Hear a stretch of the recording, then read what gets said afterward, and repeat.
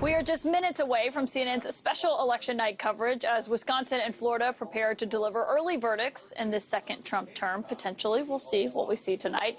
What is election coverage without our chief data analyst, Harry Enton, though? Harry, obviously you've been looking into some of these numbers ahead. I think everyone's kind of got this question of, you know, when it comes to Democrats who want something that they can hang their hat on or some hope since November, should they be confident tonight? How should they be feeling? Yeah, I want to take a look at the Florida 6 special election. It's been one I've been watching my eye out at, and I'll tell you why. If we go back, look, this is a heavily Republican district, right? Donald Trump won it by, get this, 30 points back in 2024. But I want you to take a look at the turnout so far according to party affiliation in terms of votes cast. What do you see? Yes, Republicans have an advantage, but it's 21 points. It's 21 points. Now, obviously, we don't know how each of those persons who cast a ballot, how they'll be voting, but we do know that Republicans right now in terms of party affiliation are plus 21, and that's plenty less than plus 30. And that makes some sense to me, this 9-point difference that we see so far. Why does that make sense, Caitlin Collins? Because I want you to take a look at the average special elections so far in 2025, both state legislative and federal. What do we see? We see that Democrats on average are doing about 9 points better than Kamala Harris did in 2024. So we'll see tonight if, in fact, Democrats continue that streak of doing better than Harris did in 2024. We'll just have to wait and see.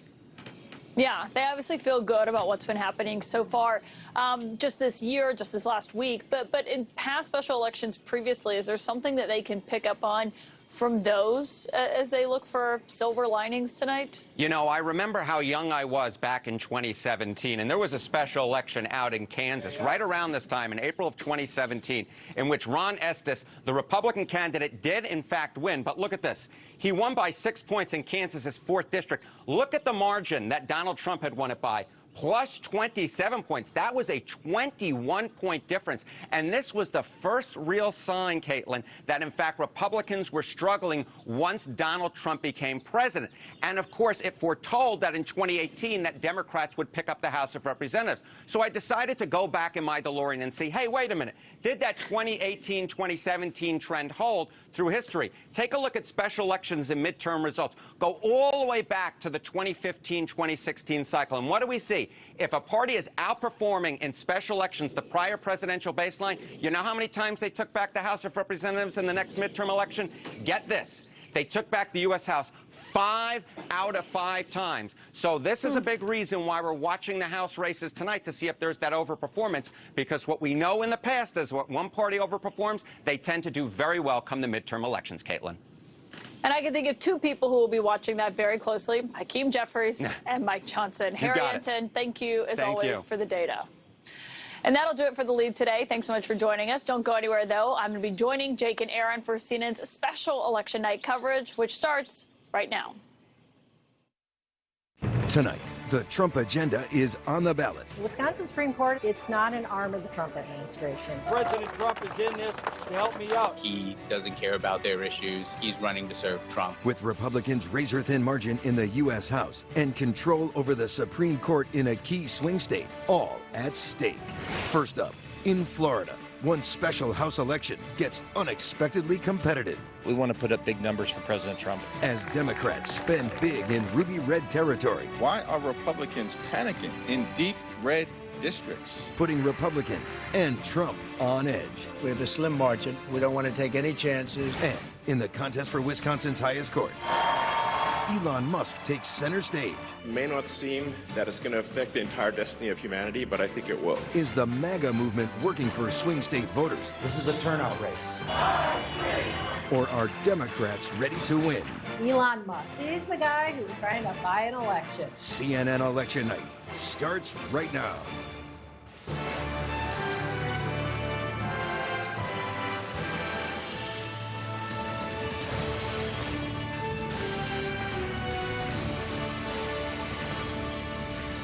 And right now, 2 seats in the narrowly divided House of Representatives are on the line tonight. It is an important new test of President Donald Trump's political strength, along with a high-stakes race, to say the least, in battleground Wisconsin to determine whether liberals or conservatives will control the state Supreme Court. It has become the center of everything tonight.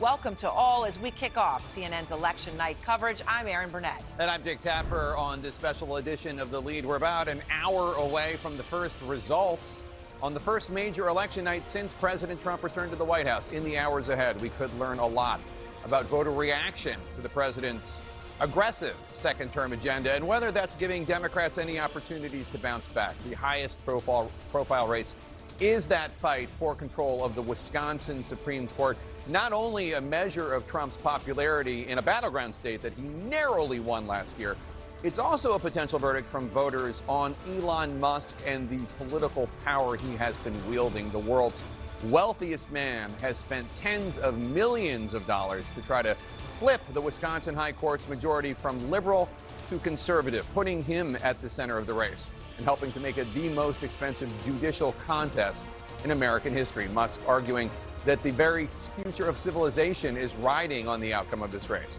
A win for liberal judge Susan Crawford would give Democrats new hope on capitalizing on voter anger at Musk and Trump. A victory for conservative judge Brad Schimmel could signal that Wisconsin voters support Trump, Musk, and Republicans in general. Also at stake tonight, the balance of power in the U.S. House of Representatives at a moment when Republicans are feeling anxious, shall we say, about their very narrow majority.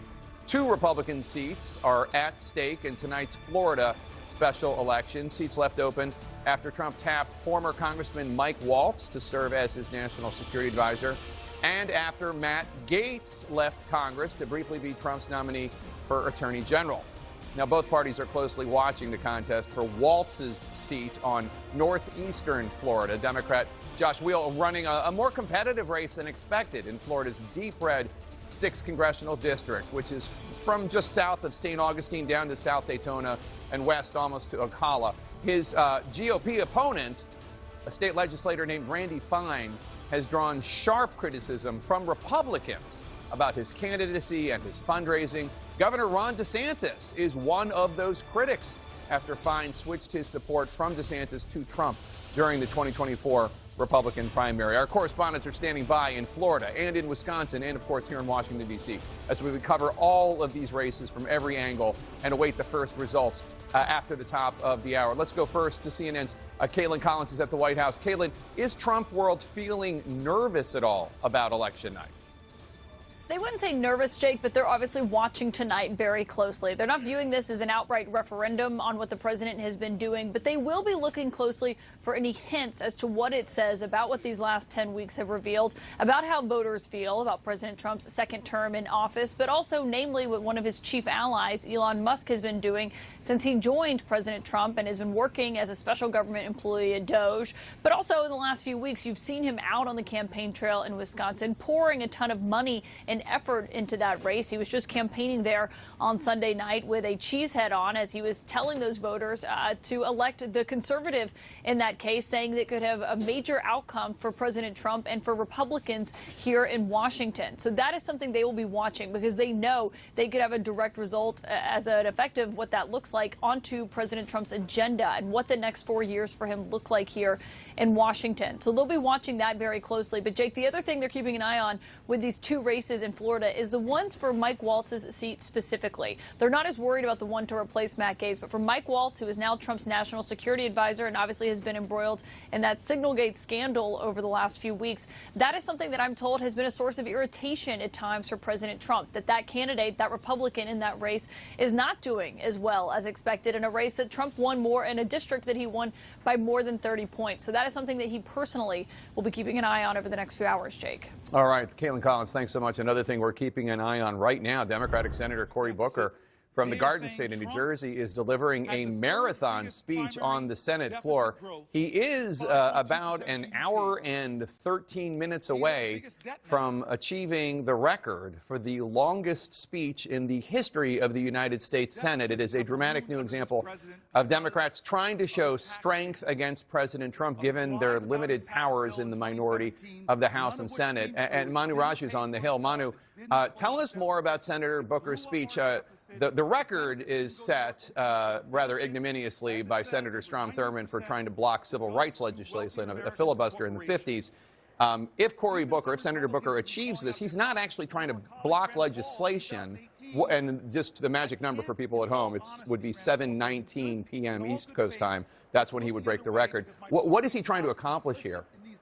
Yeah, this is not a filibuster. This is, in fact, a speech that he's given to protest the Trump agenda. And you're right, it's 7:19 p.m. Eastern. He would give the longest floor speech in the history of the United States Senate. Right now, clocking in at more than 23 hours. It's the second longest floor speech in the history of the United States Senate. And this comes at a time where Democrats are facing enormous pressure from their base, from Democratic voters who want them to show some fight, who want them to show, in their views of some voters, to show some spine. They believe the Democratic minority in the House and Senate simply are not fighting back hard enough, and Booker is trying to channel that. And all through the course of the night, we have seen Democratic senators come to the Senate floor, ask questions to Senator Booker. He is allowed to do that under the rules of the Senate, engage in a back and forth, a Q&A with some senators that gave him some time to take a break of sorts. But he has not been allowed, Jake, to sit down. He has not been allowed to leave that spot that you see him standing there, right? And he's not even allowed to leave the Senate floor to use the restroom. So he's been on the floor for 23 hours. His colleagues have told me afterwards, after engaging with him on the floor, they believe that he will, in fact, break Strom Thurmond's record, who has held that since 1957, Jake, and that is approaching in just over an hour. Yeah, he certainly doesn't have any reverence for Strom Thurmond's record, given what it was set for. We're going to keep a close eye on this all night and hopefully get to Senator Booker when and if he ever leaves the floor of the House of Representatives. Let's go over to John King at the Magic Wall. John, turning back to the elections, what are you watching for tonight? Margins, especially, Jake. First in those two Republican districts in Florida, and then in battleground Wisconsin in a state Supreme Court race. Let's take a close look at what I mean by margins. First, let's just pop up the two races in Florida.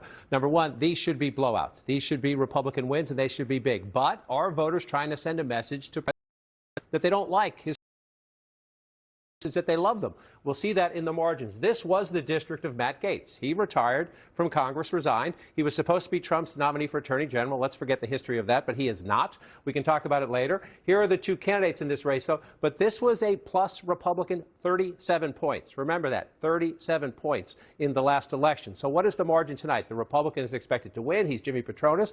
But is it closer than that? And if it's closer, what message might voters be sending? The White House will be watching this, but so will be House Republicans, who have a tiny majority. More on that in a second. Then Florida's 6th congressional district. As Caitlin said, this was the district by the now National Security Advisor. This is a tighter district, but it's still a Republican plus 30 district. Think about that, a plus 37 and a plus 30. So we shouldn't be talking about these races tonight, right?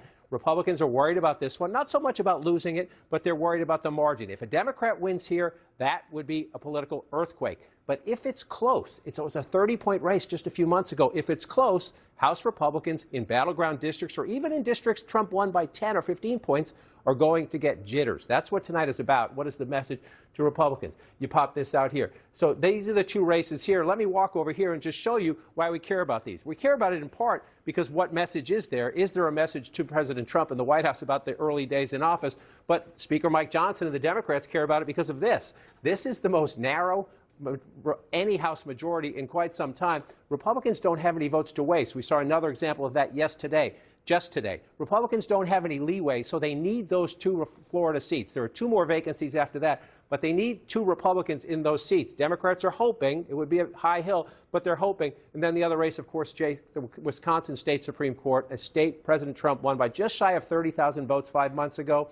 What's the margin tonight? Can the Democrats keep their majority on the court? Huge issues for the voters in Wisconsin, but also potentially another national message.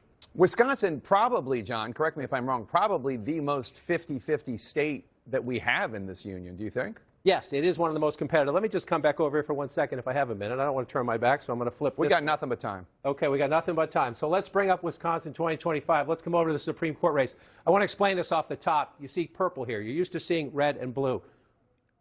Under state law and on paper, these are nonpartisan races, so we don't say a Democrat and a Republican. Any voter in Wisconsin watching this is saying, really, you haven't lived our life the last few months. This is a very hyper-partisan race, but Susan Crawford is endorsed by the Democrats. She's a Dane County judge. Brad Schimmel was the Republican Attorney General. He's a Waukesha County judge. He's endorsed by Elon Musk, the Republican Party. So they're technically not running as Democrats and Republicans. But again, I've been in Wisconsin in recent weeks. It is nuts out there. So what is the margin now? You mentioned the battleground state. Let's just go back to the presidential race in 2024. This was a blowout by Wisconsin standards in presidential races. Trump winning by 1 point, 50 to 49, 29,000 votes. But remember, this was just a few months ago. Trump proved he could turn out voters just a few months ago. Can Republicans do it tonight, or can Democrats send a message to Trump and to Elon Musk? All right, fascinating stuff. Let's talk about it with my august panel of geniuses. Dana Bash, what are you looking for specifically? What of all the things going on? I'm just going to let you have it. Cory Booker, the two House races, the Wisconsin Supreme Court. What are you most jazzed about? There are lots of things to talk about on the micro level. I'm making you pick one, though. No, but I'm going to say there's both. Micro, we know all the reasons why it's important for that 50-50 state of Wisconsin to go either Dem or Republican. We know why in these two Florida districts it's important for Democrats to try to keep Republicans from having those two seats, which in a narrow margin is everything. But it's much more about the overall vibe for Democrats. I've talked to Democratic Party leaders who say over and over again, it's for them, they need a shot in the arm. Mm-hmm. They need a W on the board. I mean, pick your metaphor. They need a win. You don't think like coming within 5 points of Randy Fine in Florida 6 isn't going to be enough? No, I mean, the way that the Democrats are setting expectations in Florida 6, Mike Waltz's own old district, because it was 30-plus points for Mike Waltz the last time around and for Trump, too. They're saying if we get it in single digits, so less than 10% of a spread. But I guess the bigger point is about the larger enthusiasm and what this says about the enthusiasm among Democrats, because that's really what party leaders are trying to do, to show enthusiasm / anger and frustration, show Democratic voters that they can do something. And on the flip side, the Republicans I talked to, it's kind of striking how it's the inverse. One Republican I talked to said, our goal tonight is to keep Democrats depressed. Mm-hmm.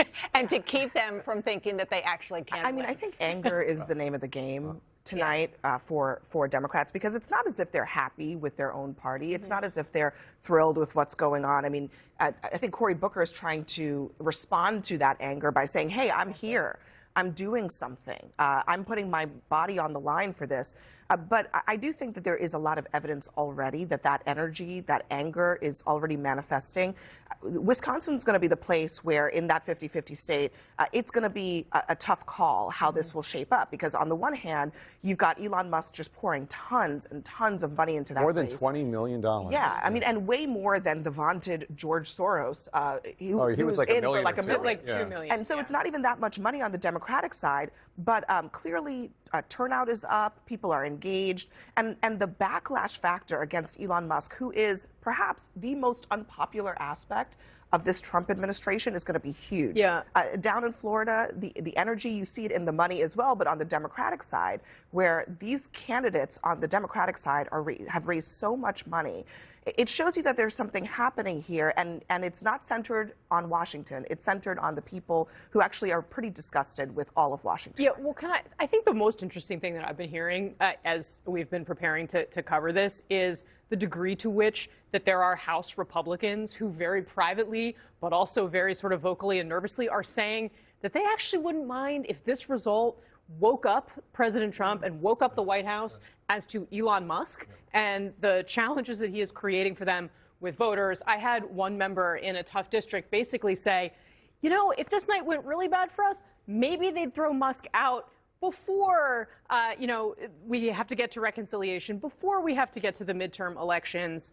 It sounded like a little bit of wishful thinking to me, but I think it speaks to the fear and the nervousness. I think there are two big things at stake tonight. Let's start in Wisconsin. Number one, to Abby's point, Democrats have a lot of big structural problems. How are they going to change their message? Who's their spokesman or spokeswoman? What message? Who's going to be their candidate? Okay, how are they going to talk about the economy? How are they going to talk about immigration? But have they found a temporary Band-Aid in Elon Musk? I was just out there a couple weeks ago, and they were using him to motivate voters, to fuel anger, to raise money, to channel people. So if you have to fix your entire car right? You know, can you get a rental car? Is Elon Musk there rent a car to carry them into at least the early part of the midterm campaign? That's on the ballot in Wisconsin tonight. In these Florida races, look, the Republicans should win them both, and they should win them both easily. If they are tight, yes, Speaker Johnson will get 2 Republicans. That's what he needs. He needs 2 Republican votes yesterday to pass the agenda. But what happens to Don Bacon in Nebraska? What happens to the newly elected, Pennsylvania Republican winning Matt Cartwright's old district up in Northampton County? What happens to people who ran in districts either that Harris won, that Republicans won, or that Trump won by 3, 5, 8, 10 points? They will get nervous if those Florida races are close, and that could affect how they vote on things going forward. Coming up, more on the Elon Musk of it all, the Muskness, how the world's wealthiest man put himself and his millions at the center of this Supreme Court race in Wisconsin. And we're counting down to the very first results of the night. Polling places close in the most closely watched special House races in Florida, less than an hour from now. Stay with us. Much more of CNN's election coverage ahead.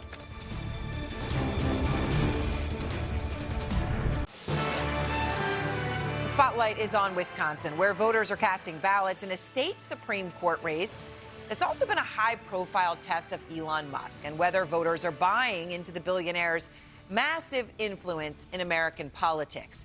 CNN's Arlette Saenz is there on the ground in Wisconsin tonight. And Arlette, Elon Musk has really put himself front and center in the state Supreme Court race. I mean, it's incredible. It's not just money, right? It's going on the ground. It's putting the cheese hat on. He's been there, boots on the ground. Yeah, Aaron, we were in Green Bay, Wisconsin just on Sunday, where Elon Musk said he was not phoning it in, trying to show that he is fully invested in this race. Now, polls will close here in Wisconsin in just under 3 hours, as voters will soon decide whether the state Supreme Court maintains its liberal majority or flips to conservative control. It's a race that will have huge impact here in the state of Wisconsin on issues like abortion rights and congressional maps, but it also is expected to send a national message as the first major battleground test of the second Trump White House. So who wants to help me win an election? Wisconsin voters are back in the spotlight. Ultimately, it's the Wisconsin voters that matter. Conservative Judge Brad Schimmel and liberal Judge Susan Crawford facing off as control of Wisconsin's Supreme Court is up for grabs. This is about our Supreme Court. It is about our rights, and it's about our state. The outcome could impact future rulings on issues like abortion rights, workers' rights, and the state's congressional maps. We're in this. We're going to win this, and looking forward to restoring objectivity to the Wisconsin Supreme Court, like I've promised. It's the most expensive judicial contest in U.S. history, with spending topping $90 million. A big reason why is Elon Musk. The tech billionaire and groups aligned with him surging more than $20 million to the race.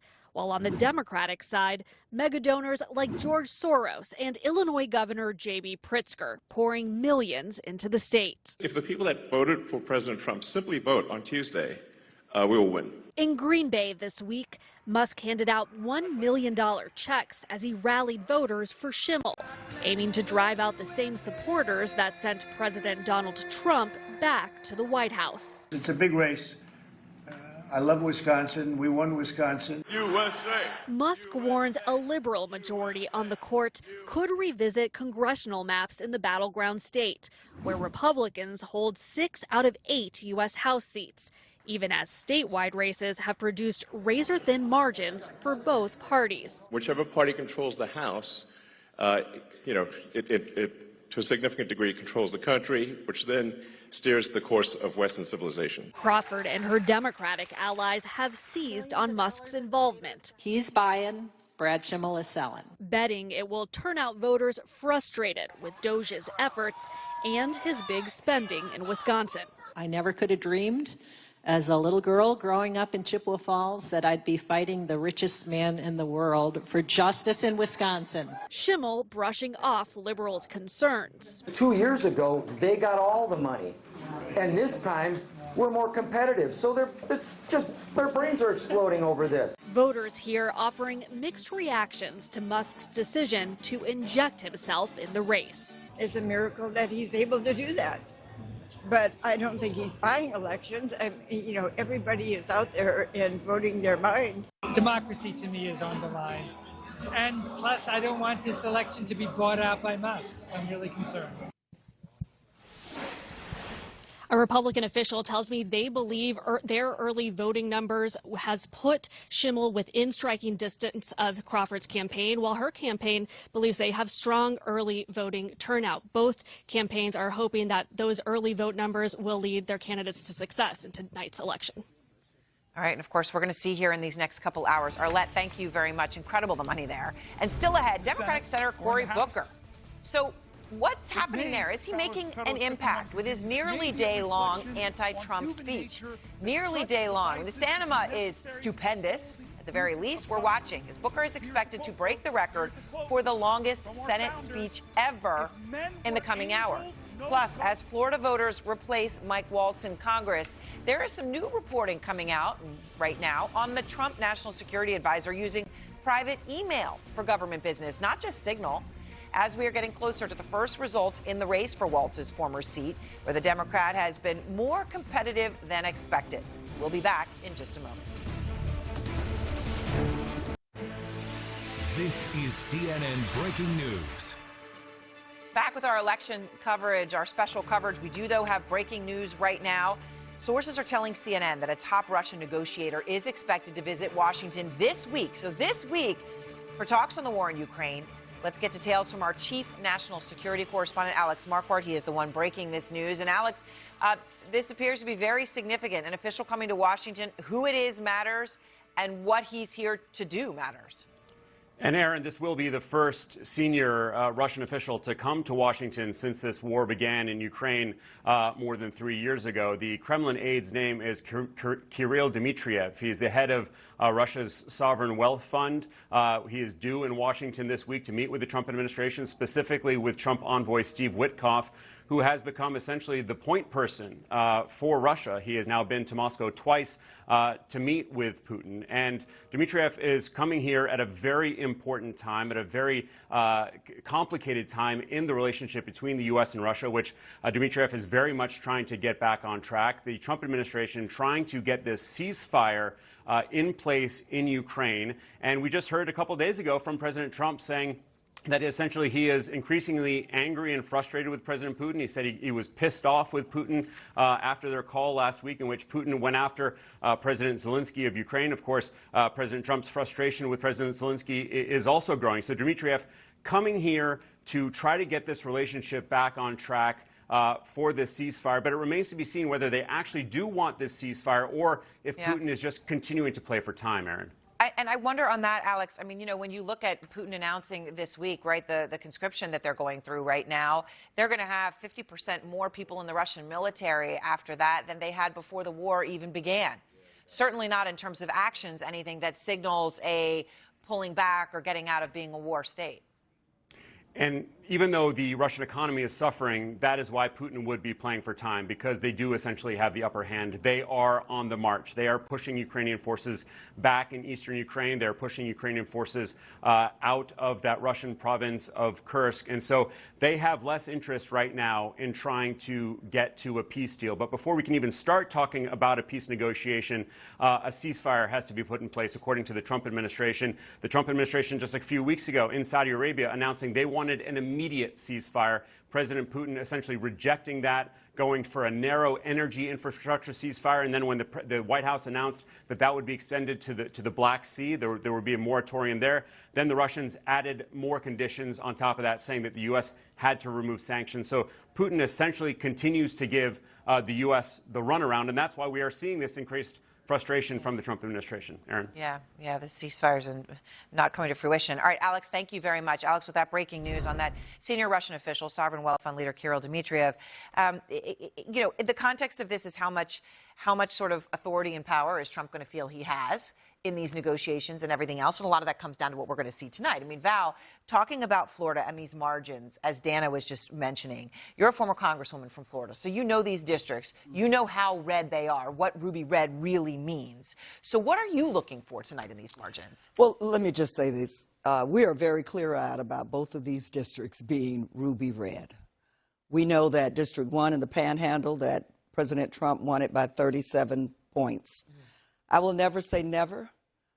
Gay Villamont has worked her tail off, getting out, talking to voters about things that are important to them. Over the last well, let me say it this way. Since January 20th, it's been a whirlwind with some of the things that the president is doing. But we're going to be watching those margins tonight. Ruby red, but in those ruby red districts, there are some stars. Josh Wheel is one of those in District 6. Single father. Single father, but look, he is a middle school math teacher. Now, let's just think about that. Middle school math teacher who is fighting for education while the President of the United States is trying to destroy the Department of Education, fighting against sea level rise in Florida, supporting the environment in the state of Florida, workforce stability, minimum wage, things that every Floridian cares about, protecting Social Security and Medicare. Yeah. We've certainly heard a lot of talk about that. On the other hand, we have a candidate who even Governor DeSantis says, we have a candidate problem with him. Randy Fine says he'd love to be a foot soldier for Donald Trump's agenda. Nothing about the 700,000 people who live there. I think the governor of Florida has a bit of some issues with Governor Randy DeSantis Fine, indicated, of course, yeah. because he endorsed DeSantis initially, and then he flipped his endorsement and support ultimately to Donald Trump. I think the governor is still upset about it. I don't know why, because he never had an opportunity to become the Republican nominee in the first place. With that said, the narrative coming from Democrats so far has been, even if they were to lose, this would somehow suggest that Donald Trump and the Republican Party, generally speaking, is somehow weak, that the American people do not approve. Well, if you don't have that 30-point margin you had a few months ago. And I'm not convinced of that. I mean, in the 6th congressional district, $9 million raised by the Democrat compared to $1 by the Republican. Outraised 10 to 1. In Florida, what are we looking at? $6.5 million raised from the Dem compared to $2.1 million raised by the Republican. If we still win both of those races, Aaron, by 15 points or more, I would argue that it completely destroys the narrative from Democrats that there is a resurgence in Democratic strength moving forward. There is a reason why we are sitting here tonight talking about 2 ruby red districts in the state of Florida. And I do believe the world is watching, of course, because the control of the House does matter to the world. It certainly matters to the nation. I do believe, and look, I'm not saying, I said earlier that we are clear-eyed about this. Winning and losing. Right, winning and losing. But if Democrats close this margin in a significant way, it does send a clear message, I believe, that Floridians are not in line with Trump's agenda. I would good money after bad, Kate? No, and I think that there are things that Democrats can look at, relative to these this outcome tonight. And I don't think that Democrats have to win these very Republican seats in order to see whether they've been making progress. There's we can look at what the gender gap looks like in these results. Are Democrats making inroads with men? Has there been progress since November? That's one thing to look at. I think we can look at whether Democratic totals outperform the midterms in 2022 when there was a lot of energy because of the abortion ban. So in a district that Democrats really have a significant deficit, they're unlikely to overcome even with an excellent candidate. If they are outperforming on some of these metrics, that is a really good sign for Democrats moving forward. Aaron? I think one thing that we should look at here is there has been a historical realignment within the parties, and part of that has been voter propensity and likelihood for turnout. Democrats have become the party of the higher propensity, more likely turnout voter. So Democrats should be leading at this point in early vote. They're not. They're down. And even in these Florida races, what you're going to see here is, Democrats, they should likely do better anyways. So you can't really compare this special to a regular election anyways, because this is a lower turnout race in the first place that's going to benefit Democrats. Let's look at the trends nationwide, though, as it pertains to special elections and Democrats winning. All right. Well, we'll see here. We've got a lot more to go, and we're going to see these numbers coming in. We're just moments away here. Some of these first polls closing. Straight ahead, more on the political stakes in the Wisconsin Supreme Court race. We're going to talk to one of the state's top Democrats. And the first results of this first big election night since November are coming up. We promise at the top of the hour. Right now, a quick break. Fear justified them inhibiting the greatness of the Constitution. You are What's that old watching saying from one of New our Jersey great Democratic leaders of Senator the past? Cory Booker If you're on the willing floor of the United States Senate making a historic statement against President Trump and the Trump administration. In 36 minutes, he will break the record for the longest ever Senate floor speech in the history of the United States Senate. We're watching that clock. We will go live to Capitol Hill to mark that moment. We're also watching, of course, the election in Wisconsin. Voters are deciding whether that state Supreme Court will lean left or right at the end of the night. The outcome could provide Democrats and Republicans with a roadmap of how to run campaigns in this Trump's second term. Let's go to Wisconsin now, where CNN's Omar Jimenez has been talking to voters in one of the battleground states, battleground counties. Omar, what are voters telling you? Look, I don't know if I have the speaking stamina of Senator Cory Booker, but what they have told me is that they feel a lot of the energy with this state Supreme Court race is a continuation of what we saw in November. And at this particular precinct, we've seen people come in steady pace over the course of this. They sort of check where their wards are, and then they make their way through. Similar process to what we see across the country. But I also want to bring you to a voter, because I've been speaking to Carol here, who's from Elm Grove. And what was interesting, Carol, is you told me you voted for Trump in November, but then you also now voted for Crawford in this election. What motivated you for this vote? Well, I just feel like she's the better person, and she's more consistent. I don't like that, there's going to be no abortions. That really troubles me, and I just feel like Susan Crawford is the person to be. And we need that to have more balance, because if Trump gets his pick, then, there won't be that balance. Carol, really appreciate it. She also is very keenly aware of all of the outside influence and attention that has come into this race, as we were talking about as well. But in Wisconsin, you are used to close elections here, as I understand. Yes, all we right. are.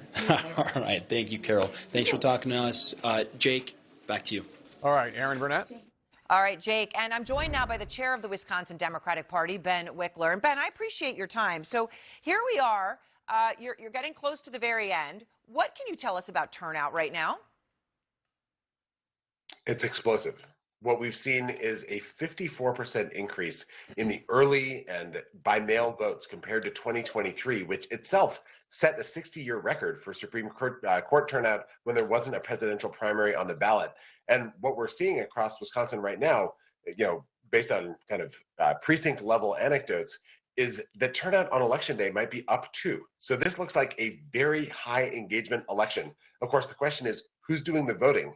We're seeing a ton of turnout in the blue areas, and then in the kind of redder areas, it looks like some of the voters are folks who, like the person you just interviewed, they've had enough of what Trump and Elon Musk are trying to do. And as she noted, there's deep concerns about Brad Schimmel and his support for the total abortion ban that we briefly had in Wisconsin after Roe versus Wade was overturned. So this is a race that, from our perspective, it is both the folks who turned out because they wanted to stop Trump, but it's also people who want a check on Trump and Musk's lawless power at this moment. And that could shape up for a result for Susan Crawford tonight that will bring hope to people across the country wondering whether Democrats and people who support freedom and democracy can fight back and win. And you mentioned that voter that Omar was speaking to, and I thought her perspective was fascinating. We did see Musk, though, on the ground in Wisconsin, right? It was a lot of money, as you know, but it was also, Ben, he was there, right? He went, he put the cheese head on, he did that this weekend in Green Bay, and the money that he donated was enormous. He and the groups affiliated with him, I believe, came to more than $20 million. So do you think that had an impact on some, possibly in favor of Schimmel?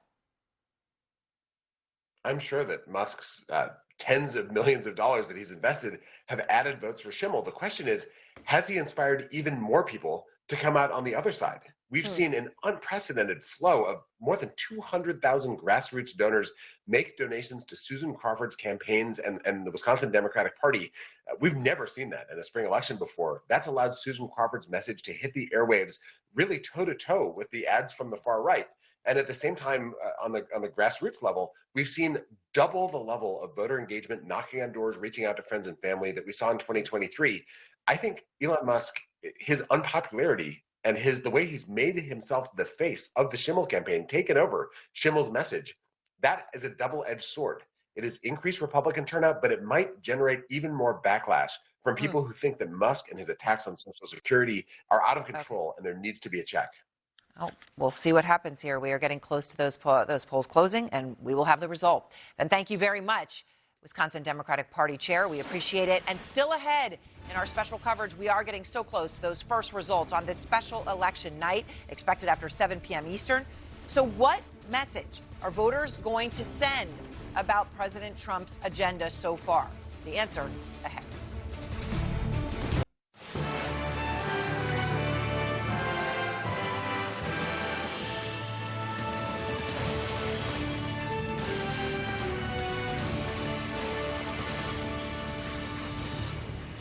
Welcome back as we get closer to the very first results on this very first major election night since last November. Just minutes from now, voting will end in the special House election in Florida's 6th congressional district. That's in northwestern Florida.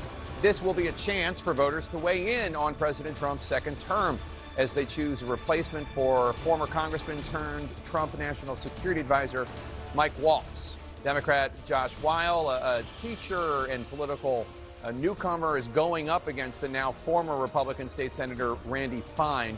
This contest more competitive than expected. It's in the Daytona Beach area district that President Trump won by about 30 points, offering a glimmer of hope to the struggling Democratic Party. Both parties tracking closely the razor-thin divide in the House of Representatives. The GOP holds a 218 to 213 edge over Democrats. There are 4 vacancies heading into this evening. 2 of them will be filled this evening. Where will the balance of power stand when the night is over?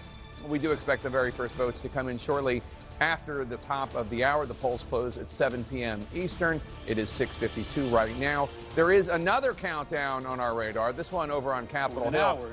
Senator Cory Booker, Democrat of New Jersey, is getting closer and closer to a historic moment. That is not him in the image that we're showing you there, right there. But Senator Booker is on track to set a new record for the longest floor speech ever in the history of the United States Senate. That would be just minutes from now at 7:19. He will achieve that record. Let's go back to the Florida race now in Florida 6. Let's check in with CNN's Diane Gallagher in Ormond Beach, Florida, in the 6th Congressional District. And Diane, you've been talking to Florida voters all day. I know Republicans about 2 or 3 weeks ago were panicking. What is the mood on the ground as we wait for polls to close? Do Republicans think that having sounded the alarm 2 or 3 weeks ago, Republican voters are turning out to vote today? Jake, I will say that the panic from Republicans does seem to have subsided some, looking at these election day numbers coming through today. Democrats, though, still do remain hopeful. I actually have one with me right now. This is Rita Nadim. She's a voter who just finished right now. You're registered, no party affiliation, but you said you voted for Josh Weil. Yes, I did. Why? I just feel like with him, our voices will be heard, and I feel like it's nice to have someone like him who's strong in our Congress party. You're in a very Republican district, though. Do you actually feel like he could win? I do. I feel like he has a strong chance. He's a strong candidate, so I feel like he has a strong chance, yes. And you feel like it would be better to have him in Washington instead of Randy Fine, the Republican? Yes, I do. All right. Thank you so much, Rita. I appreciate your time. Jake, I'm going to send it back to you. All right, Diane Gallagher in Ormond Beach, Florida, thank you so much. So we're getting closer to results. In about 5 minutes or so, we'll get the very first ones from Florida. The other Florida district, the Florida 1st Congressional District, is in the Panhandle. They're in a different time zone. So that won't be coming in at the top of the hour. What are partisans, what are Democratic and Republican Party operatives looking for right now, Dana? Well, in the short term, a win. But Democrats do not even begin to suggest that in the Florida races that they're going to win. They are bullish about the Wisconsin Supreme Court. But just sticking with Florida, to them, so we sort of alluded to this earlier, a win is doing better than expected. And that's really the key for their rank and file. The one thing I will say that I've started to hear from Republicans is that they, particularly those close to Trump, they're starting to argue that well, this is very typical. If Democrats do better than expected, this is sort of historically what we see when an incumbent wins and the party out of office tends to do well in the first elections afterwards. And so the expectations are definitely starting to be set, even though we don't have. Can I just say, results. too, Jake, I mean, one thing that's bubbling up among people I'm talking to is this idea that if Democrats do better than expected tonight, it's not necessarily because anybody here in this town did anything about it, and that it is something that is coming from, you know, this sort of place of anger. There are some here who will say, well, if we do really well, we don't want to make the mistake of still continuing to fail to learn the lessons of why we got here, because a lot of those voters are still really angry at their leaders in Washington. Yeah, and it might take the people who are coming in, perhaps, from the outside to change what the Democratic Party does from this moment forward. I don't think that anybody in these districts in Wisconsin or in Florida are looking to the party writ large for the direction. I think it might be coming from the people who are showing up at the town halls, who are active, who are angry. I also think that that what you're hearing from Republicans, Dana, obviously these are districts that are so heavily Republican that they should win. They absolutely should win. But in districts where it's Trump plus 30, it shouldn't be close. And if we are in a close territory tonight, that's going to be a problem. Florida Governor Ron DeSantis, who used to have the seat, Florida's 6th congressional district, has said he thinks Randy Fine will win, but he attributes any of the closeness to Randy Fine's personal weakness. Let's go back to CNN's John King over at the Magic Wall for a closer look at this critically important race in the 6th District of Florida. John, what should we look for when polls close just minutes from now? The early margins will tell us something, Jake, and then if we're talking about this more than a couple hours from now, then Republicans are having a bad night, even if it's just close, even if they win, but it's close. So a little geography. This is the district right here, north of Orlando, south of Jacksonville, northeastern Florida along the coast here. Let's go back now and just take a look at what we have for the candidates. Randy Fine is the Republican. He should win overwhelmingly if people vote like they did a few months ago and 2 years ago and 2 years before that, but we'll see. Josh Whale is the Democrat. So why are we looking at this race? Let's just go back to 2024 and look at this district. Again, now he is the national security advisor to President Trump, in hot water for other issues. But look at the margin. This was just a few months ago, and 33-point difference between Michael Waltz, the Republican, and James Stockton, the Democrat. This is a huge plus Republican district. And look at Donald Trump, won it as well. If you come back to look at it here, not quite the margin there if you come in. Let me just get us back to the district here. And there we go, boom. Again, 30 points, right? So this is a Republican plus 30, plus 31, 32 district. It should not be close. If it is, people will say, what is the message coming to the White House? It's a special election. We don't want to overstate that, but we also don't want to understate that, right? This is the first time voters get to say, how are we doing? What do we think of you, Mr. Trump? What do we think of what's happening in Washington right now? So we'll watch this. So number one, it's what happens in this seat. This is the seat. If Democrats are going to have a huge, huge, huge emphasis on huge surprise, they think it would be here. They don't think that's going to happen, but they're going to watch and see. But there's one here, and there's one here on the ballot tonight. What do the voters say? That's part of it. And then, Jake, it comes down to this. This is what's at stake in terms of the balance of power in Washington. You have a very narrow House majority, 218 to 213 right now because of 4 vacancies. 2 of those vacancies will be filled tonight, Florida 1 and Florida 6. So if you're Speaker Mike Johnson, what you're hoping for is an easy win here and no conversation after that. And then you're hoping for an easy win here with Randy Fine, and you get that. And does it make a huge difference? No, but 220 to 213 beats 218 to 213. So Republicans, Jake, are looking to pad their margin. Democrats are hoping these races are at least close enough that there's a message to the White House, yes, but even more so to House Republicans, that maybe you should not march in lockstep with Donald Trump. Voting is about to end in the very first big race of the night. That's the special House election in Florida's 6th congressional district in northeastern Florida on the coast there. Can Democrats make any inroads in Trump County? We are going to bring you a key race alert in about 5 seconds.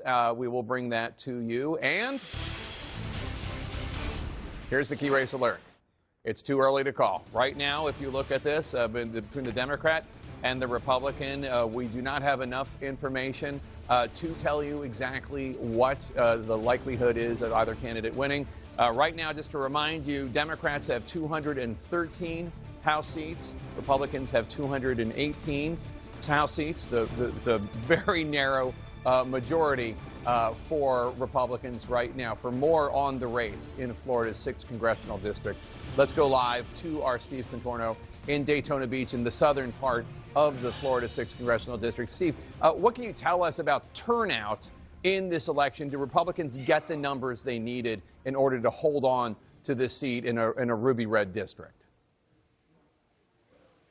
Well, Jake, I'll tell you, heading into tonight, they were very nervous. If you take a look at the early vote totals, the Republican turnout, Republicans made about 47% of the people who showed up, and Democrats were at 38%. That was a much narrow margin than what we saw in Florida's 1st congressional district, where the gap was about twice as much. And talking to Republican Party officials in Florida, they said they believed that they needed to get an advantage of about plus 13 to feel comfortable. Well, they believe that they blew that out of the water today with this election day turnout, and they feel very confident heading into this evening that they are going to hold on to this seat.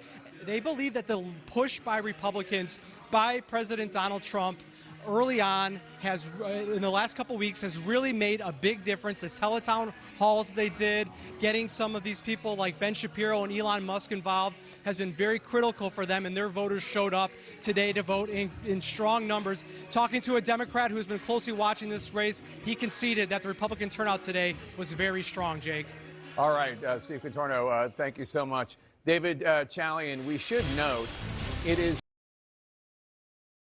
Democrats are not trying hard for this seat. And in fact, for both the Florida 6th district, with the voting just closed, and Florida 1 in the Panhandle, I think Democrats raised and spent more money, right? Well, these fundraising numbers, Jake, are astonishing, given how red these districts are. Take a look at just the candidates and candidate fundraising. First, in the 6th congressional district in Florida, you see Josh Weil, the Democrat, basically 10-1 outraised the Republican candidate Randy Fine, $9.5 million to $1 million. This is as of March 12th. Look at the other Florida district, the 1st congressional district. Again, candidate to candidate fundraising. I'll add in the outside groups in a moment. You see Gabe Valamont, the Democrat, $6.5 million raised. Jimmy Patronis, the Republican, $2.1 million raised. So both districts saw the Democratic candidate outraising the Republican candidate, a sign of Democratic enthusiasm, no doubt. Let's look at the total ad spending, what they do with this money, the candidate money and the outside group money. In Florida 6, $8.5 million total spent, $4.7 million in the pro-Fine world. On the Republican side, only $3.8 million, despite the candidate advantage of fundraising, $3.8 million on the pro-Weil side. So Republicans have out-advertised Democrats in Florida 6 because they came in to rescue him. And if you look at the total ad spending in Florida 1, you see a little different story here. $5.5 million total spend, so not as much money as Florida 6. $3.3 million in the pro-Valamont area, and less than that, the $2.2 million, thank you, for pro-Patronis groups. And that is because that was seen as a safer district, Jake, so there wasn't as much of a rescue operation from Republicans to come in there and spend. All right, fascinating stuff, David Chalian. And now we have a key race alert for you, because we are actually getting real votes, and states like Arizona might want to pay attention to this. Florida knows how to actually count their ballots as they come in. The very first votes are coming in, 23% of the estimated vote in, and Democrat Josh Weil has 53.3% of the vote. Republican Randy Fine has 45.7% of the vote. Weil is just over 3,500 votes ahead of Randy Fine. Again, that's with less than a quarter, 23% of the vote in. John King, let me ask you, I am guessing that a lot of this vote is coming in from more Democratic parts of the district? Well, there are no Democratic parts of the district. That's the Well, there have to be some Democrats. Well, there are Democrats that the Democrat tends to get 30 to 40% of the vote in congressional races in these districts. So you're seeing blue on the map. I know it's been a few months since we've all done this, right? You at home and us here in the studio. What you see at the beginning of the night is not always what you see at the end of the night, and it's important to remember that, especially here because this is a plus 30 advantage for Republican districts. So, however, that's math. That's real votes, right? It's a margin. We think about this is about 23% of the vote. Early votes tend to get counted first. I don't have direct information that that's what it is, but that's what tends to happen in these things. So you're looking at this right now, and you're saying, aha, well, the Democrat is leading in Volusia County, leading by 10 points there. He's leading over here in Lake County by just barely 2 points there, however you want to round that up, 1 point really. When you look at it, again, it's early. We're looking at preliminary votes. The Democrats, look, they would love to win this seat. That would be an earthquake if that were to happen. If they keep it really close, it will still give House Republicans and the White House some jitters about early reaction to Trump. Now we have some more votes up here coming in. Let's move up to St. Johns County. Again, the Democrat is ahead in these early votes. Now, we'll have to see what happens as we play it out. But you're looking at this now. You don't normally see blue on this map, right? This is the special election. The votes we're counting live right now. Let's go back to this same seat. Let's go back to this in 2024. It's the same county lines. It's all red, right? We just showed down here, Volusia County, it was 60%, which, 20 points, right? It was 20 points. The Democrats ahead right now. Just remember early on the presidential night, for example, Kamala Harris was winning Ohio. Kamala Harris is winning Texas at this point of the night at early voting, meaning after those polls closed. So we need to wait to count more votes. But you see, Walz was winning huge there. Walz was winning huge there. What was the other county we were looking at? We were looking at St. John County up here. Walz was winning huge there, 40 points plus right there. And you come back to where we are right now. Again, you look at the special. And let's put the counties back up here. Come back in, come back out, pop it up. Doesn't want. No, the counties, there we go. We see them there. So he's at 52% to 47%. So it's closing a little bit just as we're here. But again, a Democrat up 5 points early in the count. Democrats will be celebrating that margin, even if it's not the final margin. They'll be thinking, okay, we think this is going to be competitive. But we got to count them all, Jake, as you come out to the whole district. So one thing that's interesting, just for people at home, is Florida is very good at counting votes. Yes. They have, when they get early votes, and they have a big early vote process in Florida, when Donald Trump votes early, however much he is derided early voting, they are allowed to count them and release those numbers the moment the polls close. Yes. And in addition, I should note, anecdotally, this is a district where people tend to vote early, Republicans and Democrats, and they saw a lot of vote at the voting booths today, anecdotally. So maybe sounding the alarm by Republicans a couple weeks ago, talking about got the vote out today. Aaron Burnett? Sure, Michael, let me just start with you on that point. So, you see a Democrat up right now, and it's early. It's not anticipated to see how it ends. As Jake said, it'd be an earthquake if it did. However, you still, as a Republican, you're looking at the people who turned out today, and you're still feeling very good. I'm feeling good. Early voting, absentee voting suggests that the Republican is going to perform well tonight. And Aaron and I were just talking about this. If you're Democrats and you underperform and we win by 15 points or more, what is the argument to your donors? What's the argument to Democratic voters out there who are expecting some type of argument or direction from the party in terms of something to energize them to get behind? If we don't see that tonight, I think Democrats have a really, really tough road ahead. So because they had set, Val, they spent a lot more money, Democrats, and they sort of set the standard of single digits in a district that Trump won by 30. Yeah, and as I said earlier, Aaron, we're not in the dark about this being a tough district. I like the numbers that I've seen early. Yeah, it's early, we can say that, but I'm liking the numbers, right? We take what we can get. But I can't help but think historically, America has done some pretty impossible things against the most impossible odds.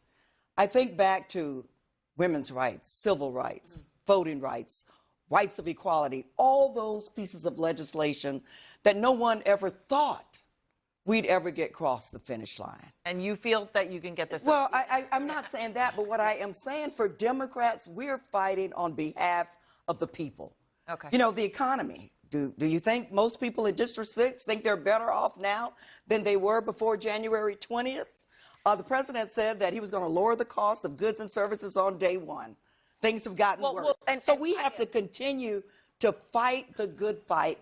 And regardless of what the outcome is tonight, tomorrow, I don't know if Senator Booker will still be at the microphone, but tomorrow we will still be fighting for the people. Let's pull up Cory Booker. Senator Booker is still speaking. He is about any minute from now, Kate. I think in the next 4 or 5 minutes. Am I right here, Abigail? I think close. Going to set the record, which was set by Strom Thurmond in his fight against Civil Rights Act. Okay, and Cory Booker's doing this you know, I mean, it's a thankless job in the sense if you're a Democrat. I mean, nothing's going to come of it, right? But they've been saying, look, you're a bunch of eunuchs in Washington, Democrats. You're not getting anything done. So he's doing this to take a stand. Does it have effect? I think just kind of to respond a little bit to Shermichael's point, I mean, I think the Democratic base and Democratic donors are looking for signs of life. And so I think what Senator Booker is giving them here is some signs of life. Is it going to have a tangible impact on business in Washington? I mean, if he is still alive after this. It's not. It may have a tangible impact on Senator Booker, but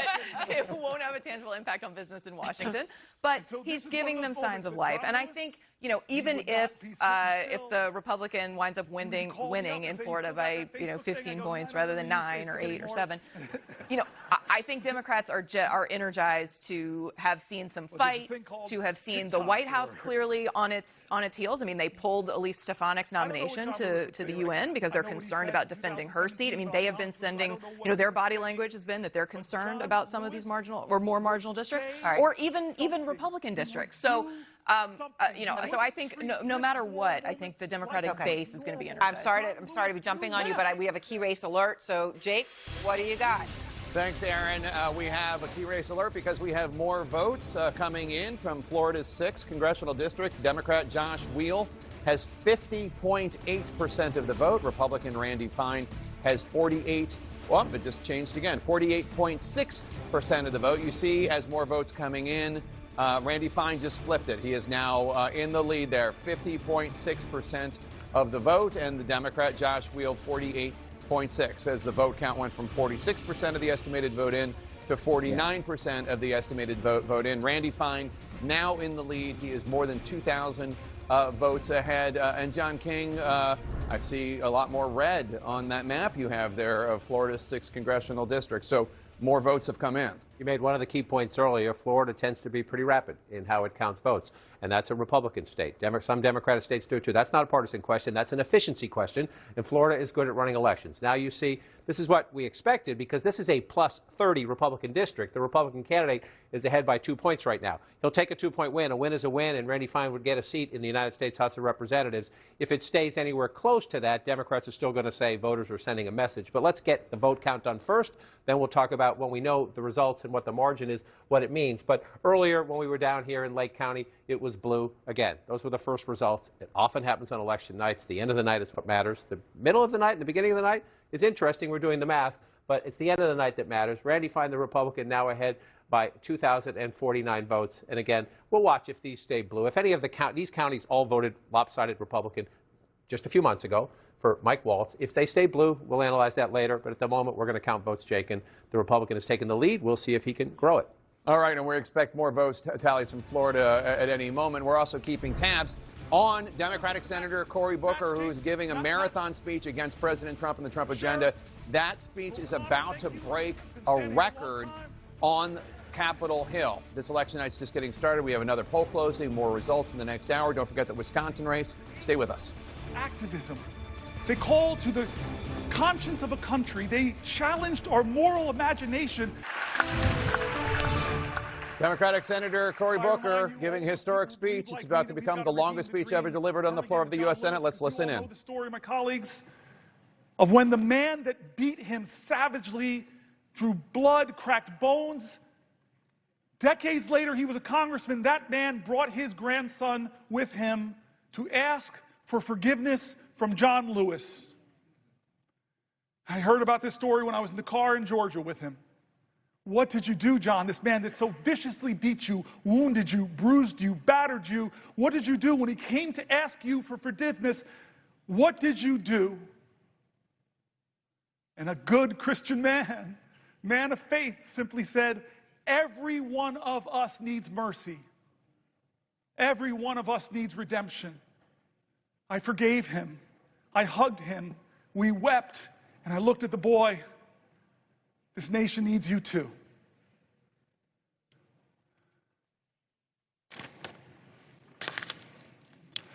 John? Would the senator yield for a question? Chuck Schumer, it's the only time in my life I can tell you no. I just want to tell you a question. Do you know you have just broken the record Do you know how proud this caucus is of you? Do you know how proud America is of you?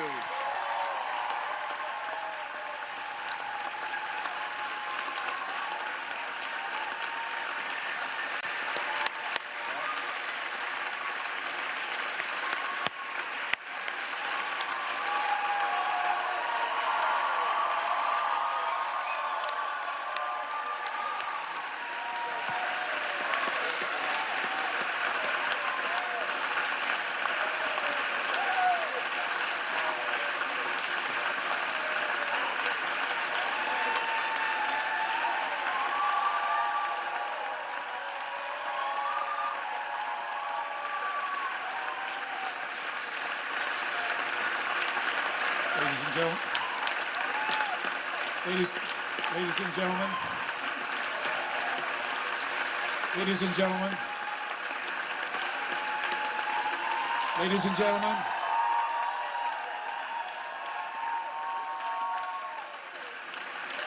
order. The chair does not wish to take away from this moment, but I think the best way to honor this great accomplishment to our guests in the gallery, to make a rare exception and let you stand to show your appreciation, I will not constrain my fellow senators. Thank you.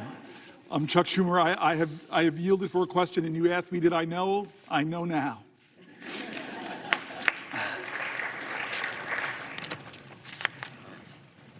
I want to not quite wrap this up yet. I don't want to wrap this up yet. My mom's senator. My mom's been watching. I know Catherine Cortez Masto has a podium in front of her. She can give me a rest. I'd like to go a little further if we can, just a little further. I love, and again, I know people are trying to train each other, and all of our media operations, they give the worst images of the people of the other party.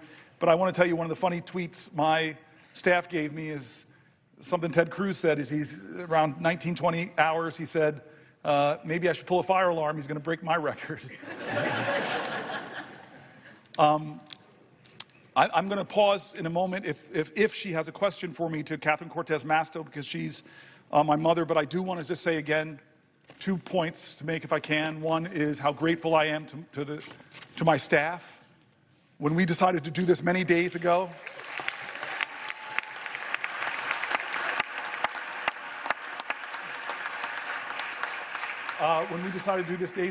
they were like, we have to do this. And we started preparing and working on this, and they did an extraordinary job. They were with me late nights, writing. I just feel guilty because they wrote about 10 books, and we didn't use all of them. They were really substantive stuff, pulling from Republicans and Democrats in critique of this moment, pulling from Democrats and Republicans, Republican governors that were saying, do not cut Medicaid. States that know, as my colleagues do, that have a trigger, that if the Medicaid funding goes below 90%, they stop the Medicaid expansion. My staff really worked hard to not make this just Democratic voices, to make it people in our country, that Republicans and Democrats, you heard mentioned in the speech, the Cato Institute, the Manhattan Institute, all people who are honest arbiters and are saying that what Trump is doing is wrong, that a budget like this that blows massive holes in our deficit, it will be something our children are trying to pay for. And what are they ultimately paying for that's caused this big deficit?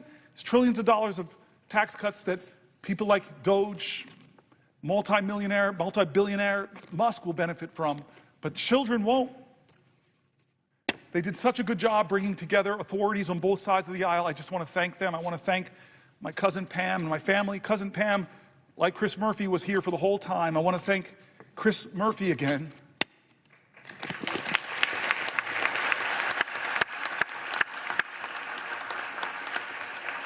Who never stopped telling me we could do this, we can do this, we can do this, and said, I will stay with you. He's been with me on the floor. I hope you don't look as tired as I look, because you look beat, man. Do I look that bad? No. All right. I want to go a little bit past this, and then I'm gonna deal with some of the biological urgencies I'm feeling.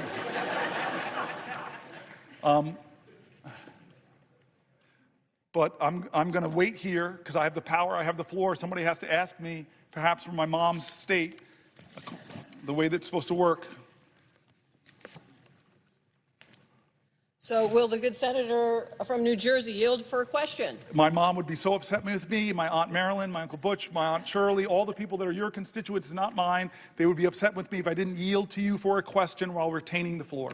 Well, first of all, Senator Booker, I have to say, we in Nevada are so proud of you. All right, as Senator Cortez Masto gives Senator Booker a break, although technically he's still giving a speech because this is how he got relief throughout this war. It's like 24 hours and 25 minutes and going. It's still technically his speech because when senators come up to give little questions to him to give his voice a break, although he's not allowed to leave the floor and he's not allowed to sit down.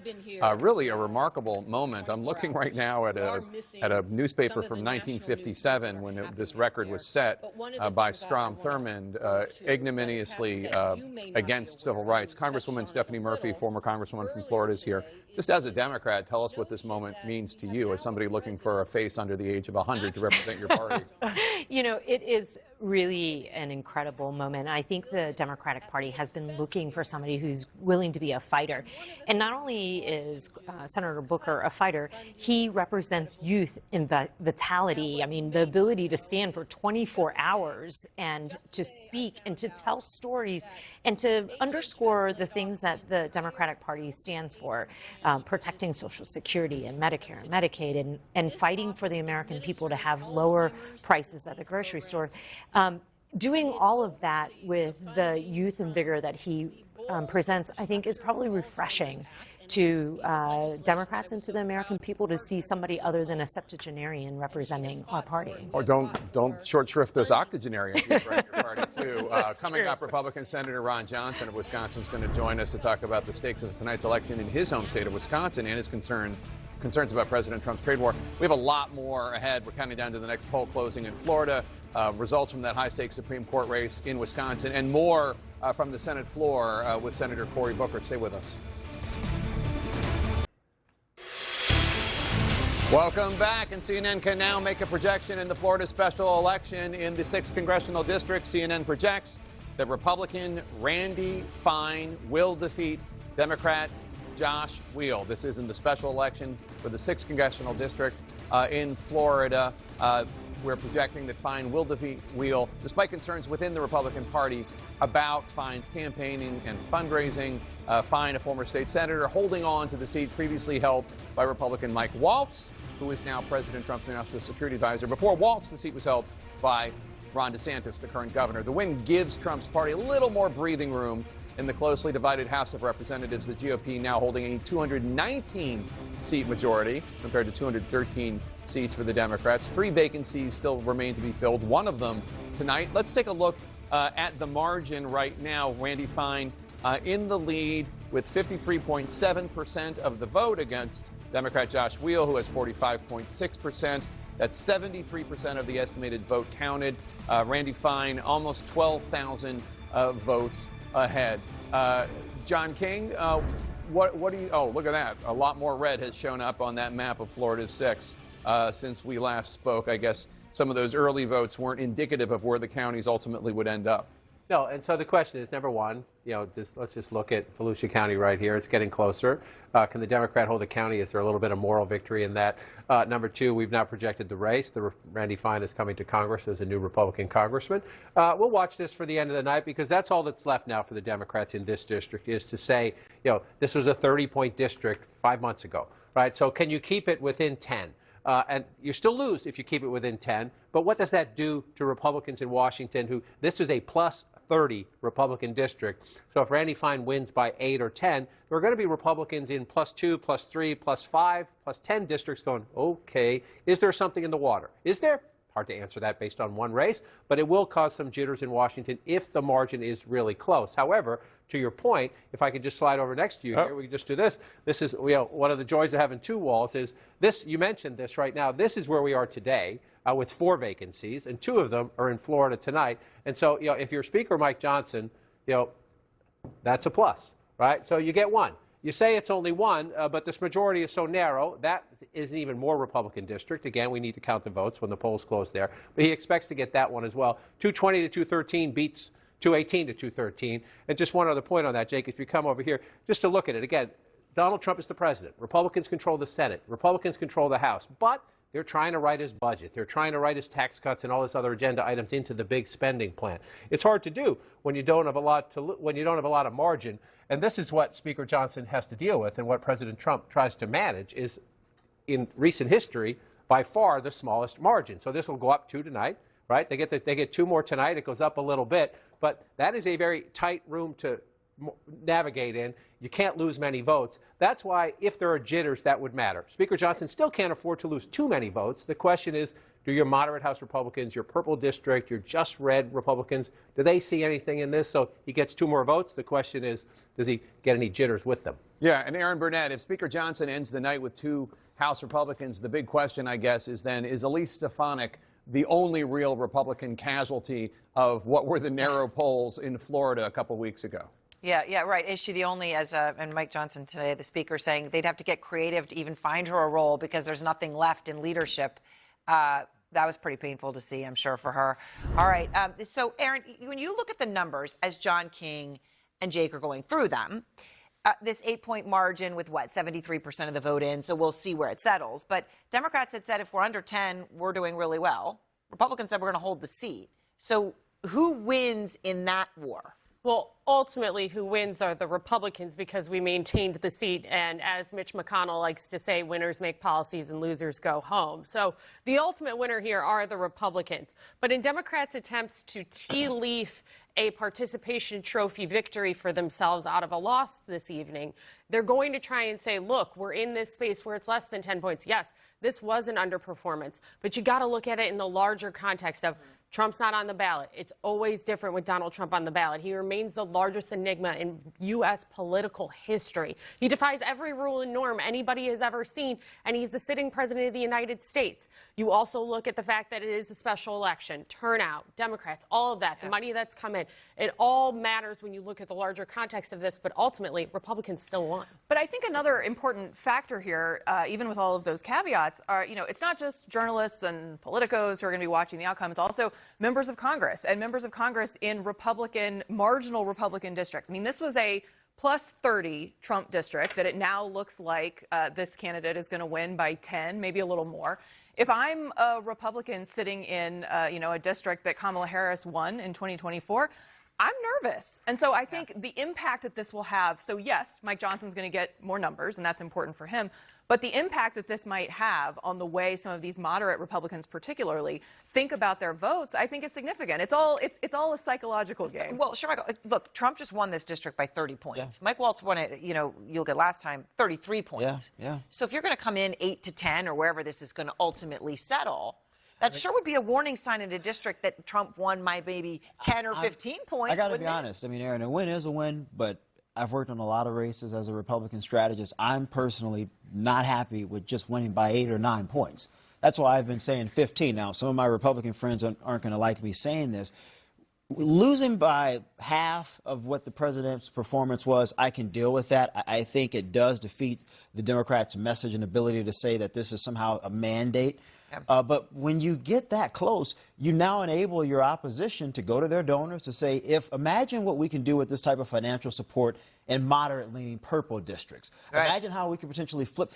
You don't want to cede that ground going into midterms next year. And my worry here is that if we don't perform at least close to 15, as close as possible, you give Democrats that opportunity on a silver platter. I'm not comfortable with that. Aaron, it's a story tonight, really, that a Republican won in a ruby red district that Donald Trump just won a few months ago by 30 points. And I've seen the goalposts move even as we've been here at this table tonight.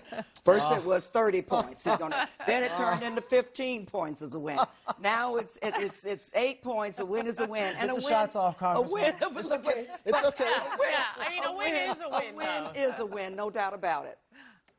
But if I was in the Republican Party, I'd be real concerned about a well-known Republican who served as a state senator in the state of Florida, only winning a ruby red seat that he should have owned by 8 points. You know what? I will say We'll this. see what I agree with you. what the end of the night yields. I completely agree But with you. let's call balls and strikes here. Let's be real about what's right in front And of that's us. why I'm going to And say I I'd be real completely concerned. agree with you. Republicans should be scared, and you want to know what? I didn't say scared, but no, a little you know what? concerned. They should be worried. They should be concerned. They should be any number of words you want to use to describe. You want to know why? Because this is a safe district. They did dump a bunch of money in ads early on Fine's head, and that was able to drive down those numbers. It's hard to keep your positives up, but they should. So Republicans now for the midterms, start fundraising, get moving, because it's going to cost a lot. It's going to take a lot. And we are talking. We're talking about Florida 6, which right now looks to be a margin of about 8%, but you only have about 3/4 of the vote in.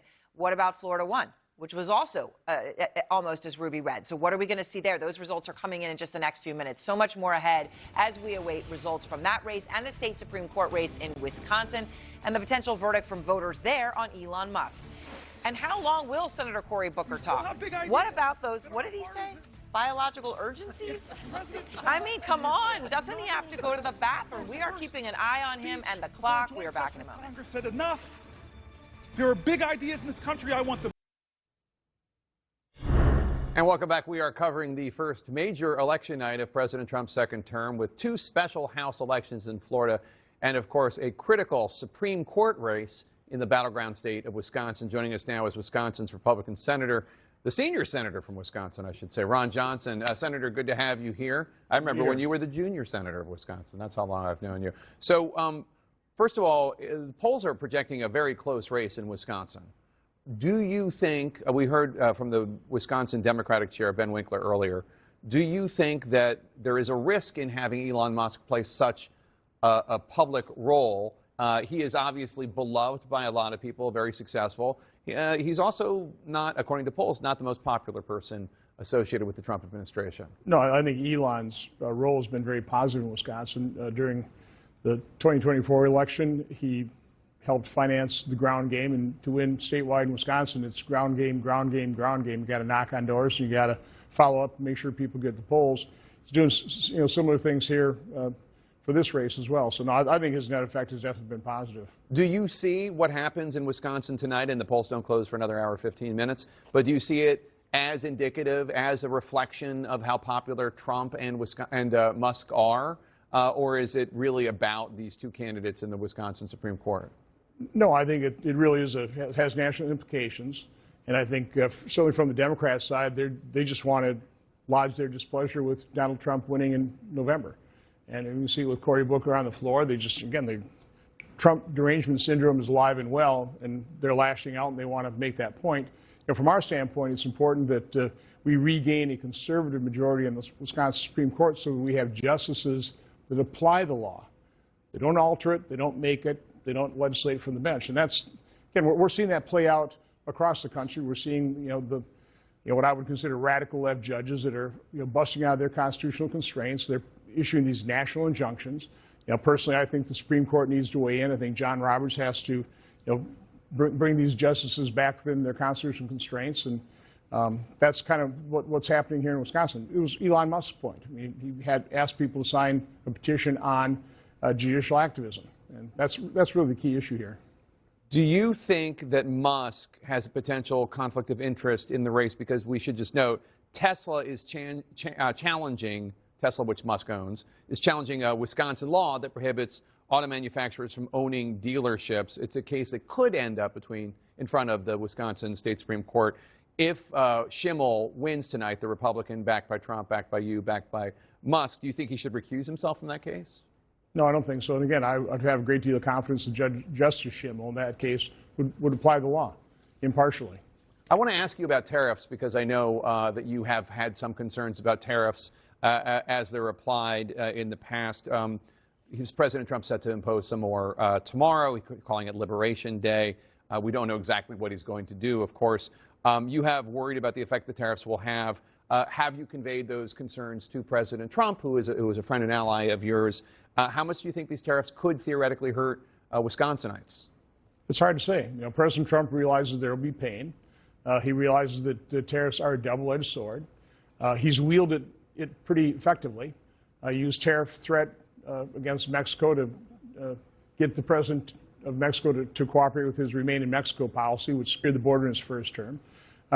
Without doubt, we have not been treated fairly by many of our trading partners, and so he's trying to use it to get free and fair trade.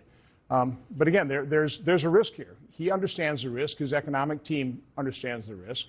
I'm a little less concerned about the inflationary impact because, even if those prices increase, it's still a reasonably small percentage of our GDP. So trade is an incredibly complex issue. I think it is somewhat of a high-risk approach that President Trump is taking. He is thoroughly convinced this is what we need to do to bring back manufacturing into America.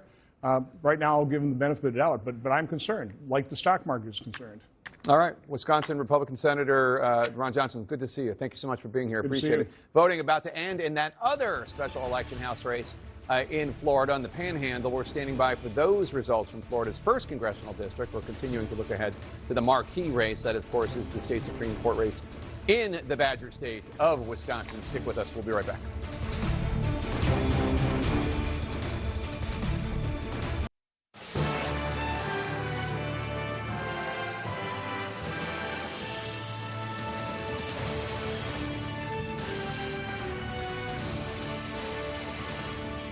And welcome back. We are just minutes away from the end of voting in another U.S. House special election in Florida. This one to replace the scandal-plagued former Republican congressman and ill-fated Attorney General nominee Matt Gaetz. The Democratic candidate is named Gay Valamont. She's an athletic trainer and gun violence prevention activist who challenged Gaetz in November and lost handily. The Republican candidate is Jimmy Patronis, the former chief financial officer for the state of Florida. We expect the first votes in that race to drop in about 5 minutes. We're also awaiting results in the marquee contest of this evening, and that is the battle for control of the state Supreme Court in the critical battleground state of Wisconsin. Elon Musk, the so-called first buddy, has poured lots of money and lots of energy in support of the Trump-backed Republican-leaning, or conservative candidate, hoping to flip the court majority, put conservatives in charge of that court. Liberals are now in charge of it. The outcome could be a telling referendum on the extraordinary political power President Trump has and the popularity he has, and also the power that he has given to Elon Musk. All of this playing out. At the same time, the Democratic Senator Cory Booker of New Jersey is trying to send a message of his own, speaking against President Trump's agenda for more than 24 hours. He has now made history. He has broken the Senate record for the longest floor speech, a record set in 1957. And Senator Booker is still going. Let's bring in CNN's Caitlin Collins, who's at the White House. And Caitlin, do we know if Cory Booker's marathon speech, his history-making speech, is on the radar at all in Trump world at the White House? No, Jake, it definitely is. And for people who don't know, when you go back to the press office or even to offices in the West Wing, people often have up 4 TV screens at once showing each of the channels. And so they've seen this speech, obviously, as he's been going now for over 24 hours and watching people dip in and dip out, because the reason that he's there is protesting the president and protesting his policies. And so the White House is not putting a lot of stock in this. They don't think it's ultimately going to make a huge difference with voters based on what we've been hearing from them throughout the day. But obviously, they are recognizing what Cory Booker is doing, and that is because after a few other Senate Democrats voted to push and advance that Trump-backed spending bill, it infuriated Democrats who argued their representatives on Capitol Hill were not doing enough to stand up to the White House and to protest their policies. That is in part why you saw Senator Cory Booker taking this moment to go to the Hill for more than 24 hours, as he's still been speaking on the Senate floor in this protest of the president and his speech. And Jeff Zeleny is here with me at the White House, Jake. And obviously, Jeff, this is something that, as Chris Losavito was just saying, that no one cares about what Cory Booker is doing. But the White House is registering it, even if, the president himself has argued that Democrats have lost their confidence, that they don't really have a strong footing right now, that they are looking for momentum as they are in these races tonight. For sure. I mean, the White House may not care about this, and they probably don't, but Democrats do. And here's why. Democrats are looking for someone to stand up, someone to sort of be fired up. And what is going to be coming later this year in New Jersey is a key governor's race. And that is exactly why things like this matter, because it gives Democrats sort of a sense of cohesion, that they aren't out in the wilderness. So no, there's not one speech that is going to stop the Trump agenda. Of course not. But it does show one senator that Democrats still have some fight in them. And that's what we have our eyes on as we're watching these races in Wisconsin tonight. That New Jersey governor's race is going to be a fascinating one to see if Democrats can hold on to that seat. The White House will be watching that because those governor's races in the off year, Virginia and New Jersey, always so important as a foretelling what could happen in the midterms. Yeah, and I know also is what they're watching tonight to see what that means for the midterms, as everyone's kind of reading the tea leaves here with Elon Musk. I mean, this is someone who has virtually unlimited wealth. He has the president's ear. He now has relationships with Republicans here in Washington, and he's really inserted himself in this Wisconsin Supreme Court state race tonight. And there's real questions about what the impacts of that are, not just if it is a boon for Democrats, but also it could be something that really fortifies Elon Musk and his role in politics here in the United States. It certainly could, and this is being done with the president's blessing. There's no doubt about it, and here's why, though. The only chance that the conservative candidate in the Supreme Court race in Wisconsin has is to recreate the Trump coalition, if you will. And I talked to one top official today, a Republican official, who said, yes, Musk fired up Democrats, but he also reminded Trump voters that they needed to turn out.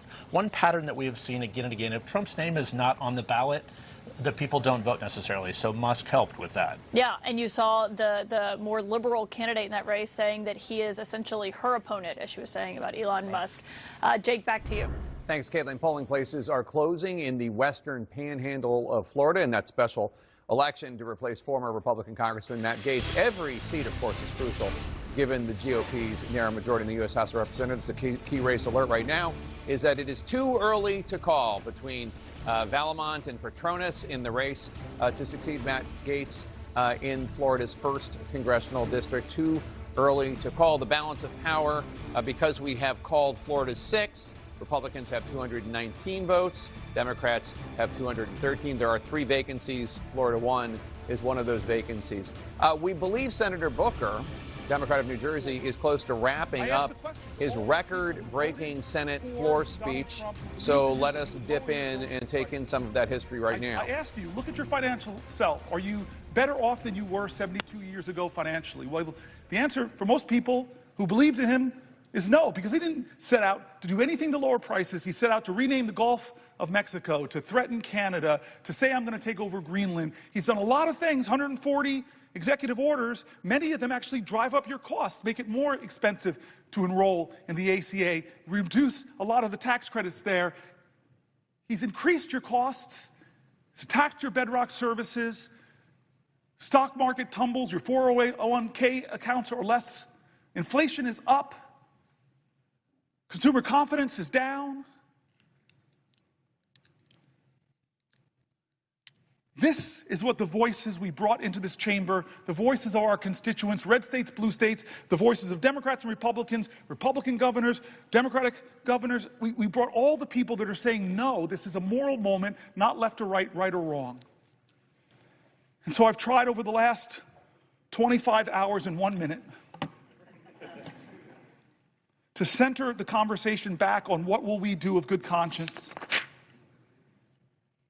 People who are saying, I served this country, I risked my life, shouldn't be able to keep my job. People who are saying, this country once made itself the envy of the world because we invested in high-quality education for every child. I don't like what's going on at the end of the Department of Education. People who are saying, I worked harder than I ever have, but the prices on everything in my life are getting higher. People who are saying that the America I learned about in school, the one where people's rights are protected, the people who are saying that why are we yet again going through another healthcare battle that threatens millions of people, the people who are saying that I'm worried about the financial security and the future of my country, the voices of folks. And so I end by saying simply this, where I started was John Lewis. I don't know how to solve this. I don't know how to stop us from going down this road. Chuck Schumer's now told me that they're greasing the skids to do these things. I'm sorry, but I know who does have the power. The people of the United States of America. The power of the people is greater than the people in power. It is time to heed the words of the man. I began this whole thing with John Lewis. I beg folks to take his example of his early days where he made himself determined to show his love for his country at a time the country didn't love him, to love this country so much, to be such a patriot that he endured beatings savagely on the Edmund Pettus Bridge, at lunch counters, on freedom rides. He said he had to do something. He would not normalize a moment like this. He would not just go along with business as usual. He wouldn't know how to solve it. But there's one thing that he would do that I hope we all can do that I think I did a little bit of tonight.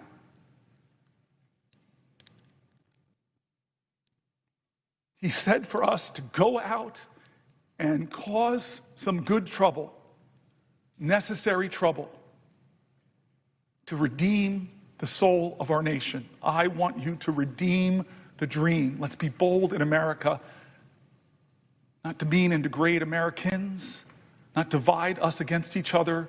Let's be bolder in America with a vision that inspires, with hope that starts with the people of the United States of America. That's how this country started. We, the people. Let's get back to the ideals that others are threatening. Let's get back to our founding documents, that those imperfect geniuses had some very special words at the end of the Declaration of Independence. It was one of the greatest in all of humanity declarations of interdependence. When our founder said we must mutually pledge to each other our lives, our fortunes, and our sacred honor. We need that now from all Americans. This is a moral moment. It's not left or right, it's right or wrong.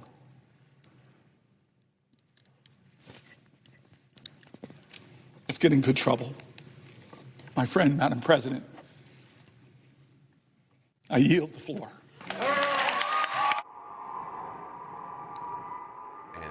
Cory Booker has just stopped his marathon speaking, 25 hours, 5 minutes. And you hear the applause there from his colleagues. Ashley, what do you think the impact of that is? Or what is it a sign of to you? Yeah, I often think in organizing and in politics we want, one silver bullet, but I think it is the totality of circumstances. Will this filibuster or this speech, because it's not an official filibuster, actually change someone's vote today? Maybe not. But what it does, it's an example of strength. It's an example of courage. I mean, sheer strength. I couldn't stand up for 25 hours. I mean, maybe you could, but I couldn't. And I think it is a testament of to do something. We don't know the thing that will work, but try and do something. And so I commend Senator Booker. I'm proud to know him. And I encourage other Democrats to follow his lead. Don't do a copycat of what he did, but do something bold, do something unique, do something courageous. And I'll just point out, in a moment where many people feel attacked, black folks feel attacked, queer folks, brown folks feel attacked, the fact that he broke a clear segregationist record is important in this moment and shouldn't be overlooked. Mandela, is it a sign of confusion in the Democratic Party? Is it a sign of strength in the Democratic Party? Does it say anything? Well, doing nothing is not an option. And again, to just echo what Ashley said, it should be a call for other Democrats to stand up and be bold in their own ways, whether it's at home in the district or whether it's on the floor of the House or the floor of the Senate. And I think that for so long, or at least these last 60 plus days, the very real frustration, not just with the general public, but even Democrats in Congress, is something that makes it very hard for us to organize around Democratic candidates. And when somebody like Cory Booker steps up and says, well, I'm going to take this and do this my way, I think that other people, it leaves very little room for people to say, oh, well, what can I do? What can I do? Well, be creative in this moment. Stand up and fight back with every tool that you have at your disposal. And Cory Booker is going to be joining the program a little bit later tonight. Listen, my initial thought when he launched this was, it's not the 1990s, go on some podcasts, do some new media. But I think having the staying power of actually beating the record and doing 25 hours will resonate with some people. This is something that I think you can push to the grassroots and energize folks and say, he is actually doing the work. That is real work and blood, sweat, and tears that you have to put into that moments on the Senate floor. That's actually, I would argue at this juncture, 2 years out from the midterms, a better use of Democrats' time than pouring millions of dollars into a seat that Donald Trump won by 30 points in Florida, for example. That's a much better use. Show what the message is, have somebody articulate give it, and see where the chips fall. It is a feat of longevity, I'm not sure what the point of it is. You know, he didn't stop any legislation. He didn't hold up any nominations. He said it was a moral moment. So I guess, you know, as a Republican, I infer that he thinks half the country is immoral. And that kind of messaging to me is exactly what's been plaguing the Democrats for the last, certainly in the last election, in the last several months, is this idea that this hatefulness towards your fellow American just because they chose a different party or voted a different way. I mean, our own Harry Enton reported this morning that congressional Democrats have a 21% approval rating. So in some respects, there's nowhere to go but up. And Cory Booker, I think, is trying to fill a vacuum. There's no real leadership nationally of the Democratic Party. Obviously, they don't have any confidence in Schumer. They've had a lot of radical voices out there who are trying to take control of the party. So maybe this was an attempt by him to try to, wrest control of the, at least the, the spiritual leadership of the national party. I don't know if it'll work. This is a rebuke. Let's just look at Florida also for a second here. The race for the House 1 seat gave Valmont right now in the lead, 1,759 votes ahead, 37% of the vote in to Jimmy Patronis, who has 48.2%. I'm sorry, you were saying? No, I was just going to say, Cory Booker's speech was a rebuke of the Trump administration, Donald Trump and Elon Musk, sometimes J.D. Vance when they feel like letting them do something. But for the people who don't agree with Donald Trump, a lot of Donald Trump voters, a lot of people who were sold a bill of goods, a lot of people who are having buyer's remorse, a lot of people who resent their own vote. Zero. Nobody voted for Donald Trump. Well, we'll see tonight in Wisconsin. We'll see. I think, wait one second. I think you talked about morality. I didn't ask you a question, though. Let me tell you, I think to say Cory Booker didn't question people's morality. He was actually giving space for people to have a conversation. At the very end of his speech, I didn't watch all 25 hours, but at the very end of his speech, he talked about Democrats and Republicans.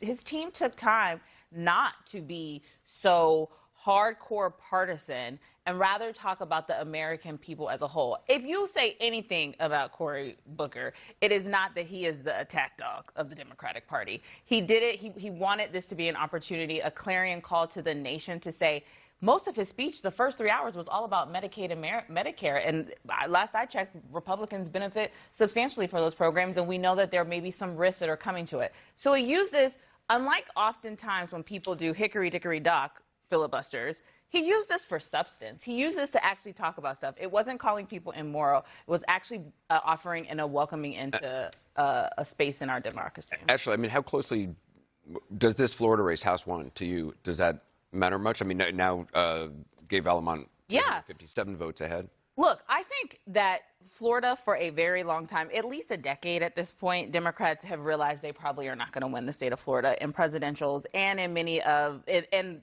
the governor's race and many of the House races as well. So the indicator was not a W in the column, an added seat in the House. The question was, the majority of those folks, many of those folks who moved from, to your point, none of those Trump voters who don't support Democrats now, I guarantee there's no way this race is so close, and particularly the other race with Fine and Wheel, that margin gets so close if some of those Trump voters didn't move over to Democrats. Now, you usually do, but numbers are numbers. I disagree, and here's why. It's a turnout game. And this is a condition of the Republican Party that is true. We now have a party that's made up of lower propensity voters. They tend not to vote when Donald Trump's not on the ballot. They turn out at lower rates, especially when elections are happening at odd times.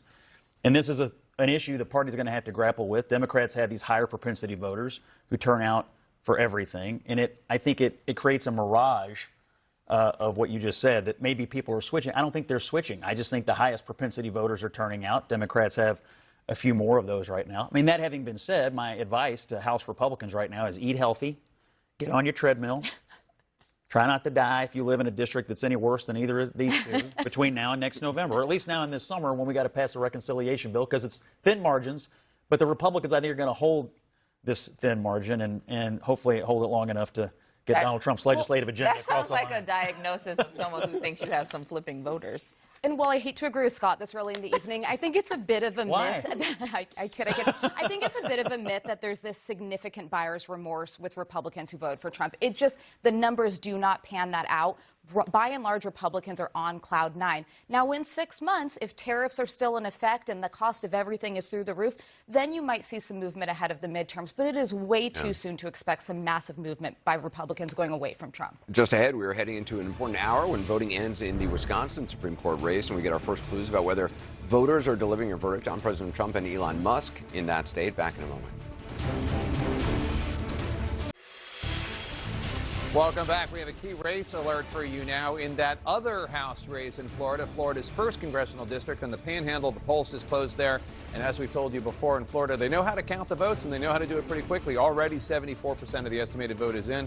And Republican Jimmy Patronis is up with 52.6% of the vote over Democratic activist Gay Valamont, who has 46.6% of the vote. Patronis with 7,146 vote lead right now. That's not a huge lead for this district, but it is a lead. It's interesting, John, because this is another R+30 district where it looks like the Republican will likely win, but not by 30 points. Yeah, many things can be true at once, as we know, and a win is a win. And it looks like, we're not ready to call this one yet, let's pop it up, Florida's first district, but your eyes don't lie. You see the lead right there. That's an 6 point lead. But he's not going to win by 30 points. 6 point lead. No, he's not going to win by 30 points. So in a district that's really, this one's more 36-37 Republican advantage. So it's an even bigger district than the other one. So this is true. It looks like the Republican will win here, and we know the Republican won here. And so if you're Speaker Mike Johnson, you're saying, I have 2 more Republican votes. That's what I wanted tonight. That's what I got. However, I just want to say, especially in the House of Representatives, where you have to run every 2 years, right? You're looking at this, and so imagine this, right? Remember this. This was a district that should be plus 30 for Republicans. That looks like it's going to come in under 10 Republicans. It could change a little bit to the final count, but say 10 points or less, right? In what was a 35-plus district. This one here is a 30-point Republican advantage just 5 months ago, where you have an 11-point race, right? Normally 11 points, you say, wow, that's a big win. But the last guy who ran this district in November won by 30-something. So why does that matter? For Randy Fine and Mr. Patronis, they're Republican members of Congress. Here's where this will cause some issues, okay? Let's just come to 2024, and let's look at the House races. So imagine you're this guy. I'm going to pop up the state of Colorado. I'm going to pop up. I was in this district just about a month or two ago. Colorado's 8th. You're Gabe Evans, a Republican who ran with Donald Trump on the Trump agenda. You just barely won in one of the most competitive races in the country. So you're going to wake up tomorrow, maybe not panic, but you're going to call your political team, and you're going to talk to the House Republican political team and say, well, Florida didn't go that great. They were way below the margins, so what's going to happen right there? I'll give you another example. You're from the Commonwealth of Pennsylvania, right? So let's pop up here. Republicans were thrilled in November because they defeated a Democratic incumbent, Matt Cartwright, but just barely. They defeated a Democratic incumbent, Susan Wild, but just barely. So you have to defend these seats in 2 years. So you're looking and saying, I just eked this out. And in 2 districts in Florida that went 30 points Republican just 5 months ago, now they're going 8 or 10.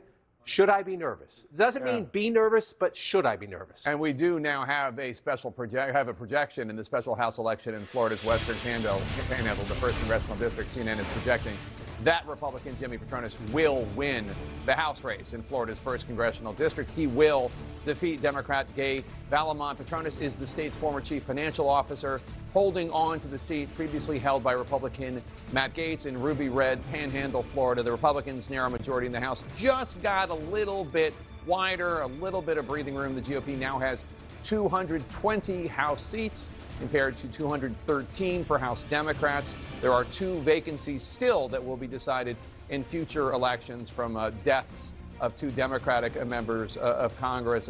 Dana Bash, I have to say, I was not looking at Florida 1 to be the most interesting race of the night, but we heard a lot about how weak a candidate Randy Fine, newly elected Congressman-elect Randy Fine, is from Republican Governor Ron DeSantis. There's no love lost between them, but he talked about how Fine was not the strongest candidate.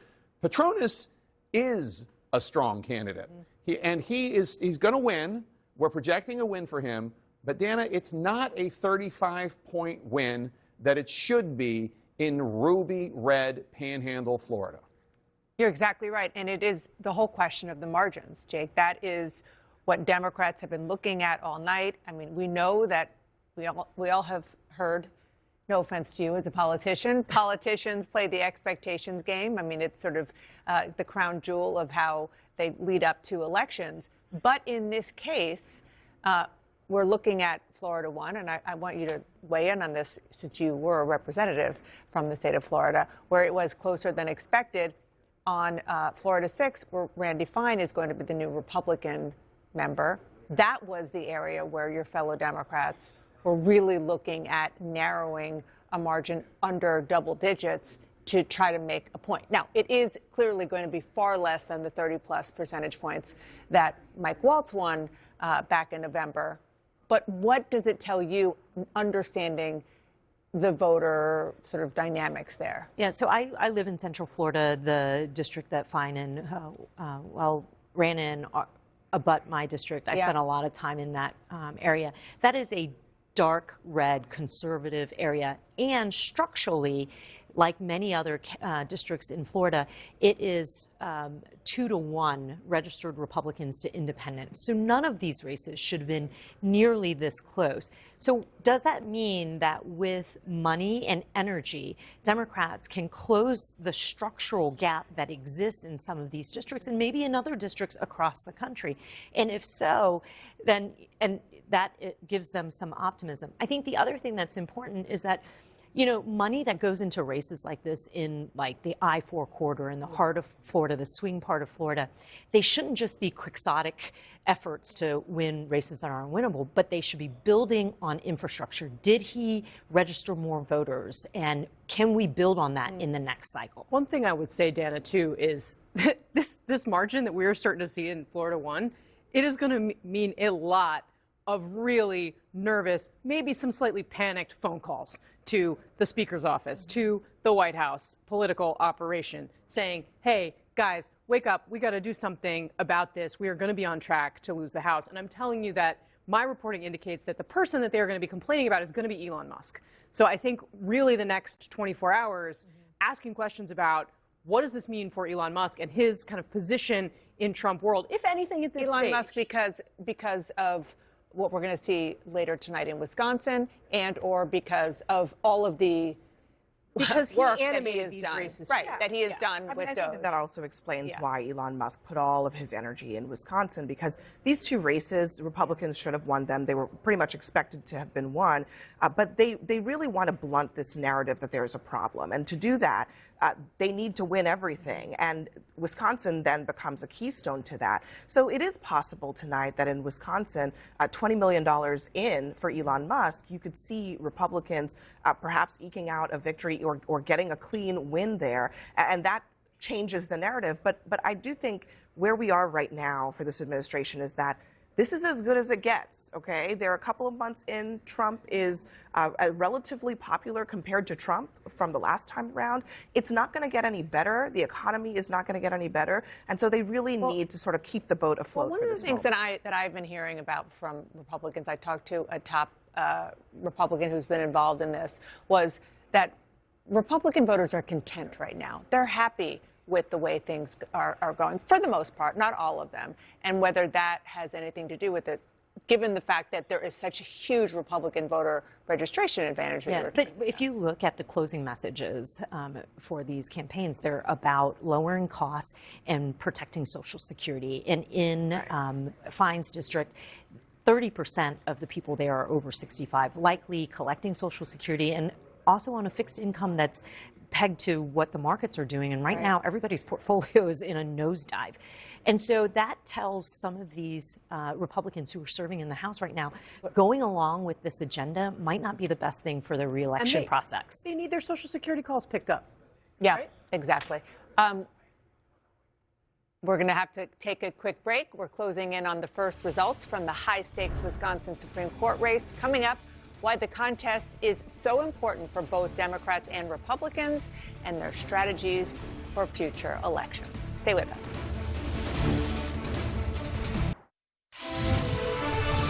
And welcome back. We are here with a special election night edition of 360. We're about a half hour away from the end of voting in the Wisconsin Supreme Court race. I want to go to Omar Jimenez in Elm Grove, Wisconsin, with some breaking news. What have you been learning there, Omar? Yeah, so Anderson, just a county over from us in the city of Milwaukee, we just learned from the executive director of the Milwaukee Election Commission that multiple sites were either running low or ran out of ballots. At least those were the reports that they were getting earlier this evening. Now, according to the executive director, they are sending more resources to these places, trying to make sure that they have what they need. We obviously still have some time to go until polls close. We initially got that notice around 30 minutes ago, so she noted there was still an hour left, and they were trying to make sure these resources got to these places. But 7 sites in particular, she noted, had no ballots, or at least made reports of having no ballots. Now, obviously, she made the point of saying if you are in line by the time polls close, which is expected to be in 30 minutes, then to stay in line. But she also, when she was asked why this was the case, she pointed to unprecedented turnout for a spring election. And we knew even coming into today that there was a lot of enthusiasm coming in with early vote numbers up compared to a similar state Supreme Court race back in 2023, Anderson. All right, Omar Jimenez, thanks very much. We'll check back in with you, back with the team here in New York. Mandela Barnes, a former lieutenant governor of Wisconsin. Are you surprised by the running low on the ballot? Well, I am surprised by it, but I am encouraged because it is in higher than estimated turnout. That is the reason for the ballot shortage. I was just checking in with some people back home who were talking about this situation, and a high turnout in Milwaukee usually bodes well in a situation like this, especially with everything that's on the line. You think it's Democratic turnout, not people thrilled by Elon Musk and his motivation? Not a whole bunch of Elon Musk and Donald Trump fans, especially in the wars where the ballots have been short. I think that the expectation was that the turnout would not be as high. I actually got word from a couple of my friends who were either working at polls or people who showed up to vote said that their line was longer than it was in November, which is also a good thing to know in this situation. Oh, listen, I mean, it is stunning the amount of money that has been poured into this Supreme Court race. Yeah, the most expensive judicial race in American history. And this is on both sides, by the way. A lot of attention's been on the Elon factor because he is the single biggest donor. George Soros. Democrats have actually outraised. There's been more money brought in by Democrats. And I think that there's momentum on the Democratic side. Republicans are sitting kind of pretty. They've got the House, the White House, and the Senate. They're not quite as animated about this race. This is a place for Democrats to show up and have an impact in a critical swing state and actually feel like they're pushing back on the Elon Musk-Trump agenda. So I wouldn't be surprised to see this go in favor of Democrats, but it's going to be razor tight because, again, there's momentum on both sides, but more with the Democrats. Look, I think the last time we had a Supreme Court race like this in 2023, one of the big issues that folks focused on was abortion. And the candidate on the ballot tonight, the Republican candidate, I mean, it's a nonpartisan race, but the person who leans more Republican, he is a very anti-abortion, no exceptions type of candidate. There have been voters on our air tonight that have said that they still want to keep some balance. So this seat really does have real impact for Wisconsinites for a very short period. But when Roe was overturned, there was a total ban on abortion in that state. So people are going to the ballot thinking about this.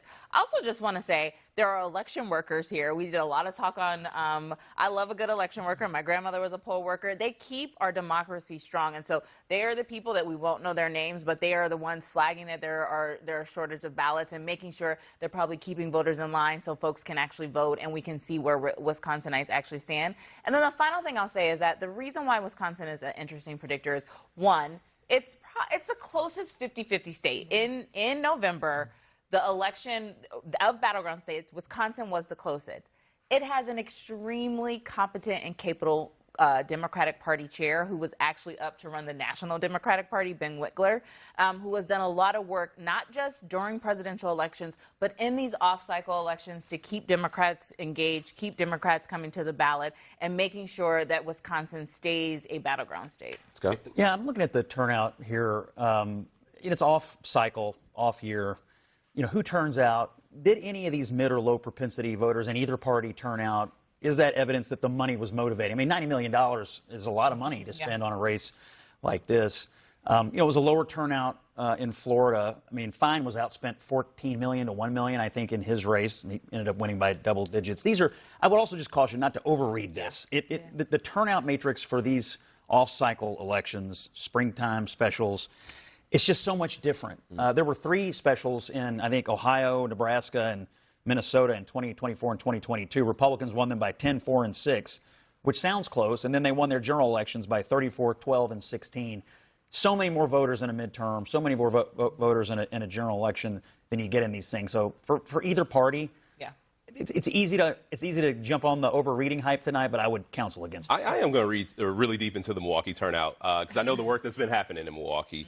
There's been organizing that has not stopped since the November election. Ben Wickler, a good friend of mine, organizations like my own, like Power to the Polls, like we have been out there on the ground specifically engaging infrequent voters. That is specifically who the organization talks to. And if we are seeing this influx of voters, which has led to a shortage in ballots, I do believe that's a good thing because these are folks who have good information. Coming up, Democratic Senator Amy Klobuchar of Minnesota joins the talk here with Jake and his panel. Voting also ends across Wisconsin in that pivotal state Supreme Court stakes for President Trump and for Democrats. The marquee contest of the night still ahead.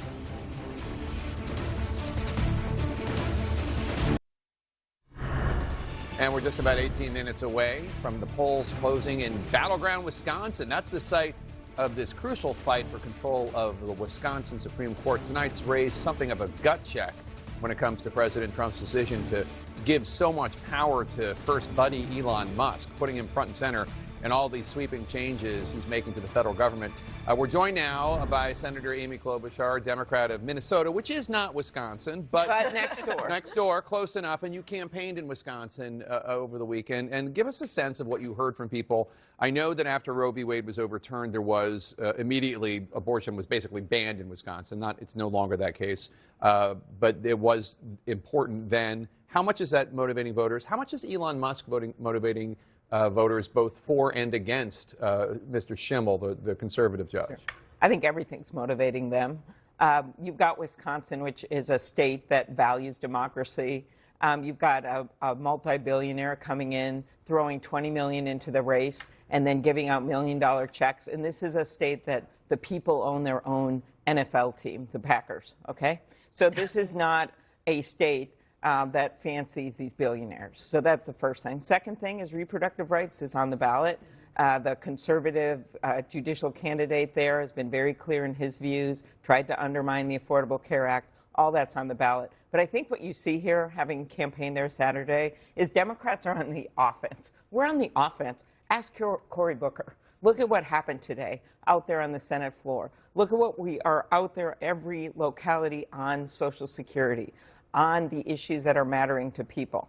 And whether it's that swing in that race in Pennsylvania where we won a Trump plus 15, the closure of these races in Florida where, while we didn't expect to win, we are beating the Trump numbers by double digits.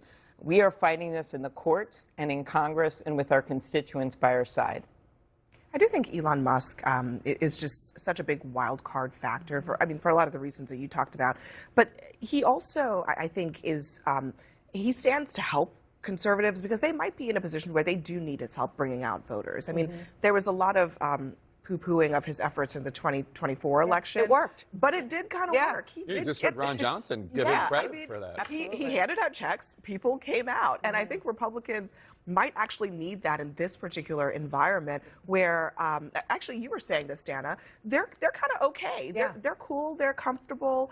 The Democrats are the ones who are energized and angry, really angry about the direction that this is going in. And I think the presence of Musk is in the atmosphere already, whether he has poured money in or not. The money is going to help them get and the question is whether or not, so Elon Musk is, in 2024, it was about all of the millions, tens of millions that he poured in. Now, when you think of Elon Musk, that's almost an afterthought. When you think of Elon Musk regarding politics, it's what he's doing with Doge, and it's also maybe that hat. But but so that's really the Many question. people have worn those hats when they go. Well, I know. Yeah, no, you're right. I just think that right now people are standing back, and this is about independents and moderate Republicans and some Democrats that voted for Donald Trump because they thought, hey, he's going to bring costs down for me. Yeah. And, Elon Musk, cool guy. And now they're starting to look at this saying, wait a minute, cost is up, chaos is up, corruption is up.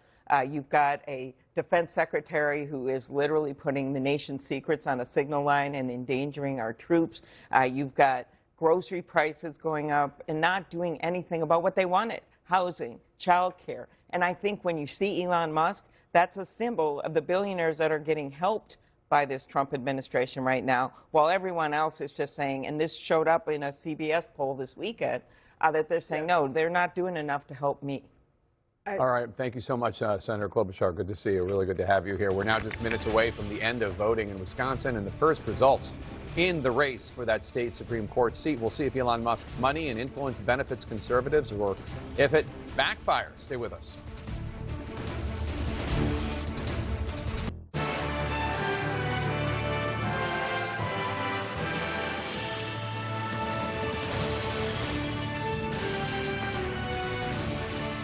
Welcome back. We're nearing 9 p.m. Eastern. In just about 8 minutes, the voting ends in the most closely watched contest of the night, and that is the state Supreme Court race in battleground Wisconsin. This race will determine whether liberals stay in control of the highest court in that battleground state or if it flips and conservatives take the majority. This is technically a nonpartisan race, but liberal Judge Susan Crawford is the candidate supported by Democrats, and conservative Judge Brad Schimmel is backed by President Trump, Elon Musk, and Republicans. Musk has inserted himself into this race in a major way, tapping into his fortune to try to influence the makeup of Wisconsin's high court, where he does, we should note, have a personal and business stake. There is a lawsuit involving Tesla pending in that state that could end up before the Wisconsin Supreme Court. Democrats are hoping that this race becomes something of a referendum on Elon Musk and controversies about him, his vast political power, and him cutting jobs from the federal government. Democrats, of course, trying to seek any sort of winning message in any future races. The first results in this high-stakes contest are coming up in just 7 minutes and 20 seconds. Now let's go to CNN's Arlette Saenz at Judge Susan Crawford's headquarters in Madison, Wisconsin. And Arlette, the stakes are super high, and there are lots of important cases that couldn't come before this court that could affect the balance of power in Washington. Yeah, there really are, Jake. And as they are waiting for election results tonight, officials in the Crawford campaign believe that this will be a much closer contest than the last judicial race in the state. Back in 2023, the liberal candidate, Janet Protasiewicz, defeated the conservative candidate by 11 points. A campaign official tonight telling me they've never expected there to be that big of a margin in this because the dynamics of this race are quite different. Now, there are a slew of hot-button issues that could come before the Supreme Court. Justices are currently evaluating whether an 1849 abortion ban can be enacted and enforced. Abortion rights is a key motivating issue for a lot of Crawford supporters that we spoke to in the past week. There's also collective bargaining and potential redrawing of congressional maps. And then there's that case tied to Elon Musk himself. Tesla has challenged a state law here that prevents the company from opening company-owned stores here in Wisconsin. So that is something that these justices could have come to hear in the coming years. All right, Arlette Saenz in battleground Wisconsin. Thanks so much. And Kara Swisher joins our panel. Kara, something of an expert on Elon Musk. How do you see? I'm so tired of looking at him. I just can't. Well, let's talk about him. You don't have to look at him, but we do want to talk about him. Voters of Wisconsin are too. So we'll bring up the picture of him with the cheesehead hat on to fill you with thrills and delight. Thank you. Tell me how you see the role of Elon. There it is. He's jumping up and down. Thank you. How you see the role of Elon Musk in this race. It seems to cut both ways. Yeah, it cuts both ways, and we'll see what happens here. I mean, he's not his negatives are quite high, and so it depends on who's motivated more, the people who really like him or the people who really dislike him. And I think the people who really dislike him are increasing over time, and especially the state like Wisconsin, which I suspect, if anyone came to a state of mind who wasn't from there and started meddling, I think a lot of people in Wisconsin wouldn't like that. They want to just vote on their own. And they may like Donald Trump, by the way, a lot of these voters. Kara, how does Elon Musk take in the political polling about him? I don't think he cares. You don't think he cares at all? No. No. Do you think he does? Even if it means that Tesla, the place where he gets all of his money, ends up suffering because of it? I don't think he cares. I think you've heard him say that. He's moved on to the next thing, and his next thing is this country, is doing this. Because, even though he was doing that dramatic thing about, humanity will die if this election, he's done that many times before to me. Yeah. He one time said if Tesla didn't survive, humanity was doomed, which I thought was a little much. Yeah, I mean, we'll see what happens, and it is still possible that his money and the attention of Wisconsin will help Republicans. if he loses, I mean, how about that? He'll go on to the next thing. That's the thing. Just like, He's oh, very well. dogged in a lot of ways, and I think it certainly will be a I referendum. guess it's like on putting him. up a rocket that doesn't work. You go Right. He'll do he'll blow up the next one. He'll blow up the next one, and people don't realize this, but a lot of his flights don't work. Yeah. Like a lot of them don't, and maybe one does, and I think How's that's that how he self-driving operates. car going? We'll see. I was just in a Waymo though from Google, so He has raised the stakes for this so significantly that I think that in a way it actually might help on both ends of the spectrum. He's called it the race that will determine the rest of civilization, Yes, the survival of yes, Western yes. civilization. And, state Supreme Court cases, like a lot of these sort of off-year things, most people are not paying attention to them. They're not leaving their houses for them. But he has basically told people that he thinks this is the most important thing happening in the world. And for that reason, I think a lot of people that normally are like, I don't know what this is about, are going to pay attention. And there are some other things, I think, for Democrats, we talked about abortion and other issues that are on the table that might get people out the door. Absolutely, but I think he talks about a big game about the humanity and this stuff, very over dramatic, and it's just nonsense what he's doing there. But he does have a case in front of this state Supreme Court, and I always look to the money with this guy. I always think about what is his business interest, including with Doge cuts. A lot of the Doge cuts were agencies that were investigating him. Those are the first, and so he's always thinking about his own interests. All right, Kara Swisher, thanks so much for the insights. Thanks. Appreciate it. John King? And Jake, so we're waiting once again to watch the wall fill in with votes from battleground Wisconsin. One key difference we want to remind you at the top here, you see the two candidates here in purple, shades of purple. Technically, on paper, by state law, these are nonpartisan elections. Anybody who's followed this race, especially the voters in Wisconsin, would tell you it's been highly partisan. However, they're not on the ballot as Democrats and Republicans. Susan Crawford is the Democratic endorsed candidate. She's a liberal judge from Dane County. Brad Schimmel was once the Republican statewide attorney general in Wisconsin. He ran as a Republican then. He is now a county judge in Waukesha County. Again, they are not running as partisans. However, Democratic money backing Crawford, Elon Musk, Republican money backing Brad Schimmel. So now we wait for this to fill in. As you were just discussing, one of the reasons we're watching this, inside Wisconsin, abortion rights are at issue. Drawing congressional districts, state legislative districts. There are other big issues in the state as well, including whether car manufacturers can have dealerships. Elon Musk has a stake in that. Other big issues, workers' rights in the state as well. So for the people of Wisconsin, this is an evenly divided Supreme Court. The winner of this election will make the court 4-3, either 4-3 conservative or 4-3 liberal. So it's a huge issue in Wisconsin, but we're watching this also because of the national implications. We come back to the presidential race in 2024.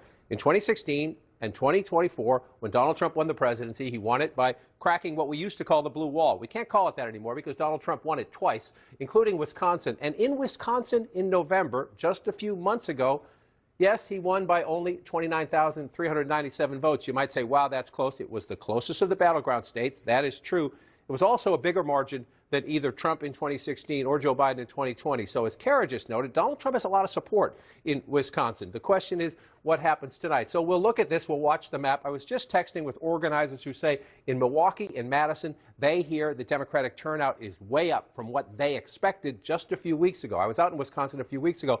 One of the reasons, that Jake, is the conversation you were just having. They think Elon Musk money was helping. Elon Musk money was helping motivate Republican voters. They think him coming out there in person, bringing all that attention on the race, convinced many Democrats who might have thought, I'm exhausted, I have fatigue, I'm still mad about November, I'm not going to vote.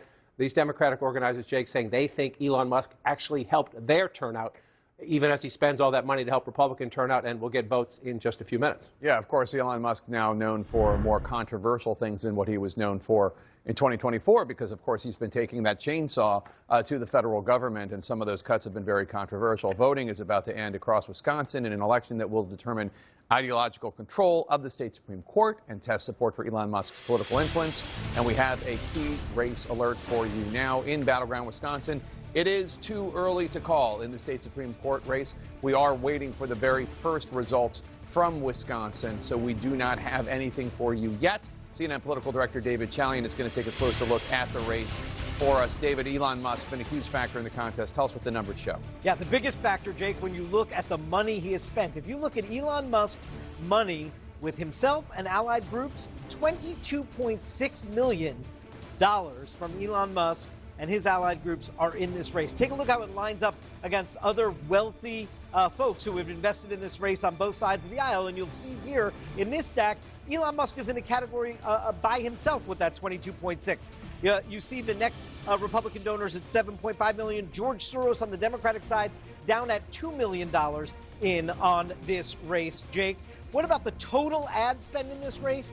More than $77 million spent in total. That was as of yesterday in this race. $42 million on the pro-Crawford side, the progressive liberal side. $35 million on the pro-Schimmel side, the conservative Republican side of the equation here. So the liberal side has outspent Republicans here. And if you look at the history among judicial contests in this country, this is by far the most expensive. We're at $90 million as of yesterday. I think I saw that go up to nearly $100 million. When everything is accounted for, this will be more than a $100 million race for a single Supreme Court seat in one state, by far the most expensive in history. Jake. Pretty shocking. CNN's Caitlin Collins is joining us once again from the White House. Caitlin, what are we learning about President Trump's thinking when it comes to Elon Musk pouring so much time and money into the race? Well, they're waiting to see, does his millions that he spent on this race pay off, Jake? Obviously, they certainly believe it did in the 2024 general election and all the money that he spent to help get President Trump back here at the White House. And Jeff Zeleny is here with me. And Jeff, obviously, this is something that the White House has been watching closely. I mean, Elon Musk has become someone who was not just a close ally of Trump's on the campaign trail. He has remained so since Trump took office here and has certainly been out there tying himself very closely to Brad Schimmel, who himself has tied himself very closely to President Trump. He dressed as him for Halloween last year, even, as we've seen, you know, just how much he has made his campaign race about the president, even if the president's not on the ballot. I mean, even though we're only on the first day of April at the beginning of this administration, it's impossible to sort of think of how different this moment is with Elon Musk than November. He is an entirely different factor in this race. He largely stayed in Pennsylvania. He spent so much money to help the Trump campaign, but this has been entirely different. I mean, this has entirely evolved around Elon Musk in Wisconsin, and that is something that certainly was blessed by the president. He has his support to be out there, and they thought that he could be helpful, and this is the reason why, to try and get some of those Trump voters out. But for the president, the last three elections, the presidential elections in Wisconsin, decided by 1 point. But early voting was so important last fall. I was just talking to a Republican who confirmed my memory, who said that he would not have won likely without the early voting. So they are still holding on hope. The Trump campaign, the Republicans are holding on hope that early voting will be helpful in this race tonight. But the Elon Musk factor is such a wild card because we already know he is going to be investing so much money. He already is in House and Senate races for the midterms. So this isn't only a referendum on Donald Trump. It's a referendum on Elon Musk. And that's Brad Schimmel. I should note, as we're waiting and watching, as the White House is very much keeping an eye on this. The president's been tweeting and posting about the Florida results. Obviously, they are also waiting to see what happens in Wisconsin because the Supreme Court there is always such the arbiter of these hot-button issues that we've been focused so closely on. They've got a divided government there, and the Supreme Court plays a huge role in that. But I think you make a great point about Elon Musk in terms of when he was having such a huge role in the 2024 election, we had not seen him yet as special government employee Elon Musk in charge of DOJ, with even concerns from some Republicans at times. So a lot of them obviously praise him publicly. This is kind of maybe the first time to get an indication of that. And the president obviously has such a strong political acumen that when it comes to reading the tea leaves, there is a question of how much he'll be looking at that. I think without question, but for Trump, it's sort of a win-win because if they do lose tonight, he can sort of blame it on Elon Musk. But at the end of the day, at the beginning of this Trump administration, my question is, we've been talking to advisors here all day who've been watching this very carefully. We heard from Ron Johnson, the Republican senator from Wisconsin, earlier tonight, raising questions about the president's economic agenda, the tariffs that he's going to announce from here at the White House that really affects dairy farmers. It affects the manufacturing sector in Wisconsin. So that's what this race is also about. So I think that the president, he certainly isn't going to change course if they do happen to lose tonight. And if they win, he certainly won't either. But it is an early reminder here that voters are weighing in. But the Musk factor hanging over this and how these cutting of programs in Washington have been local issues because things are being cut in their neighborhoods, research facilities and other things. So that is also what is so fascinating by this, sort of an early look at the first quarter, if you will, of this administration. Yeah, and could see what it means for the role he plays in the midterms, where obviously his unlimited funds could have a major factor in that. Jeff Zeleny, thank you for that. Anderson, back to you.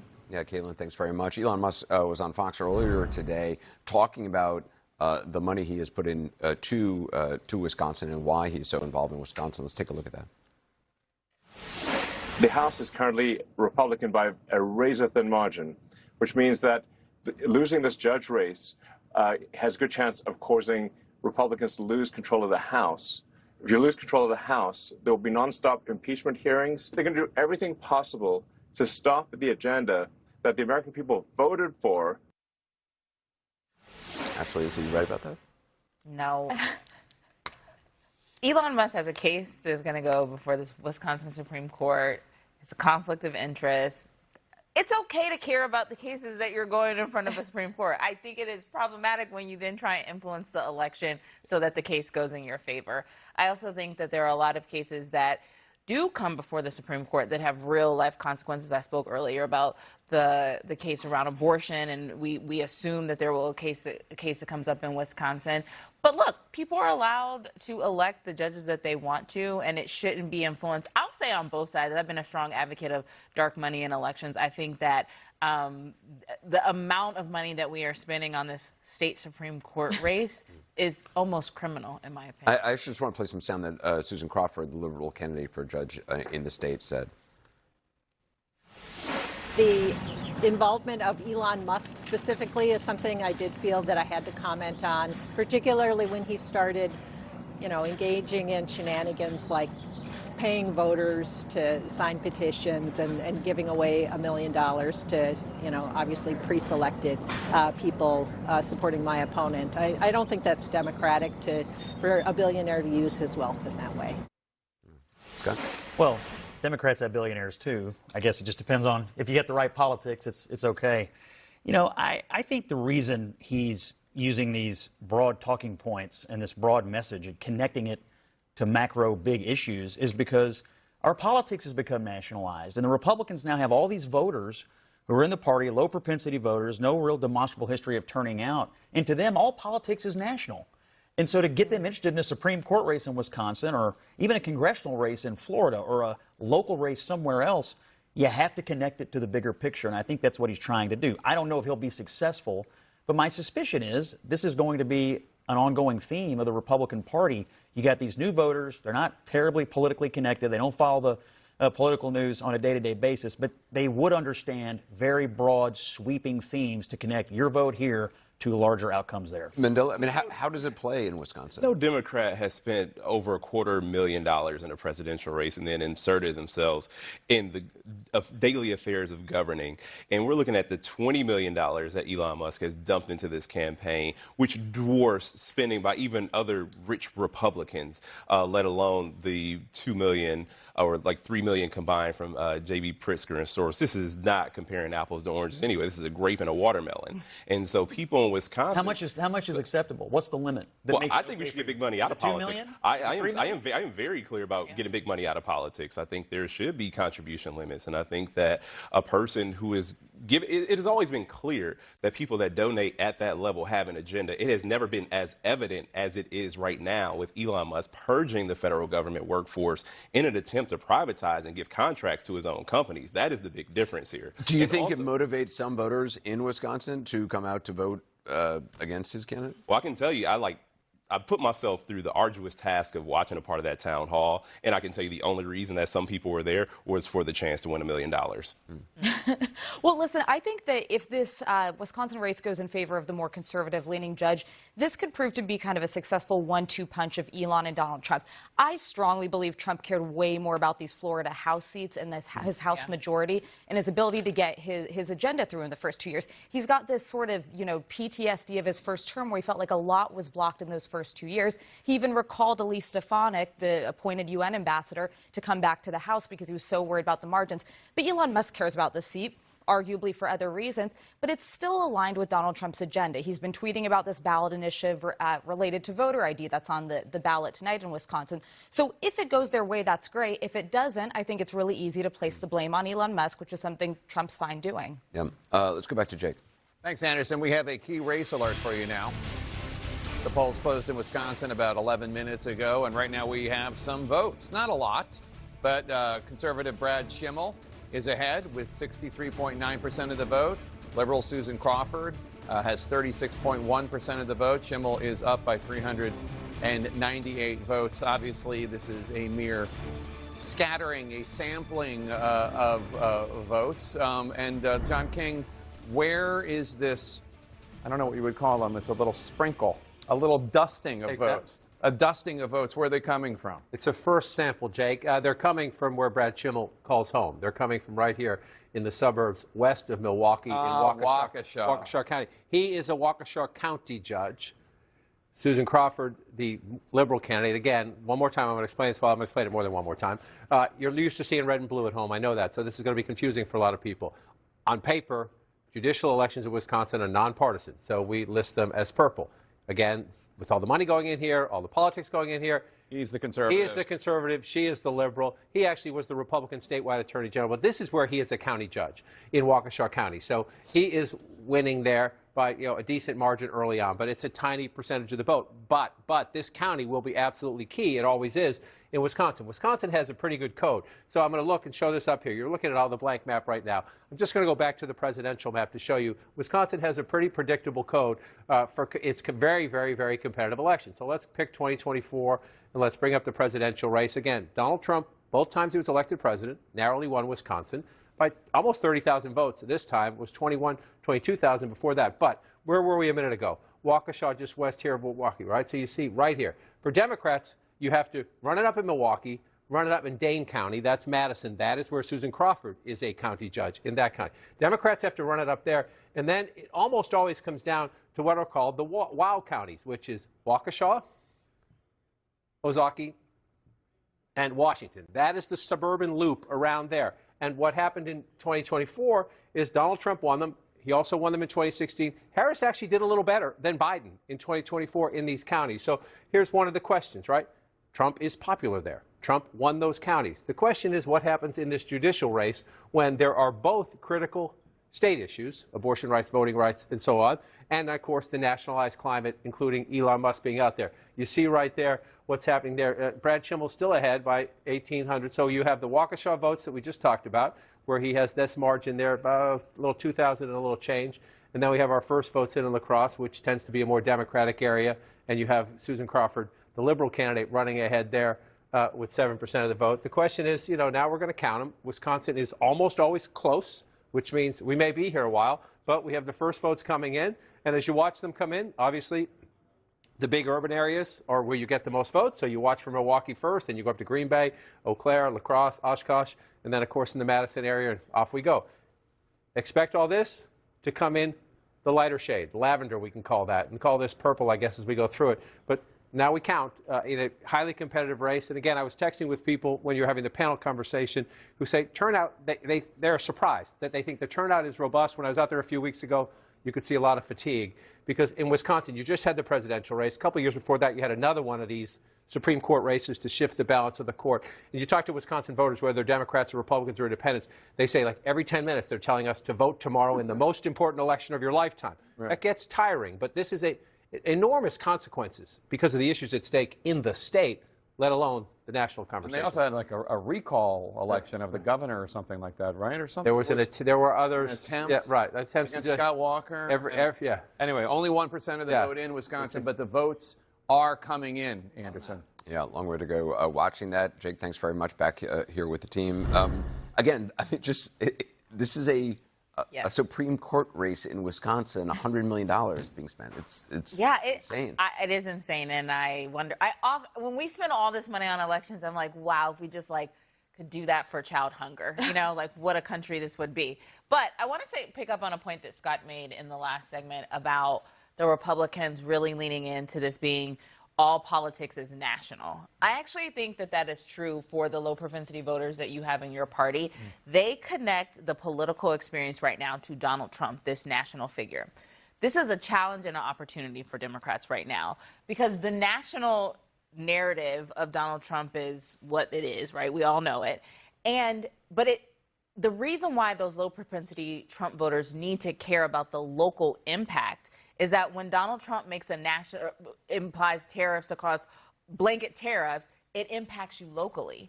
When he does things to Medicaid and Medicare, it impacts your local office where they won't be able to pick up the phones. All of these national politics have local consequences. And so I think it's been a challenge in different eras for both of our parties.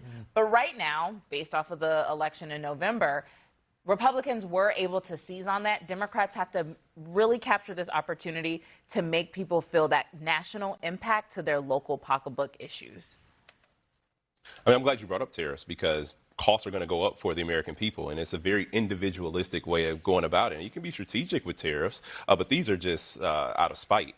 And again, it's a very individualistic way to go about things. The individual is not the country, unfortunately, also. The individual is Donald Trump. He wants to seem like a person who's looking out for the average person, but it's the average person in this country who's going to pay the price for his hubris. Do we know what kind of an impact all this money has on the actual court decisions? I mean, if you are a judge who has been elected with people given tens of millions of dollars, I mean, how can do you think that influences things? Yes. I mean, yeah. Okay. Let's just think about human nature. I think it's why when Donald Trump goes up to Roberts and at the Joint Congress and is like, thank you, I won't forget. We're like, forget what? You know, like, wait a minute. But he did rebuke him shortly after. He did. But it gives pause. I mean, if somebody helps you get someplace, the fear is that when you want judges to be impartial, and I would hope that, I don't know these people, so I would assume that both will be impartial. Are you implying that because Clarence Thomas rode on somebody's plane and on their boat? I disagree with this. I think, look, yes, I am. I actually think whoever wins this race, I mean, one is a liberal jurist, one is a more conservative jurist. I would expect that most of the time they would wind up adhering to their, legal and perhaps personal political ideology on most cases. I actually think we are a little cynical about.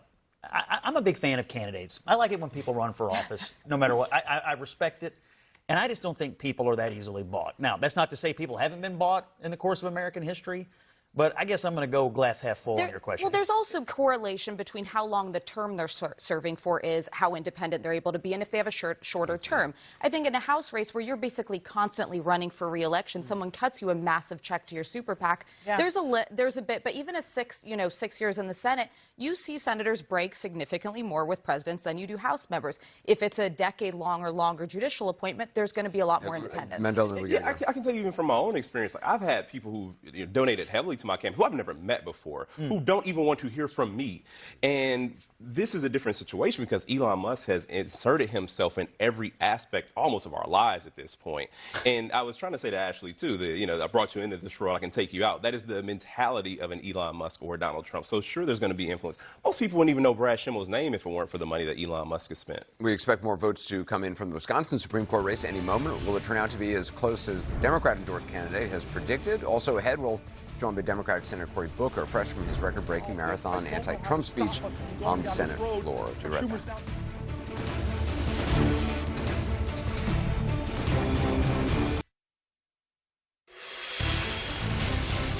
Welcome back, and we have a key race alert. The votes are coming in, 7% of the estimated vote out of Wisconsin. And in that state Supreme Court race, the liberal judge, Susan Crawford, has taken a slight lead. She has 50.2% of the vote, with conservative Brad Schimmel with 49.7% of the vote.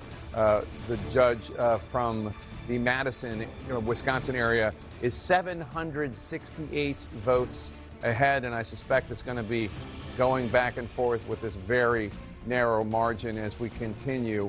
Only 7% of the vote in, and it is neck and neck. And Senator Klobuchar, we were mentioning, you were just in Wisconsin rallying the troops, as it were, for the liberal judge, Judge Crawford. $100 million for this one straight Supreme Court. And people wonder, where's that money going? Well, some of it's going to ads. We have a little sampling of some of the ads that are filling, clogging, whatever people want to use, whatever verb people want to use, the airwaves for our friends in Wisconsin. Here's a little sample.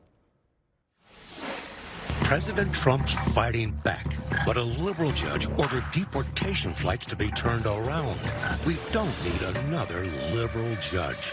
Elon Musk bought his way to unelected power. Now, with Brad Schimmel, he's trying to buy his way into our state Supreme Court.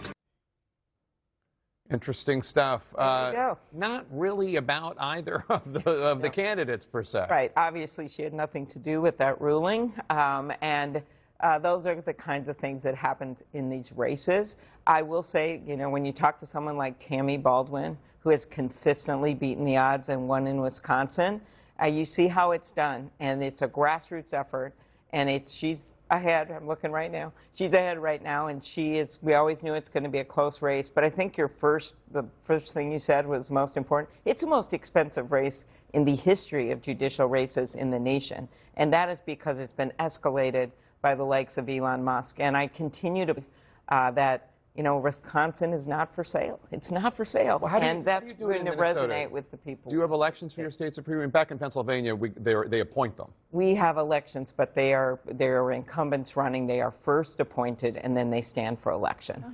And that is a kind of a hybrid way of doing it. But in this state, I think what's on the line with the formerly gerrymandered districts, with reproductive rights, and then, of course, this has become nationalized beyond this fine judge. She was a prosecutor, circuit judge. Imagine being her. She goes from being a circuit judge running, and suddenly Elon Musk is wearing a cheese head in her state and giving away $1 million checks. That's what our politics has become right now. But I think what you're seeing is that we are in this fight in a big way. And that's why you saw the race turnover in Pennsylvania, where you see these tightening numbers in deep red districts in Florida, where we're beating the odds by double points from before. People are turning out and voting. It seems like the nationalizing of the race, though, is so much more important for Republicans than it is for Democrats to a degree, because they really do need, Schimmel is basically like getting as close to Donald Trump and Elon Musk as he possibly can, even though he doesn't have an R next to his name, because the voters that he needs to come out really need those people to mean something to them, to get them out of their homes. I think the Democrats, in a weird way, in Wisconsin might be benefiting from not having a clear leader. Like, there's really no one out there that they can tag her with. And she can run whatever race she wants to run. She can run a little bit against Elon Musk and run on some of these other issues. It's a different dynamic than you typically see.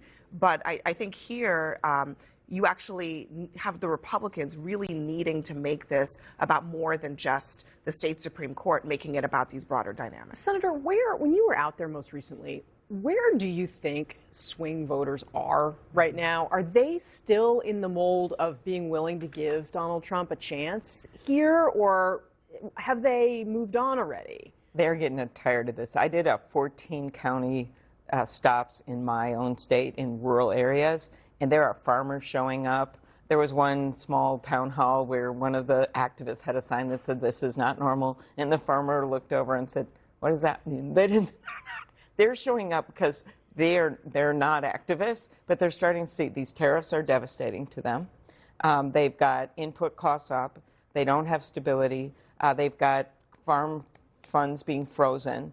And it's starting to be a huge deal out there in rural America. I don't think it's going to show up overnight, but they're angry. And that is a different group of voters than what we're talking about in our traditional base, but that used to sometimes vote Democratic. And I think you're starting to hear that, and you're seeing independents show up. State Supreme Court race is unique. You don't have those economic issues as much. But in so many ways, some of those voters out there are saying, wait a minute, I didn't buy into this. I want to have costs go down. Instead, I'm hearing about buying Greenland and Canada is a 51st state. I love Canada, they think to themselves. I don't want to deal with this. I want them to come and visit me. They're getting very angry. Have you seen tourism from Canada go down in Minnesota? Oh, yeah. Actually, the national statistic that is out there for those of us working on this tariff issue, 75% down tourism from Canada to America right now. The Canadians are really deliberately, for I understand why, showing we are not okay with this. Yeah. We're not okay with the rhetoric, and we're not okay with how you're treating us, and it's going to have a huge boomerang effect. States like mine, it's the biggest trading partner, eclipses the second, third, and fourth. Yeah. That's it. With 13% of the vote in, the Democratic-backed candidate in the Wisconsin Supreme Court race has taken the lead. There are still a lot more votes that need to be counted. We're going to stand by for the next batch of votes to drop. Plus, Democratic New Jersey Senator Cory Booker just spoke. Can you believe it? There he is. Do you see him? I don't know if he's on a stool or if some of his he's just an aides are incredible holding him pillar up. of strength. Well, we're going to talk to him live about his 25-hour, 5-minute speech and what he thinks it accomplished. Stay with us. And we're back with CNN's special election night coverage. And while we wait for more results to come in from Wisconsin's crucial state Supreme Court race, let's get to the other major political story of the day. History was made. Check out this time-lapse video we have of Democratic Senator Cory Booker from the Garden State of New Jersey delivering his record-breaking speech on the floor of the U.S. Senate. 25 hours and 4 minutes, the longest speech in the history of the U.S. Senate. Take a listen to what he said about the state of the Democratic Party right now. I confess that I've been inadequate to the moment. I confess that the Democratic Party has made terrible mistakes that have given lane to this demagogue. I confess we all must look in the mirror and say we will do better. And it's not just defining ourselves what we're against. And Senator Booker is joining me now. And for anybody watching at home, please understand we gave him a chair. He's sitting in a chair right now. The illusion is that he's standing. But for people who don't know, you had to stand the whole time. You couldn't take a bathroom break. The only break of any sort you got was if one of your colleagues would ask you a question to give your voice a break. Yes. How are you feeling? Yeah, physically and also emotionally, the longest speech in the history of the U.S. Senate. Well, I'm physically not in the best shape, but I am emotionally just feeling really fed right now and grateful and kind of just really grateful for a lot of the people who lent support to the effort and obviously the constituents, the dozens and dozens of folks who gave me their stories, who gave me their hurt, their pain, their anger, their demands of me that I read, and their really humble offers that tell me what I can do. It was some very moving speeches, and then some of my colleagues came on the floor and just told them very emotional stories too that really sourced me through the whole challenge. It was obviously a very emotional experience. Just one more question on the physicality of it, which is, you were a football star at Stanford University. You're 56 years old now, but you were a football star 20-something years ago. Was this more difficult than being a football star and taking some of those hits on the gridiron? It was just different, my friend. It was just different. This was real, physical challenge. I had to think of a lot of strategic things to do in order to prepare for it. And then, and you're right, I'm a lot older than that football player, a lot less hair too. So it was a challenge, it was a trial, but I really felt lifted by the energy as Congress people started coming over, a lot of my CBC, Congressional Black Caucus friends. It just turned out to be, when the gallery started filling up, it was a lot of folks' energy that really carried me to try to do as I sort of framed the whole speech with John Lewis's demand to all of us. His spirit just talked a lot about doing good trouble and necessary trouble. It was a very moving part of your speech. We should note the previous record was set rather ignominiously by then Democrat, eventually he became a Republican, Senator Strom Thurmond, who was filibustering the Civil Rights Act in 1957. You weren't filibustering anything. You were giving this speech, so not to block legislation, but I want to know, what do you say to somebody who says, well, why were you doing this? Other people have done it to block legislation. Ted Cruz did it to try to stop Obamacare, I think he was doing it in 2013 maybe. Your friend, Senator Chris Murphy, who was there with you the whole time, did it to try to get some anti-gun legislation votes. Tell us the purpose of this. I think we're really at a point in America where things are happening that don't sit right with people of both sides of the aisle. I did everything I could to read from Republican governors, from the Cato Institute, from the Manhattan Institute, all talking about just the insanity of trying to pass a budget right now that's going to blow the biggest single president record for creating more debt, more deficit, giving tax cuts that are disproportionately going to go to the wealthiest Americans who don't need that tax cut. And then all the while gutting things like Medicaid. It just makes no sense. There's so many things going on by this president who is trashing our allies, bullying Canada, who is in many ways just violating judges' orders, trampling on our Article 1 powers. So I just wanted to give a speech that said that this is not normal and we can't normalize it. And all of us have a responsibility to do something different, to take some risks, to be there for each other and to try to ignite a larger movement in our country, the kind of movement that stopped Donald Trump from taking away the Affordable Care Act. And perhaps together, collectively, if we all speak out, Republicans, Democrats, Independents, to the absurdity of some of this, perhaps we can make changes and change some policies and get some other Republicans to change their votes to stop bad things from happening.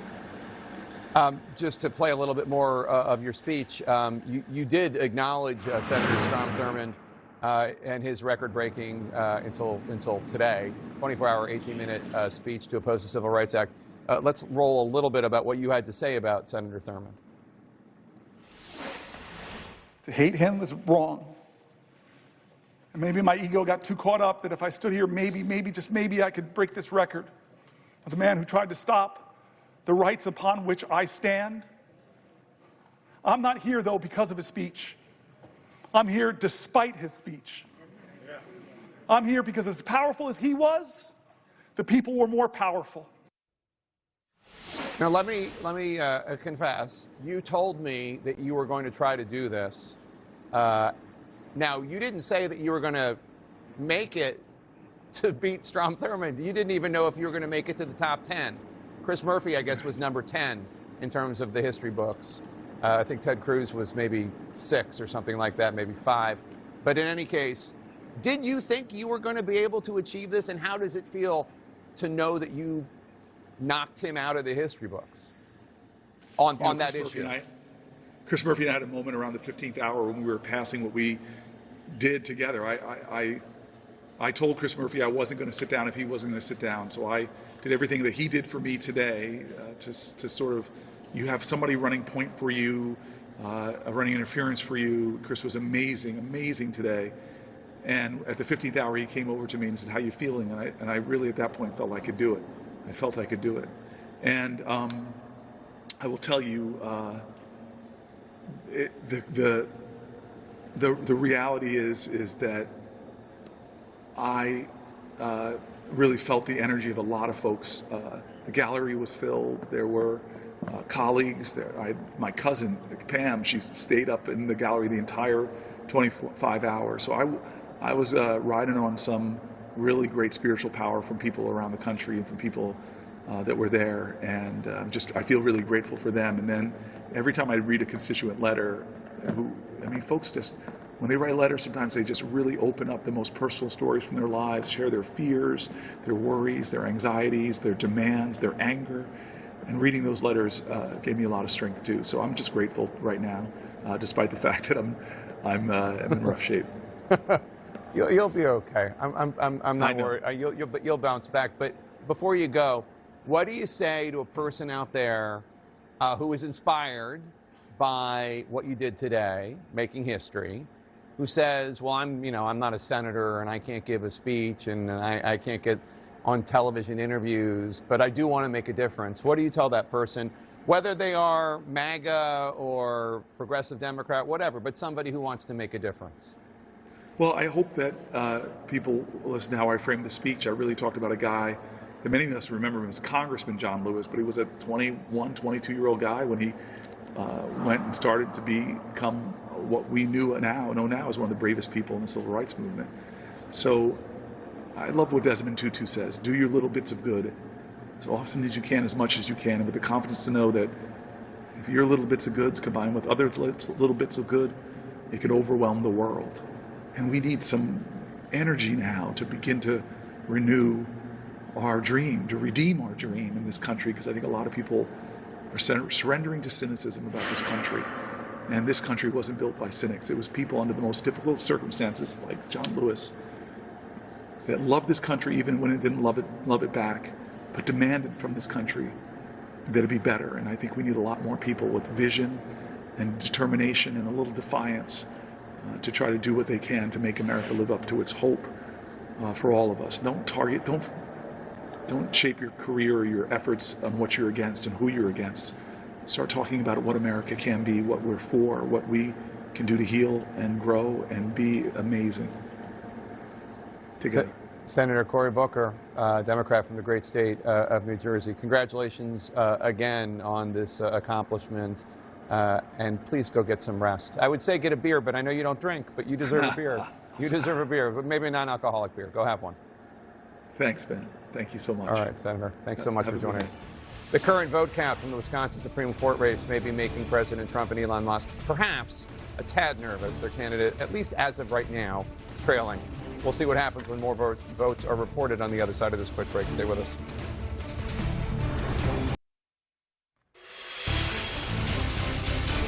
And we're back with another key race alert in the Wisconsin Supreme Court race. Liberal Susan Crawford, the judge from the Madison area, is in the lead with 56.8% of the vote. Conservative Brad Schimmel from the Milwaukee area has 43.2% of the vote. Crawford, with 43% of the vote in, has taken something of a hefty lead here with 134,141 votes of a lead. That's not nothing, but still we got a lot more votes to count. Not even half have been counted. Where are the votes coming in? Because this could help us determine whether or not this lead is likely to hold or not. Well, you want to have a healthy lead in a state where many races, the presidential race last time, 29,000 votes and change, which was a big. Sorry, 1%. Yeah, 1%. But the 29,000 that Trump won by was bigger than Biden won in 2020 or the Trump won in 2016. So, if you're any candidate, and again, these are nonpartisan races, so that's purple here, but she's the Democratic-backed liberal judge from Dane County. He's the Republican judge from Waukesha County. She's got a 133,000 vote lead in Wisconsin. That's big, but you're right. We have more to count. I just want to say most of the gray areas, most, not all, that's where we have no votes in yet, most of them are Republican counties. So you have to be careful. We have to wait. You want to be ahead, but it's the vote count at the end that counts. But it is interesting, and we just, there we go. There it is. There we go. Technology is interesting. It is interesting if you look, if you're the Democrat or the liberal candidate and you need to win in battleground Wisconsin, there's a playbook. Number one is run it up in Dane County. That's Madison, University of Wisconsin, liberal, and the suburbs around it. Are you running it up in Dane County? Only half of the vote in, but the answer right now is yes. That is where Susan Crawford sits. She's a county judge here. She's a liberal. Been texting with people out there all night. They say turnout here is above their expectations. That should be good for Democrats. We'll see if it plays out. We're at half. That's one challenge. That's the number 2 county in the state. The number 1 county in the state population-wise is Milwaukee County, the big city of Milwaukee. Okay, you have to run it up there. You see that margin there? So that's your building block if you are the Democrat or the liberal candidate, as Susan Crawford is. And again, 61% of the vote, so more to come there. Then the key test is the suburbs. I'll move the map up a little bit. Around, and this is where it gets interesting. This is where Brad Schimmel is from. He's the conservative candidate. He is winning in his home county. He's the Waukesha County judge here. He's winning, but he is winning right now. At the moment, he is winning by a smaller margin than Trump beat Harris here. Harris actually overperformed Biden in the Milwaukee suburbs. She still lost them, but she overperformed Biden. And Schimmel at the moment is winning. We got a ways to go. That looks like a big, healthy margin, and it is, but it's a smaller margin than Trump beat Harris right there. And this one, let me come up here. In Ozaukee County, Schimmel has just pulled ahead. She was ahead a moment ago. This was a 10-point win.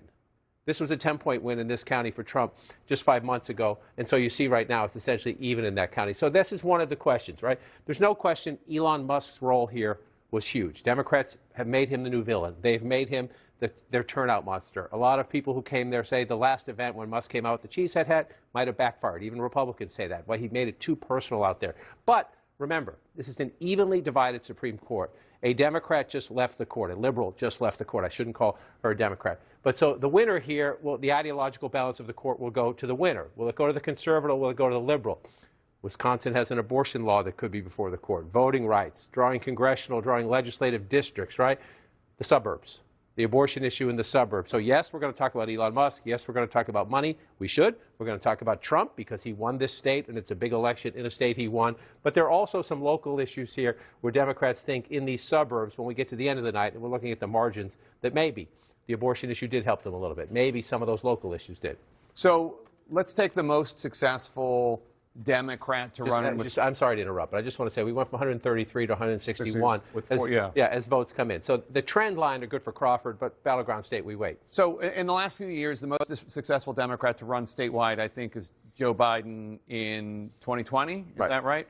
So could you do some of these counties so we can see what the margins were for Biden and compare it to how Crawford is doing? For instance, start with Madison today versus Madison, Dane County rather. In 2020. Right. So we'll go to some of the Democratic counties. Now we can look at some of the even ones, places where you lose. Sometimes the margins there matter too, right? You just got to keep the other guy from running it up. So this is Dane County, where look, that's 56 points, 57 points, right there. If you look at that, so let's come back. Let's come back to 2020 when Joe Biden carried Wisconsin. You come to president. You know he's winning. Yes. So he has 76% if you round that up, and you know if you come back to where we are right now.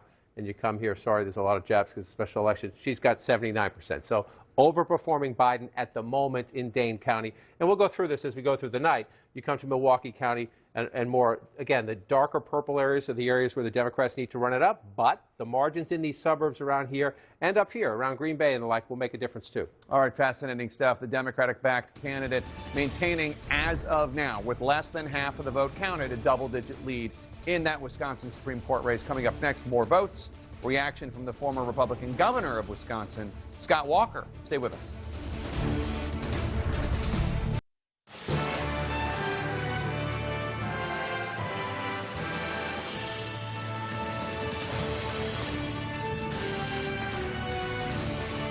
What a night. It is shaping up to be a fascinating race in Wisconsin as the Democratic-backed candidate currently leads over the Trump and Elon Musk-endorsed conservative in that state's Supreme Court race.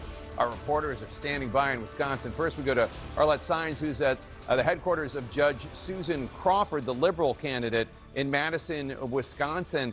Arlette, are they feeling as this is going to be a long night? What are they projecting?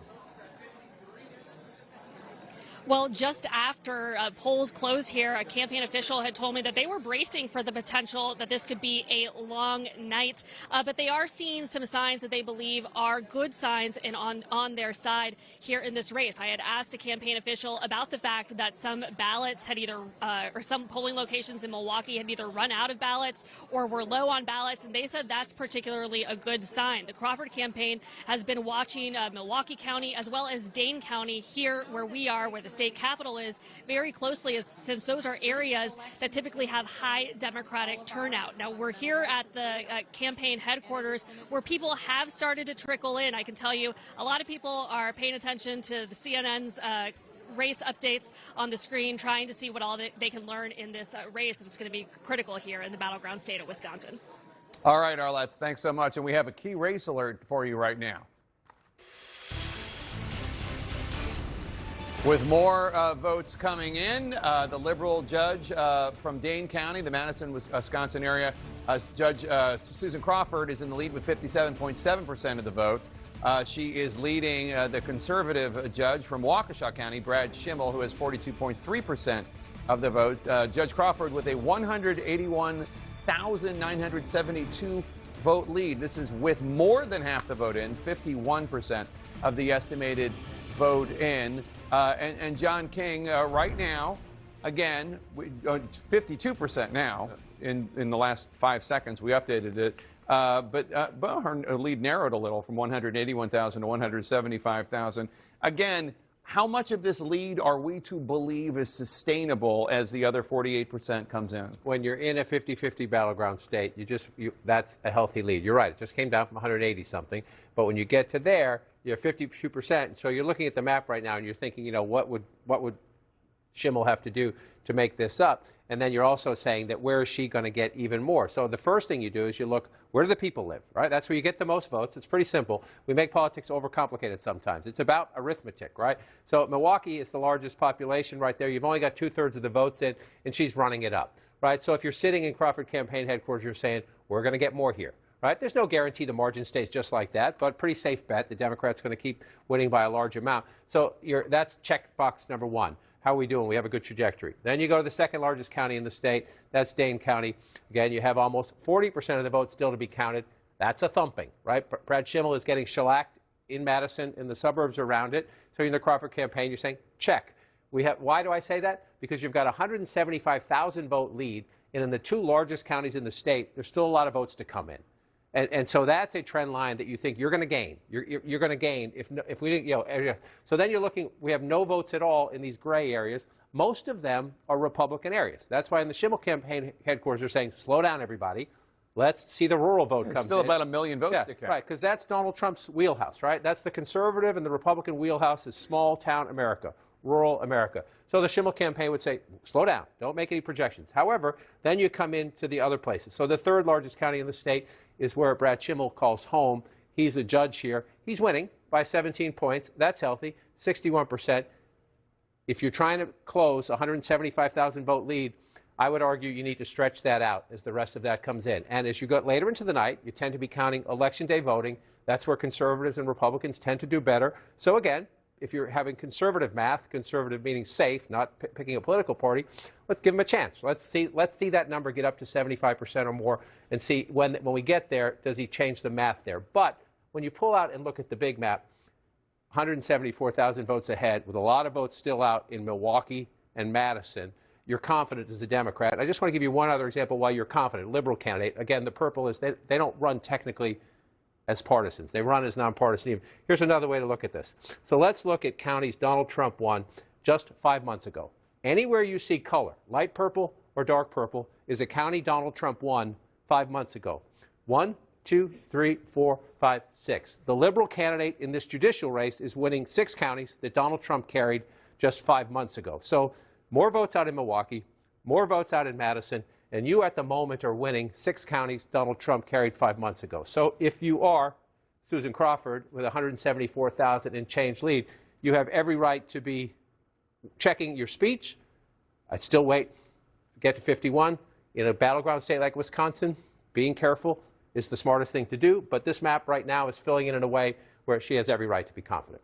What about some of the other counties around Milwaukee that you've talked about as being really important because in terms of margins? Right. So again, Ozaukee County. It's Milwaukee and the WOW is what they call it. Washington, Waukesha, and Ozaukee. So and it's not just winning; it's how much they win by. Right. It's not just winning. So you look at here. That's essentially a dead heat, right? 51 to 50. 51 to 49 if you don't round right there. About half of the vote in. So we're not there yet. Let's finish it up. But this is where we are right now. So let's just go back 5 months ago to the presidential race in Ozaukee County. It's 10 points, right? So it's again, if you're Crawford, you are running much more competitive than Kamala Harris did just 5 months ago in a very important suburban area, which leans Republican. It leans Republican, right? So it's an excellent question. So let's come back and do another one. We come back to where we are. Fill out. I just want to keep checking that 173. So down a little bit, but still pretty large. So then you come up here and you come over here to Washington County. I said, Waukesha, Ozaukee, and Washington. The WOW counties around Milwaukee. So what do we have here? Schimmel at 67%. Looks like a much bigger margin there, right? This is a more Republican, suburban, and then ex-urban areas you move out. So you look at that right there. That's 33 points if you look at it. So you think that's big. Let's just go back and check. 5 months ago in the presidential race, you come back to that same county, and it's a little bit more. Trump doing better 5 months ago than Schimmel's doing right now. Not by as big a margin as you see in some of the other places, but the margins everywhere matter. So you come back to this map, you bring it up again, and you look, I just want to come on out the statewide and look at it. And so you're seeing the gray areas right here. Jake, that's where you would have conservative votes. But when you see 172,000 in a battleground state like Wisconsin, knowing there are still votes out in Dane County, that's Madison, and Milwaukee County, a Democrat has every reason to be thinking, or a liberal candidate in her case, every reason to be thinking, the math looks good. Indeed, John, because we now have a major projection to make. CNN projects that the liberal judge from Dane County, Judge Susan Crawford, will win the Wisconsin Supreme Court race, keeping control of the court in the hands of liberal judges and defeating conservative Judge Brad Schimmel, who had the backing of President Trump, Elon Musk, and Republicans. Crawford's win gives her supporters in the Democratic Party a significant victory after they worked to turn this contest into a referendum on both President Trump and Elon Musk, who had deep involvement in this race. Democrats obviously trying to harness voter anger about Musk's role in slashing the federal government and about the Trump administration in general. Let us go to Arlette Saenz, who is in, I can tell she's in Madison, at Crawford headquarters. Arlette, obviously a lot of cheers there at CNN's projection. Yeah, I can tell you that as soon as you projected this on air, the crowd here at the Crawford campaign headquarters in Madison just erupted out into cheers. They have been waiting for these results to come in all night and are finally getting that good news that many volunteers and campaign workers have worked for in this election. Of course, this will now, as CNN is projecting the race that Susan Crawford, the liberal candidate, will defeat the conservative candidate. This is now ensuring that the liberal majority on the state's Supreme Court will stay in control. It comes at a time when there's a lot of hot button issues that could come before the court, things like abortion rights and congressional maps as well. But it also comes as Crawford and her Democratic allies have really sought to turn this campaign into a referendum of Elon Musk. I can tell you, crisscrossing the state over the past week, that is something that we repeatedly heard from Crawford at each of her campaign events, saying that Musk's involvement in the race should be concerning for voters. And it seems that at least in these results that are starting to come in tonight, that some voters have bought into that argument. So we do anticipate that Susan Crawford will be speaking at some point here tonight. I'm actually told that all 4 liberal justices who are currently on the Supreme Court are expected to appear with her at some point. So we will see what kind of message she has for Wisconsin voters, but also potentially for the nation as Democrats are eking out this big win here in the battleground state of Wisconsin. All right, Arlette Saenz in Madison, Wisconsin. Anderson Cooper, this is a call that we did not expect to make so early, but really a commanding performance by Judge Crawford. It is indeed, and we've also been talking about the huge amounts of money being put into this race on all sides here. Obviously, good news for Democrats in Wisconsin. We also have the results out of Florida, which obviously we were watching early on. Both Republican candidates doing well there, winning. I'm not sure the final vote tallies once we get those up. We'll put them up when we have them. Yeah. Oh, look, this is an important win for Democrats in the state of Wisconsin. It is not an indicator of where the overall country is in terms of political alignment, but it is a testament that when you continue to organize, you have a clear message, you can win campaigns. And I think in a moment like that, right now, Democrats need to remember that and continue to cultivate what their message is ahead of the New Jersey and Virginia elections this year, the governor's race that we have and the legislatures that we have in those states, and then ahead of midterms as well. I think that, Florida, yes, no one expected Democrats to win. I still think it was closer than people expected in Florida. Again, probably not a place, an area that we will flip back in 2028. That's not what we're saying. But it is giving an opportunity for Democrats to say, well, who are these voters? Are they low or high propensity voters that showed up and that's why it was closer? It gives you some data to examine beyond just right. In previous races in Florida, the Republican had it was won a blowout, by 30 some points, right? So you want to find who are those voters in the difference in that margin between. And maybe you get draw some conclusions and maybe you don't, but data beyond just a presidential outcome, I think is important. Yeah, I tend to agree with that, actually. There's always things to learn. And for the Republicans, it's a party of low propensity voters now. And so did any of them actually show up in any of these races in Florida or Wisconsin? Or was it largely they just kept doing what they've been doing, which is showing up for Donald Trump and nothing else? That's one thing to be studied. I do think the Republican takeaways tonight are going to be this. In Florida, Democrats burned about $20 million on 2 congressional campaigns where both Republicans look like they're going to get around 57% of the vote. Yes, not as high as what Donald Trump got, but certainly commanding victories. Democrats were down in the low 40s, Republicans again at 57%. Wisconsin, the voter ID initiative that Donald Trump was heavily involved in and heavily supported, that's a big issue for Republicans and conservatives. Last I saw, it was passing at about a rate of 60-40, so they're going to like that. I agree with you that Democrats have a nice win on the Supreme Court here, called it early in the night. But for Republicans tonight, I do think a lot of people were sort of bracing for impact, that, what was going to happen tonight. And what do we find out? Republicans are okay in their Florida districts, and voter ID is still a popular thing. There's a bunch of people that voted for a liberal Supreme Court justice and turned around and voted voter ID tonight in Wisconsin, which shows you the popularity of that issue, which has been a Republican issue. I think there's a significant disconnect between Republicans who feel like we're only 4 months into the Trump administration. There may have been some hiccups, but they're largely willing to give him some bandwidth to get his agenda into place. Even tomorrow, when his Liberation Day is coming and these massive tariffs are going to go into effect, they're willing to give him a glide path to see if his plans actually work. I think Democrats, to some degree, may have overhyped that there may be some sort of feeling of, you didn't get what you voted for in this election. And I think those impacts, whether it's potential cuts to services through these VA firings, through these Social Security office firings, through DOJ, those haven't really been felt by voters yet. So I didn't really expect there would be some massive flip against this administration just 4 months in. That may change again at the midterms, but it's way, way too soon to expect some tide shift. And voter ID might be a Republican issue, but there will not be a conservative seat on the support after tonight. And so the way I look at this is, again, I will go back. I will stand on the issue, the fact that this was a referendum on Elon Musk. He was brought up ad nauseum throughout the campaign. You think that's what this was? This election, for sure. For sure. And I will also add that there is there's such a long road to go for Democrats in terms of messaging, in terms of appeal, and in terms of approach. We are nowhere near out of the woods on this.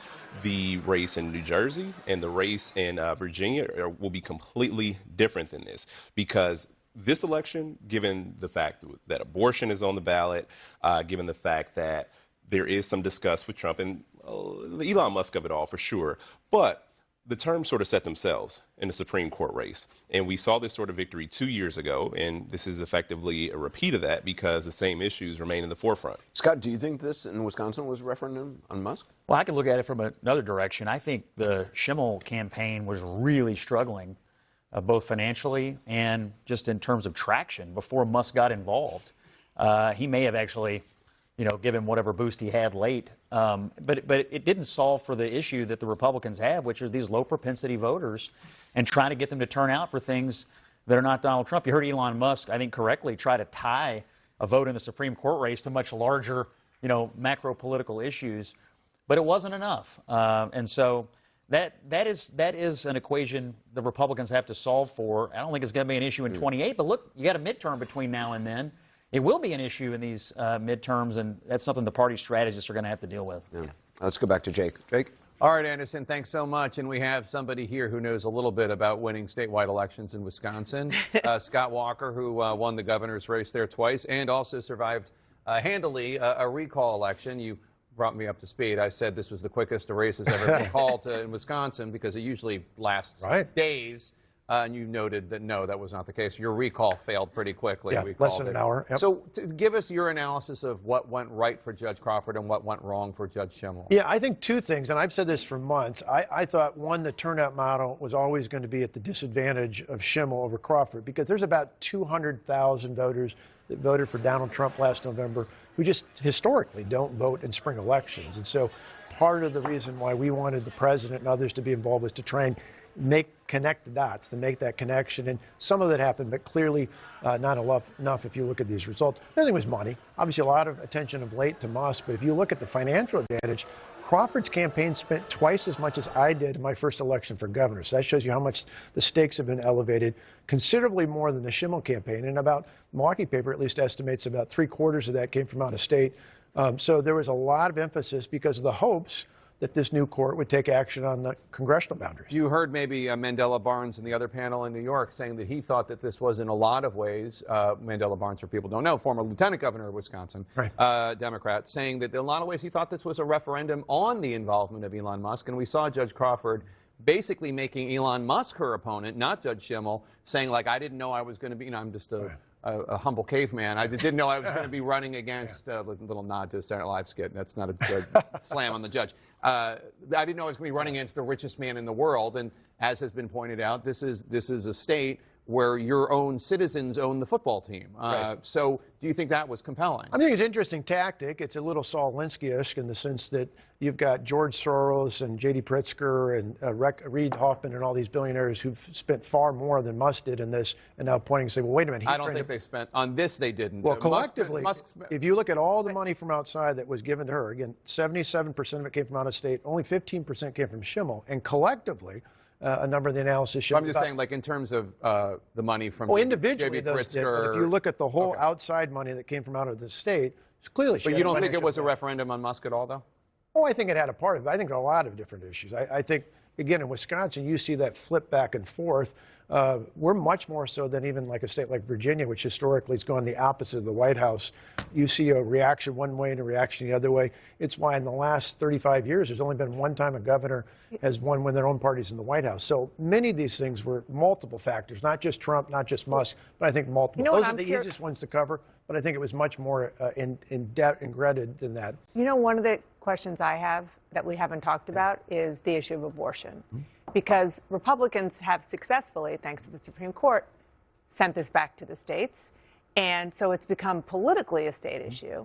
And this was a huge issue for a lot of Democrats and a lot of the grassroots. Do you think that that worked?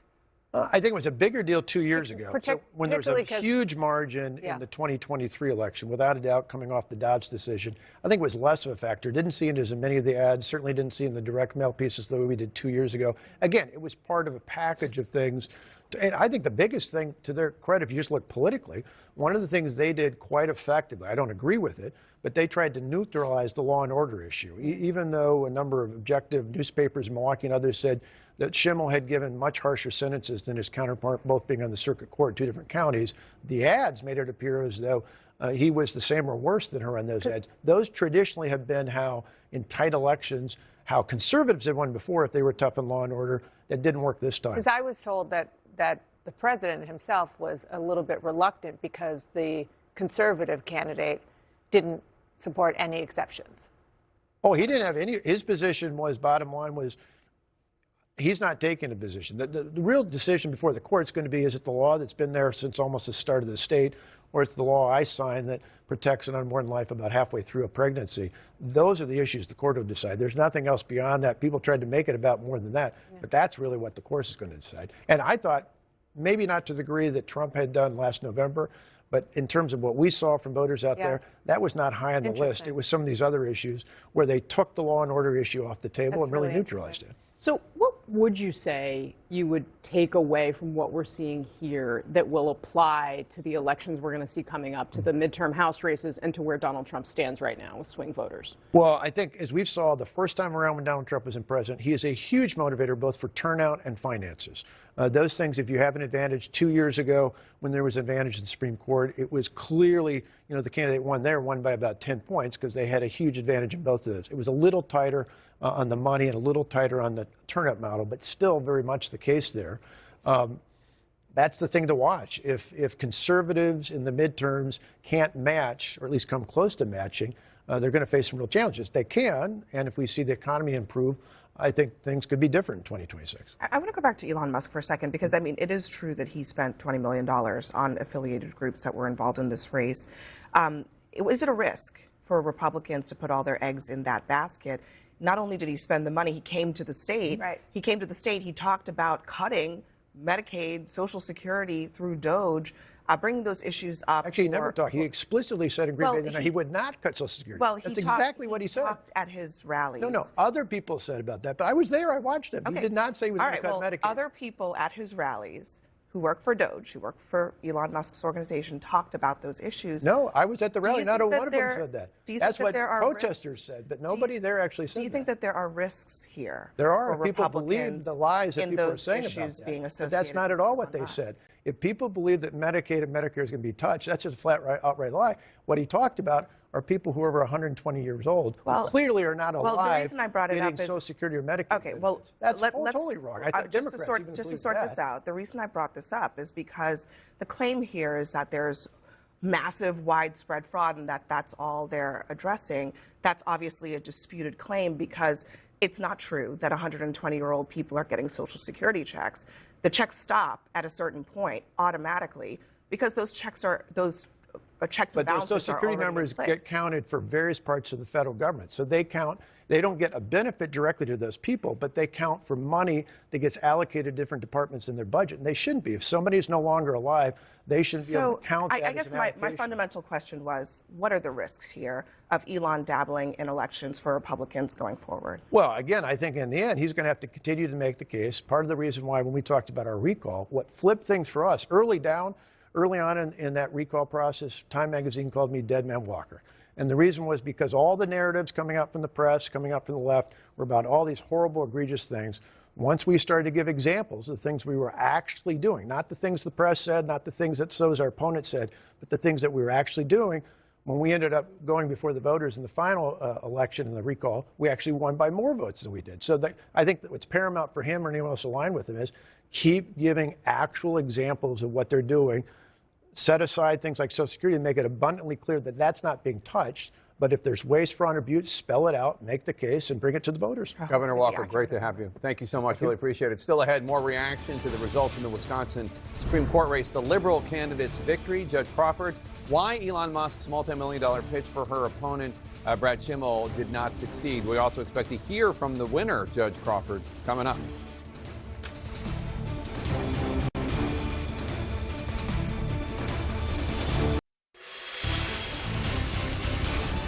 Welcome back. We're following breaking news. Liberal Judge Susan Crawford defeating her conservative challenger, Brad Schimmel, for a seat on Wisconsin State Supreme Court. It was a closely watched contest and an early measure of how voters may be responding to the new Trump administration. I want to go straight to CNN's Omar Jimenez, who's at the headquarters of Judge Brad Schimmel in Waukesha, Wisconsin. Omar, I understand Judge Schimmel has just spoke to his supporters.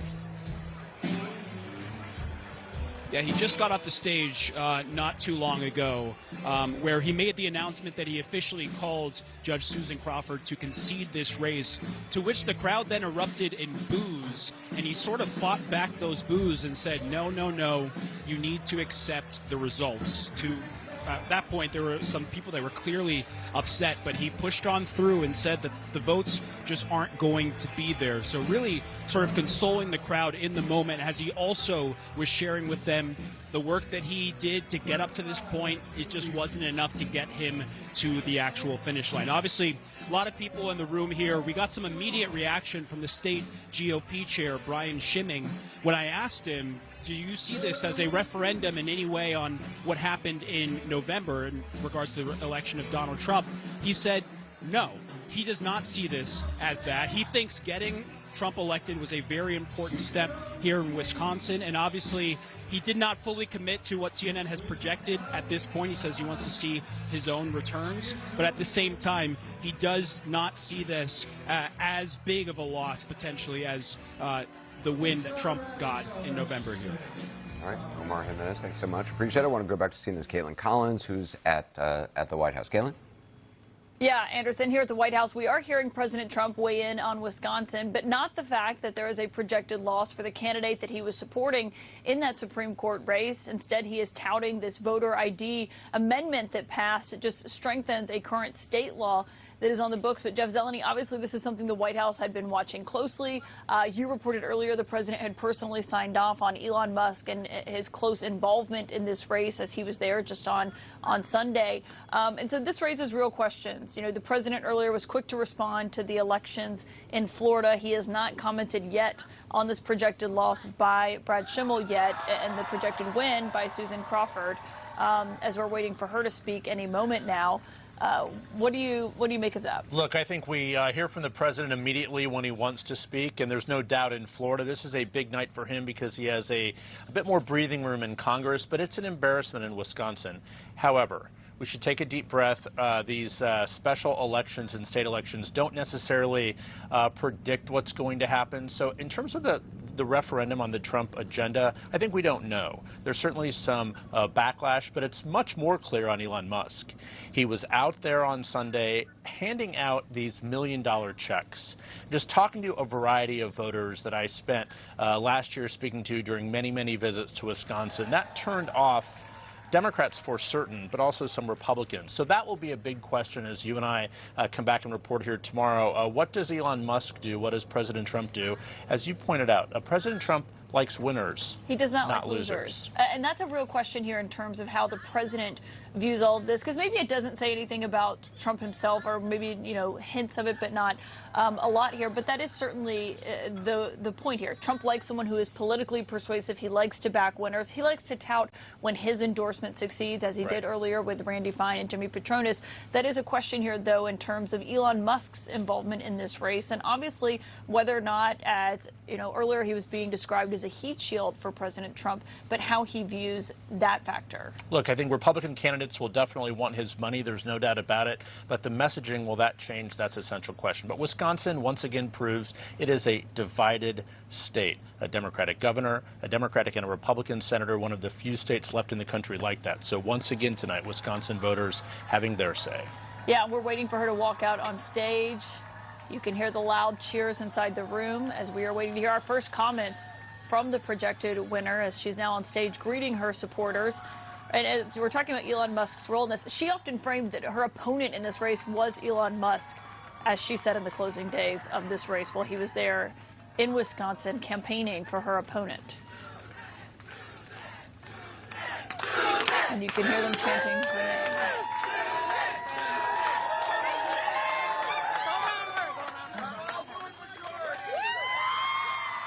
Just notable, Jeff, to watch this scene, because this is what Elon Musk said was nothing short of Western civilization, he said, to a degree, was at stake in this race. And she said she could not believe she'd be running against the world's richest man. Let's listen. All right, Wisconsin, we did it.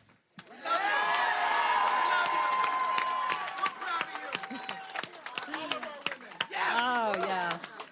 You know, just moments ago, I received a phone call from Judge Brad Schimmel. Can see.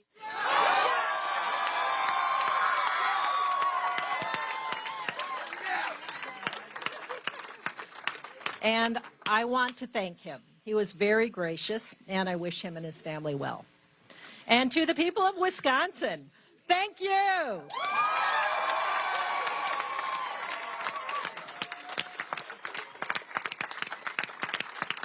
Thank you for trusting me to serve you on the Wisconsin Supreme Court. This campaign has been an incredible, life-altering experience in so many ways. And I'm so grateful to have earned the trust and support of voters across this great state.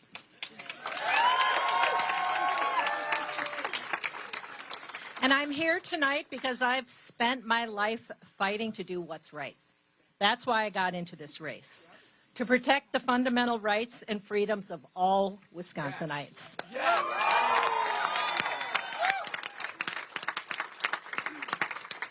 Growing up in Chippewa Falls, I was blessed with a loving family. Yeah, Chippewa! Yeah!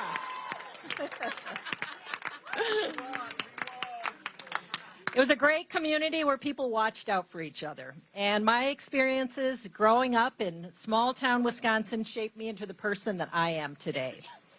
Someone who values hard work, common sense, honesty, and who can tell right from wrong.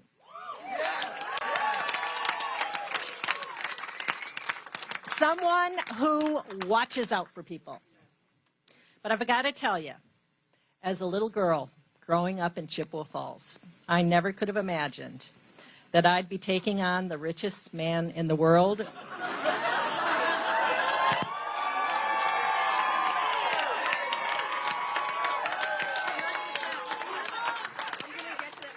For justice in Wisconsin. And we won.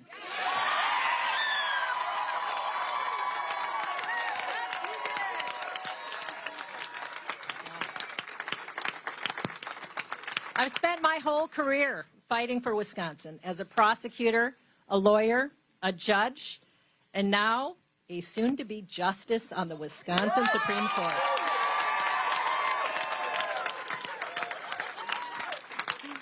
Standing up for our fundamental rights and freedoms, protecting Wisconsin families and communities. My promise to Wisconsin is clear. I will be a fair, impartial, and common sense justice on the Wisconsin Supreme Court.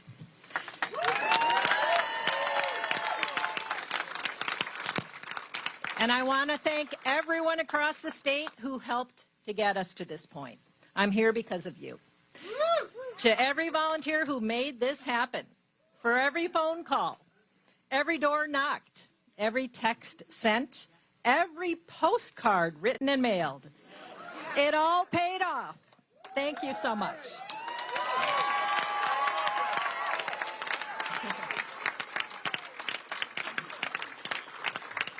To all of my friends and colleagues, thank you for your unwavering support, friendship, and words of encouragement. To my campaign staff, led by the incredible Cassie Finelli. There she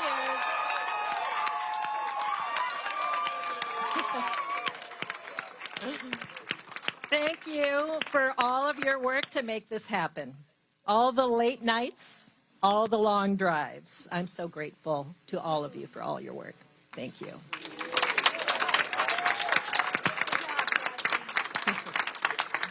She's the best. They're all the best. To all of our partners and everyone who worked so tirelessly to get us to this point, thank you. And to my friends, justices, Ann Walsh Bradley,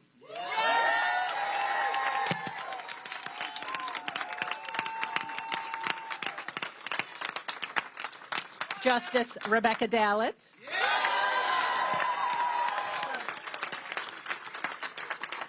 Justice Jill Karofsky,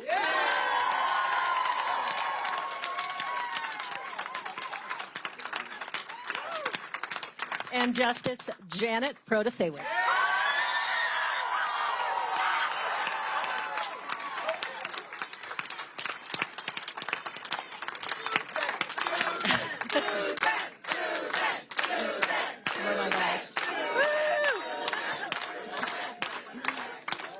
Now, I am so humbled to have had all of your unwavering support and encouragement since day one in this race. And to Ann, although no one can truly fill your shoes, I am incredibly honored to succeed you on the Wisconsin Supreme Court.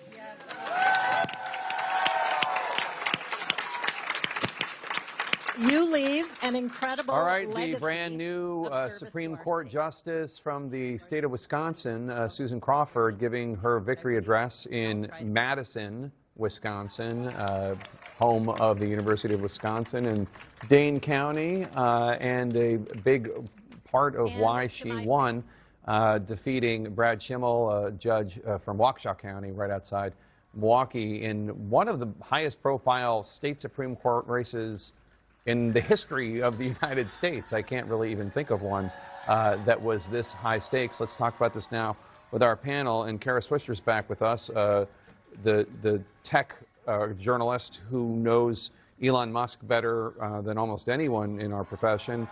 You heard Mandela Barnes, the former lieutenant governor of Wisconsin, say, although Scott Walker, the former governor, disputes it, that he thinks that Elon Musk was one of the major reasons that Susan Crawford won, Yeah, or one of the big issues. Kind, but it absolutely. You think so? Elon Musk is repellent as a political brand to many people. Just walking in a state he doesn't know, never heard of, and then sort of sucking up all the attention, wearing the cheese head. I know it sounds dumb, but it's a great thing to wear a cheese head, and just to pretend that you have interests there and then go on about saving humanity. It's just an ego trip.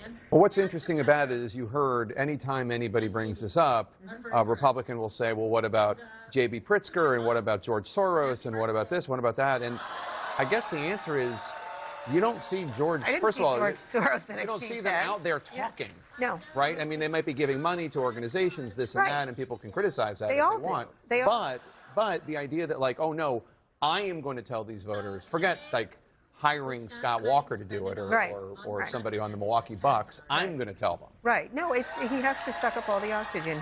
There's only one other person that needs more attention, is Donald Trump. And in fact, Donald Trump looks shy in comparison these days. He has to be at the center. He's got to jump up and down, wear a cheese head, talk about humanity, and then make himself a nuisance, I think. But when And he this did this, scale is an issue too. What I mean, exactly? I think that this was the thing that I was discussing with Scott Walker, is that the scale is so different. I mean, what George Soros and J.B. Pritzker did in this race is dwarfed by comparison to what Elon did, Yeah, not like just in 2 his million personal each or something, yeah. contribution, but in contributions to other groups and a handful of other big money donors on the Republican side of the aisle. And I also think that there's something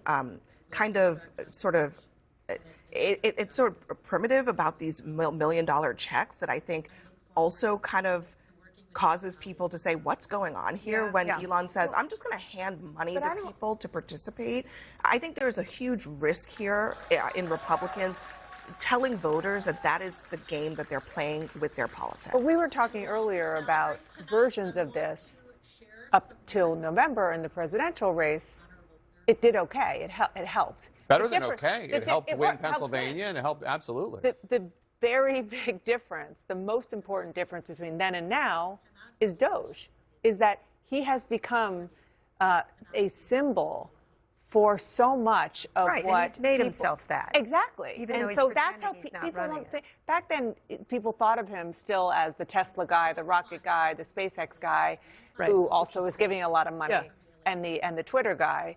And now he's totally perceived differently. Well, I think this has really laid bare the difference, too, between Elon Musk and Donald Trump, and helped illuminate the political risk that Elon represents to Donald Trump overall. And you can see how Donald Trump is starting to talk about this a little bit differently around the edges. You didn't see Donald Trump. And Scott Walker sat here a second ago and said, we wanted Donald Trump to be involved in this race. When Trump's on the ballot, Republicans have a bigger structural advantage in Wisconsin, so we wanted him involved. You didn't see Donald Trump campaigning in Wisconsin. You did see Elon Musk, and now you're seeing this result here. And when you listen to how Trump is talking about, when he gets asked about Doge, for example, he'll come back around and say, oh, it's a scalpel. We've got a scalpel, and my agency heads are working on that, right? That is an evolution from where it started when he was kind of all in with Elon Musk and he was letting him do his own thing. I think this is really going to contribute to a conversation here in Washington, especially as House Republicans are looking at this, feeling nervous about midterm elections that are far on a away. state-to-state level, look, nationally, in a lot of these agencies, people are more like, we didn't vote for him, he's unelected, he's unfettered, he has more money than anyone on the planet. And in a state, in a particular state, and I'm sure if you're from Wisconsin or for any state, who is this guy? Why is he here? Why am I looking at him? And I think that's the thing. In individual states, people should run the states the way they want to. And I think they felt offended by it. Even Republicans seemed offended. Well, one of the things that's interesting is Donald Trump, President Trump, you note that his tone and tenor are changing when talking about Elon Musk. He doesn't say anything negative, but what he'll say is like, Elon has a lot of companies to run, and we're only going to have him for a little bit He's bit longer. going to be very busy very soon with other things. President Trump, when all is said and done, he tends to be very out there if you're just listening to what he's saying. And he's like, yeah, Elon's not going to be able to do this much longer. Coming up, the biggest takeaways from this election night, what it all means for the Democrats as they try to settle on a strategy against President Trump. Stay with us. And welcome back. A big win for the Democratic-backed candidate in the Wisconsin Supreme Court race. Liberal Judge Susan Crawford leading by over 165,000 votes compared to President Trump's just over 29. Excuse me. The other judge's 29,000 vote lead. Excuse me. Messing this up. President Trump's just over 29,000 vote lead in November. She's leading in 8 counties that President Trump won. Do you see this as some sort of referendum on? Look, not really. I mean, I've been trying not to overread any of this, good or bad, for either party. I mean, it's an off-year, off-cycle, special circumstance, so the turnout is just so much different than a midterm or a presidential. I mean, my takeaways from the night are really, where do we go from here? The Republicans still have a small majority in the House. They got their wins tonight. That's good if you're a Republican. Voter ID, still popular apparently. That's good if you're Donald Trump because he was for that. And, turning out these low-propensity Trump-aligned voters is still a major problem for the Republicans. That's bad. And so if I'm looking out into the future, the Republicans, have something to work with in the House, but also something to work on as it relates to the structural nature of how the party works now. It's a major flip. This used to be the Democrats' problem. You guys had the low propensity voters. We sort of dominated in these low turnout settings.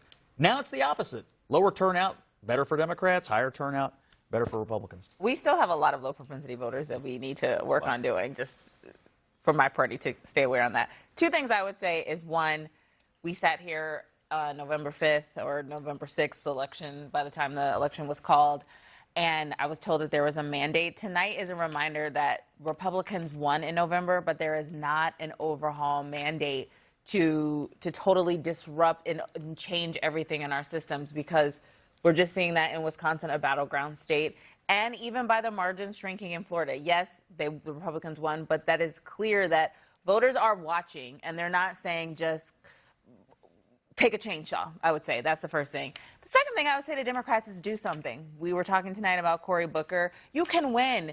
Don't stop playing scared. Like, get out there, start testing stuff, start trying to engage with people, get out of the national ivory tower of Washington, D.C., take it to the streets. Do you see Democrats doing that in states around the country? They need to do more. I'm not satisfied. I'll say that. I think they need to do more. I think they need the fight that people want Democrats to do for them, meaning not a literal fight, but fight for their rights, fight for their benefits, fight for a better America. They are not feeling right now, and there is more that people can do. And quite honestly, the people who elect it, including myself, the individuals who hold these offices, we deserve a better fight from Democrats. Listen, I think if you're the NRCC, you're kind of sighing a sigh of relief tonight and patting yourself on the back that you kept these margins still to double digits in both of these Florida seats. But I think it is an indicator that going into the midterms, you've got some seats that are a lot closer. You've got some swing seats in New York, for example, that they need to be cognizant that this is likely going to be in midterms, that in the House, at least, there is could be a potentially massive swing against the incumbent, the Republicans. But I honestly think the big takeaway from tonight, I think a lot of people are going to forget about both Wisconsin and Florida. I think Cory Booker's speech matters. I'm not the audience for it, but this thing's already gotten over 1 million views on TikTok. It's going viral. People are seeing it. And I hear it from Democrats all the time. They feel like no one's fighting for them. They're like, who is our leader? Chuck Schumer is saying, if we fight, we win. But well, you're not fighting and you're not winning. So he at least showed that he was willing to take action. And they've got words that they can work with. And it's a younger generation voice that they can look to. If the 25 hours got 1 million views, I'd be... I mean, actually, to be honest, excerpts. Yeah. And I don't want Democrats to look at this victory and think that we've been doing things right, to Ashley's point, because there is so much more fight that needs to happen. There is so much more Cory Booker energy that we saw over the last 5 hours that needs to be displayed, not just for the next 2 years into the midterm, not just through the presidential, but consistently. And another thing I will say, on the other hand, is that Republicans put a lot into saying that Brad Schimel is going to uplift and support the Donald Trump agenda. That was in so many of the door hangers, so many of the mailers.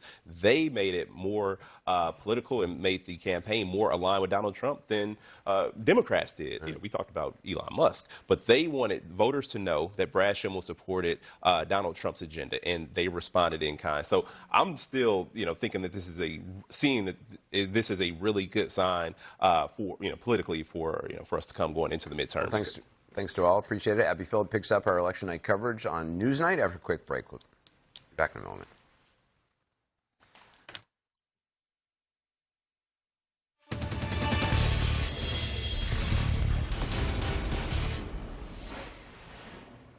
Good evening. I'm Abby Phillip in Washington for a special edition of Newsnight. Let's get right to what America's talking about. Temperature check. The first elections in the second era of Donald Trump have Republicans celebrating and sweating. The party is going to keep 2 seats in their narrow House majority after special elections in Florida to replace Mike Waltz and Matt Gaetz. Democrats surprised analysts, though, by putting up a fight with both cash and energy in those districts that Trump won easily. But in the swing state of Wisconsin, a big blow to President Trump and Elon Musk, who spent plenty of time and tons of money campaigning for conservatives. The liberal judge, Susan Crawford, is projected to win the race to control the balance of power in that state's Supreme Court. So what are the takeaways tonight for both parties? Well, these electoral contests come as national Democrats are trying to show some signs of life, or at least a strategy to fight the Trump agenda. Senator Cory Booker tonight, shattering the record for the longest speech on the floor of the Senate, 25 hours on his feet. That breaks Strom Thurmond's record from 1957 when he was fighting against the Civil Rights Act and the right for someone like Cory Booker to give that speech. This is a moral moment, not left or right, right or wrong. I think we're really at a point in America where things are happening that don't sit right with people of both sides of the aisle. There's so many things going on by this president who is trashing our allies, bullying Canada, who is in many ways just violating judges' orders, trampling on our Article I powers. So I just wanted to give a speech that said that this is not normal and we can't normalize it. And all of us have a responsibility to do something different, take some risks, to be there for each other and to try to ignite a larger movement in our country.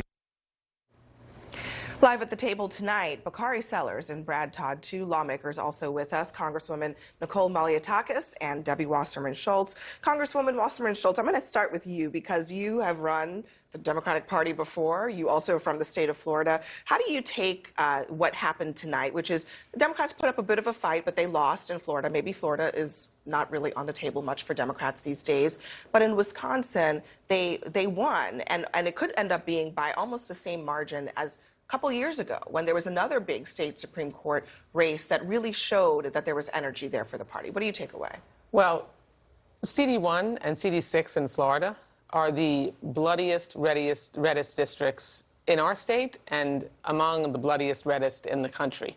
Trump won CD1 by 37, CD6 by 30, and both Republican candidates tonight won those seats by less than half that. That means we won independence, and it is a rejection, very clearly, of the Republican Musk-Doge bag agenda, which cuts Medicaid, cuts Social Security, fires veterans, slashes their services. And in Wisconsin, a state that Trump won, it's very clear that no one likes the direction that Trump and Musk are taking this country. Congresswoman Malliotakis, I thought you were shaking your head, but in Wisconsin, Elon Musk put it all on the floor, and he bet big on that state and lost big. Well, the interesting thing is that nothing has actually changed. We still have the two Republican congressional seats in Florida, and the Wisconsin court is still liberal-leaning 4-3. Nothing actually flipped in either case. And so I don't think anyone's really gained or lost anything tonight. I think things continue as they are. I would dispute my colleague's reference that nobody has cut Medicare, nobody has cut Medicaid, nobody has cut Social Security.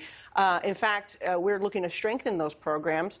And I think that, look, Elon Musk, yes, I would say that perhaps there is a sentiment in the country that things are moving way too fast. I think that there's a lot of change that has been happening. I've been critical myself of some of the fast and furious changes and recommendations from Doge. I think the overall goal to find and eliminate fraud, waste, and abuse, eliminate unnecessary overhead and bureaucracy in our government is much needed, but we need to do it in a thoughtful, deliberate, and responsible manner. We've seen some unintended consequences, and it needs to slow down a bit, and perhaps that is one of the messages that is being sent tonight. Yeah. I think there's a big warning sign tonight for Republicans in Wisconsin, and it's about money. The Democratic candidate, Susan Crawford, raised $22 million. That is 10 times what Democrat candidates for this office raised just 4 years ago. She outraised the Republican 2-1. Republicans are not going to prevail in the midterms if we can't find ways to get money directly to candidates, not talking just big dollar super PACs, but big money to candidates. That's the worry I have as a Republican. Yeah, I mean, it's such an... I was thinking a lot about the money, honestly, tonight, because I think a lot of people think, okay, the more money you have, you're going to have an advantage. And I don't know that that's really what we learned tonight. But to your point, I mean, Trump was able to benefit from Elon Musk and Republicans, $290 million, right, in the last election, all outside money for the most part. But there's something different when the candidate can actually utilize that money themselves and utilize it correctly. And I just think that we might be past the point where just sheer dollars are going to be determinative in these races. It's gotten kind of crazy. No, first of all, I'm actually just kind of over here basking in glee with both of my Republican colleagues, one saying that these elections didn't change anything or matter, and you saying that the candidate's money was the biggest issue. I think both of those missed the mark hugely. These races mattered today because they set a tone. And yes, it was an outright rejection of Elon Musk trying to buy another race. And so money does matter. And we're seeing Elon Musk in Wisconsin giving away $1 million checks. People are simply saying that you cannot buy elections anymore in the United States of America. And to say that these races didn't matter because they didn't change anything, I think you saw a repudiation of the fact that Donald Trump got elected to seal the southern border and to reduce the price of eggs. Donald Trump has come to Washington, D.C. and flipped things upside down in a way that people do not want. And so today you had, I forget the department because they shut a new department down every day, but you had employees, I think it was HHS today, I can't recall, who it was at HHS? At the health department, Yeah, at the health CDC, department, and standing all in of those line others. today, and they didn't know who was going to be hired and who wasn't. And so you can sit here and say that, oh, we're not going to cut Medicaid, we're not going to do this, but the people who were in charge of running those programs don't have jobs today. And so it's hard to effectuate and put those policies in place if Elon Musk is here running roughshod on the government. Now, Bakari, let's be clear. The Department of Health and Human Services has 20 different communications officers. They have 17 different chief information officers. You surely have to admit that there's plenty of room to cut overhead, waste, fraud, and abuse. You know, at that but the department crazy and part about it is I would prefer those two go in a room and do it and vote on it and do it transparently than Elon Musk sending about 13, 12-year-olds in there to do it. We did that in Bill Clinton's Bill term. Clinton did it. Yeah. He put a group together. 55 Democrats voted for it at that time. You couldn't find 5 who'd vote for it today because your party got so far But left. Brad, I don't know. But I don't we're know if not that's doing true, that. Brad, because it's not even come up. I mean, Correct. there is a Doge caucus in Congress that has Democrats on it, and they were willing to come to the table, but it was never brought to. A few things that need to be made Sorry, clear and I want to here. also respond, but Sure. go ahead. A few things need to be made clear. This was not the firing of comms directors, Brad. They closed the office that oversees IVF, in vitro fertilization research. They closed the office today in the CDC that focuses on HIV. They closed vaccine offices. They have cut hundreds of billions of dollars in genetic research and biomedical research. As fellow cancer survivors, I hope you care about that. But it is absolutely critical that we make sure people understand that they are making deep cuts in substantive programs that make a difference in people's lives. And respectfully, quite a lot changed today because for the first time in my state, these two districts, Matt Gaetz in 2018 in Trump's first term won CD1 with 67% of the vote. I mean, this is a seat. But he never really faced a real challenger from the Democrats. And I will say that, talking about buying elections, it was 10-1 that the Democrats outspent the Republicans. And yes, Democrats are obviously more. In the Florida races. In the yeah. Florida With races. It's grassroots 10-1. money. So talk about buying an election. But you said President Grassroots Trump money. was elected to secure the border. He was elected to lower the price of eggs. Guess what? Both of those things have happened. Mortgage rates have also come down. Oil prices have come down. If you think the kitchen table issues today, if you think that people are sitting at home today and saying that their prices have gone down today, then you need to go outside and have these town hall meetings, I'm simply but that's saying not that case. the egg prices have come down, we the are oil talking prices about the have fact come down, that Waffle mortgage House still- rates have come down. Waffle House still has a 50-cent surcharge on eggs, okay? I went shopping the other day. And I think the other eggs thing were that's really $8. important to point out is the referendum in Wisconsin. The voter ID referendum, which was President by Trump's 25 points. one huge priority for President Trump, voter IDs. And it passed by double digits, and that, I think, was also a very big win. So where nothing else changed, because we still keep those congressional seats, you guys keep the left-leaning court in Wisconsin, that was a big thing for Republicans. Can we just do one thing about the way that we characterize the Supreme Court Justice-elect? Because we keep calling her liberal. I've seen that all day. And you call her left-leaning, and I've seen that all day. But the way she ran her campaign is, I'm going to be someone who applies the rule of law as it should be applied justly. And one of the things that I hate is the fact that we have these partisan judges anyway. But her opponent ran to Fox News to campaign every single day. That's not something she did. She did not run from a left-wing. Okay. Let me play, actually, because I just think it's helpful for people to hear some of the arguments. Let's play the abortion ads from these two candidates so people can hear it. He wants to take us back to the 1849 law that bans abortion for rape and the health of the mother. The people of Wisconsin, through referendum or their elected representatives, should decide the question of abortion. Okay, so I take the point, political point that you're making, but I also think the truth is these candidates, I don't know why they don't have R's and D's next to their names, but they should, because everybody understands what's going on. This is not a nonpartisan situation because they're clearly in camps here. And it did matter. Abortion mattered. Elon Musk and Trump mattered. All of those things definitely weighed in. You know what else matters? What else matters? Turnout patterns. Democrats today are the party of the hyper-educated and the elites and the wealthy. They turn out more in small turnout elections. It's just a fact that Republicans are a working-class party now. We need massive turnout to win. It flips political conventional wisdom on its head, but that's why the turnout was high tonight. We're gonna. In Wisconsin. But I know what you're saying. Wisconsin right? turnout is typically better than most places, right? But it still was a spring election. It's still not presidential level turnout. Democrats won this one maybe 55-45. They won the last one 55-45. They won the one before that 55-45. What you saw here was a pattern, and Republicans have got to figure out a way to win when turnout is low. Right now, that's when Democrats win. When turnout of Trump voters, though, is low, which is a different thing, because the low propensity Trump voters, who are people who only pay attention when Donald Trump's name is on the ballot, are perhaps the ones who decided to stay home tonight. 4 months ago, Donald Trump won Wisconsin, because voters went to the polls and they said, we believe you. We think you want to actually lower prices and make my kitchen table costs lower. He hasn't done that. In fact, he's actually gone after the issues that matter to them the most, that cause deep pain. If you're talking about the blueprint that Republicans jammed through the House and the Senate, that absolutely sets up a vote to cut hundreds of billions of dollars in Medicaid. Nicole, you can deny it all you want, but it's you not know true. It's simply not true. It is 100% You're not going true. to That budget blueprint asked for $830 billion in cuts to Medicaid. And that's the thing. And that's the direction that's been given to the committee that they are supposed to produce in their reconciliation. They are motivating people by... can you answer that, though? I will answer that. Because the bill that Republicans are passing, it does call for that. And there's not a lot of evidence that even if you describe it as waste, fraud, and abuse, that amount of waste, fraud, and abuse actually exists. You have to get into the programs in order to get to those numbers. Just utilizing just government reports, it's $500 billion in waste, fraud, and abuse over 10 years. We're looking at $800 billion, and that's not including everything else within the energy and commerce space. Over a period of but what time? But you can't go out. You're instilling. That's $50 billion a year. That doesn't even. That math, as the kids say, that math's not math.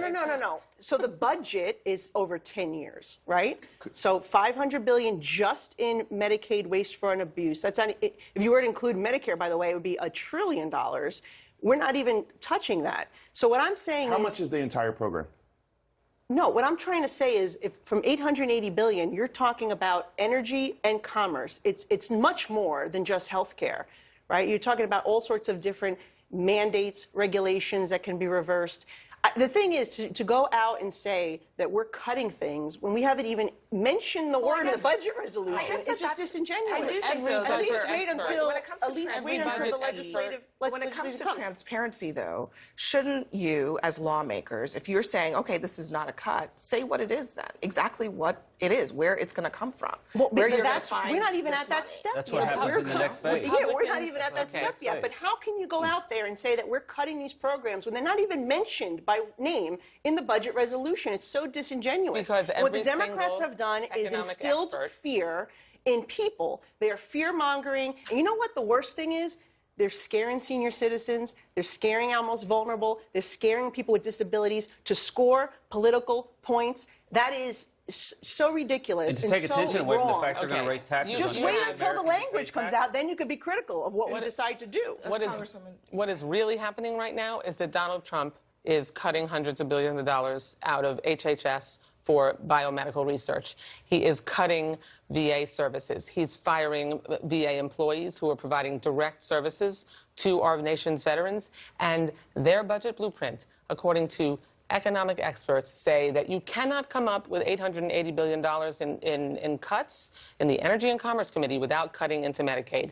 There isn't anyone... They also said the Tax Cut and Jobs Act was going to actually... They were $1.5 trillion off with the Tax Cut and Jobs Act. There's no question in that revenue. The bill they produce will have Medicaid cuts, and they're going to all walk off the plank. Well, I mean, if you're and vote protecting for those fraudsters, Medicaid. this is the thing. Okay, this is not waste, fraud, and abuse. No. It's not waste, if you fraud, are and a abuse. This is fraudster, then deep, you should be real concerned cuts. about that. But if you are we are not cutting Medicare, Medicaid, or Social Security for traditional recipients. Now, if you are somebody who should not be on the program, if you're a fraudster, then yes, maybe you should. Traditional recipients. Hold on. It's not mathematically we gotta possible. Let this go. Yeah, we do have to let this go. This is why Wisconsin flipped it. Let it go. One of the Move reasons. on, but Democrats kept it. in the long run, we will win this fight in the next election because people will see that they have not lost their coverage, and we will win this fight, and they will be proven to be liars. To people at home that one of the reasons that it's difficult to sort out where we really are on this issue is that the question of how much waste, fraud, and abuse, it's not clear that you can get to the numbers that you're talking about. Now, maybe you can. Maybe we will look back on this in 2 years and suddenly, magically, we will find that it's all waste, fraud, and abuse. But the government reports that you're citing don't add up to those numbers. So the question is, where's the rest of it going to come from? And we'll find out. Like you said, we might look back and you might be right, or the Congresswoman might be right. Coming up next, the clock is close to striking midnight, which means it is the day that many Americans and the markets are dreading, Donald Trump's Liberation Day. So what exactly should we expect from that? And what aren't they still telling us about what is happening tomorrow? Also, the White House's reaction to the administration mistakenly deporting a man to El Salvador's prison. Oops, and we'll see. We'll debate that.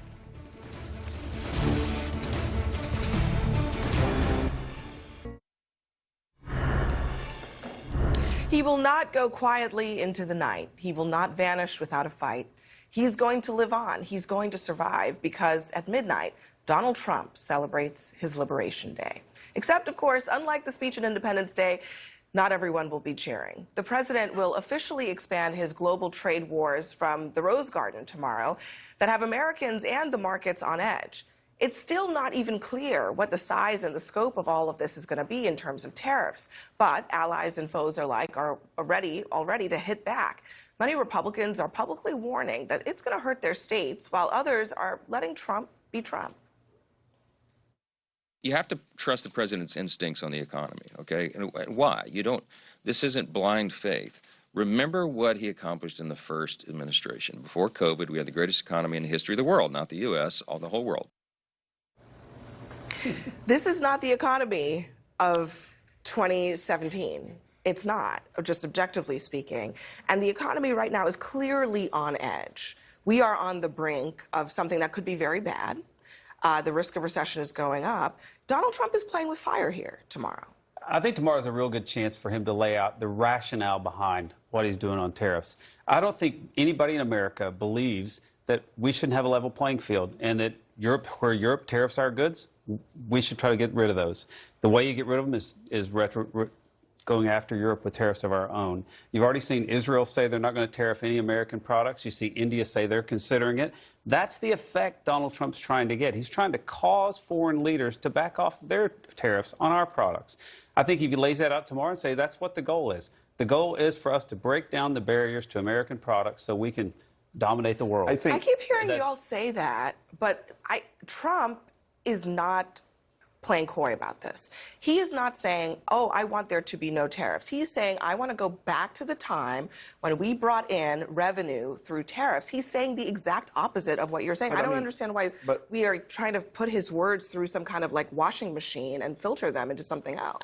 Donald Trump needs him around him. But that's not what that's not first what and foremost. Trump believes. That's my problem. That's my issue. But let's back up just a little bit. And first of all, we didn't have the strongest economy in the history of the world in 2017. That is just ahistorical, and I don't know what Mike Johnson's talking about. That's first. Second, tariffs are taxes. How was your 401k in 2019?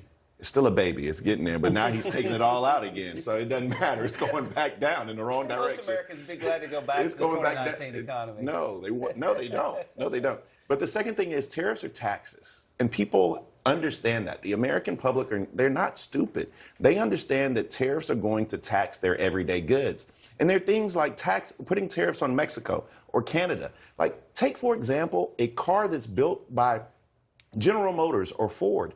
Those are not wholly American-made cars. Those cars are made with goods from Mexico and Canada. And what's going to happen? The price of your F-150 is going to go up. The price of your General Motors vehicle is going to go up. That means people, the UAW, those workers who put their faith in Donald Trump, some of them unwisely, are going to be out of jobs. We're seeing that already. And so tomorrow is a huge faux pas. What people want, they want competency and consistency. You know what Donald Trump doesn't have? Competency or consistency. Well, now, what people want is to bring back American jobs here. They want manufacturing to come back to this country. They want American products to be treated fairly on the world stage.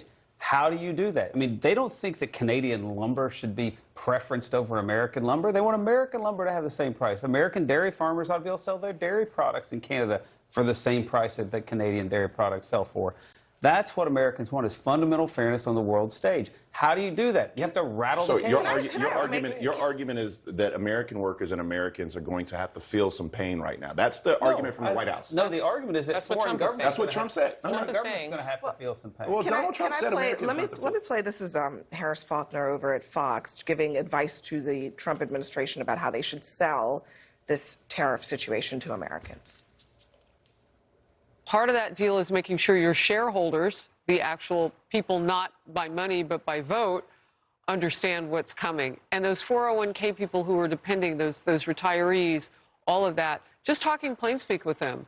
Look, when this nation used to go to war, people in this country would support the war effort with their materials at home and making things for weaponry and all of that. We got to do 100% buy-in over this bumpy period. Is that going to work in your district, Congresswoman, saying this is a war, you got to just sacrifice? Look, I think that my constituents and Americans are tired of getting the short end of the stick. We're tired of being cheated by other countries, and I think they want to see a level playing field. They want to see those American jobs come back. President Trump here is playing the long game. He sees that we can repatriate American manufacturing. We need to do so when it comes to our sensitive supply chain. The fact that we rely on communist China for 80% of our active pharmaceutical ingredients when we have a shortage here at home of antibiotics, of chemotherapies, that is something that is scary to the American people. They want to see that we're going to be treated, our farmers will be treated fairly when it comes to dairy in Canada. They want to see that we're going to be treated fairly by Japan, by India, by the EU. That is way out. I think you're right about that, but I'm going to go back to it because I think it's really important. I think people are misunderstanding Trump, even though he's being crystal clear. Trump says he wants this economy to bring in revenue through tariffs. He also thinks that tariffs are just the baseline of how the United States economy should operate. I don't think his end goal is to say everybody else drop the tariffs. He thinks that this is the way we should be doing business. Abby, he wants to bring in the money that is generated by the tariff taxes he's going to levy so that they can make room for paying for the tax breaks that they want to expand from the 2017 tax cuts for billionaires and millionaires and wealthy corporations. Like tipped workers, overtime workers. That's what this is about. Seniors on Social Security, those billionaires. No, but I think that's exactly right, though. But you're making the same point. He needs that revenue source. He needs the revenue to pay for those other things that cannot be paid short term in other ways. First of all, you don't have to pay for letting Americans keep the money they earn. It's their money. You do. I mean, Brad, you do have to pay for it. It's their money. Has to come it's from their money. Look, Democrats want to go into this midterm election selling that they think every American should pay more in taxes. I feel very good about that. Respectfully, that's where you call BS. And the reason being is because we are the party simply saying that you should not irrationally go out and put blanket tariffs on the people who help make our goods. We should not be in trade wars with our allies. That fundamentally makes no sense. Do you think we ought to try to get Europe to back down on their tariff rates? I think what we need to do is actually, instead of retaliatory tariffs, which you're advocating for here, that is what you're advocating for. I'm convinced you're advocating Europe that it's in their interest to drop First of all, you're advocating for retaliatory tariffs. And what I'm saying is we need to have a sound trade policy because both of my Republican friends here can't tell me what Donald Trump's foreign trade policy is. You just simply can't. He just wants to bring in revenue by these tariffs, and all he's going to do is raise taxes on the American people. I think you're going to see those trade policies come, just like you saw at USMCA. And what I'll remind you is that the 2017 tax cuts were very successful. The trade deal created that he thought was millions, the greatest, and created 7 million jobs. It brought unemployment to a record low, particularly for Hispanics and African Americans and women. The record low happened under Joe Biden for African Americans. But you got to be kidding me. The 2017. You got to be kidding me. The record low for unemployment for Black Americans, what came under You Joe mean when he Biden. turned the lights back on after COVID, right? Because all those jobs were created under President Trump. The number was But he just doubled, lower under he doubled the under child Biden tax than credit. Trump. He doubled You're the not entitled to any of what you said about I'm just saying that other statistics. It's just that on that one, it didn't happen under Trump. That's all I'm saying. Okay, if you're counting turning the lights on after COVID was over, that's a different story. Let's be clear. Tariffs are taxes. Thank you. We can start there. The 2017 tax cuts, totally unpaid for. I'm an appropriator. I understand that appropriations are spending. What Republicans and Trump don't understand or don't want people to realize is that unpaid for tax cuts for billionaires and millionaires and wealthy corporations cost us revenue.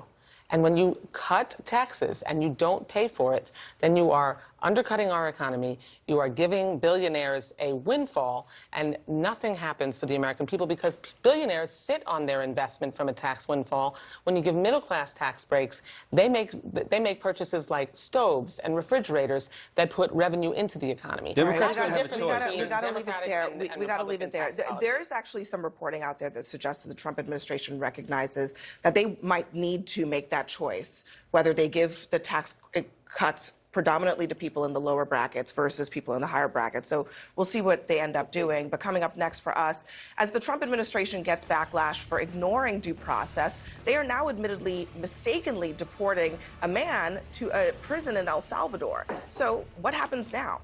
We'll debate.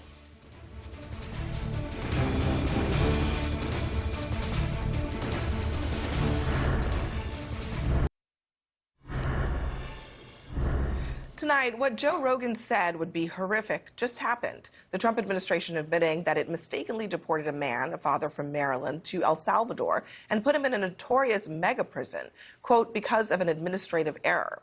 His attorney argues that he's not affiliated with the MS-13 gang or involved in human trafficking. And now the White House says it can't fix their mistake. In fact, they're actually doubling down.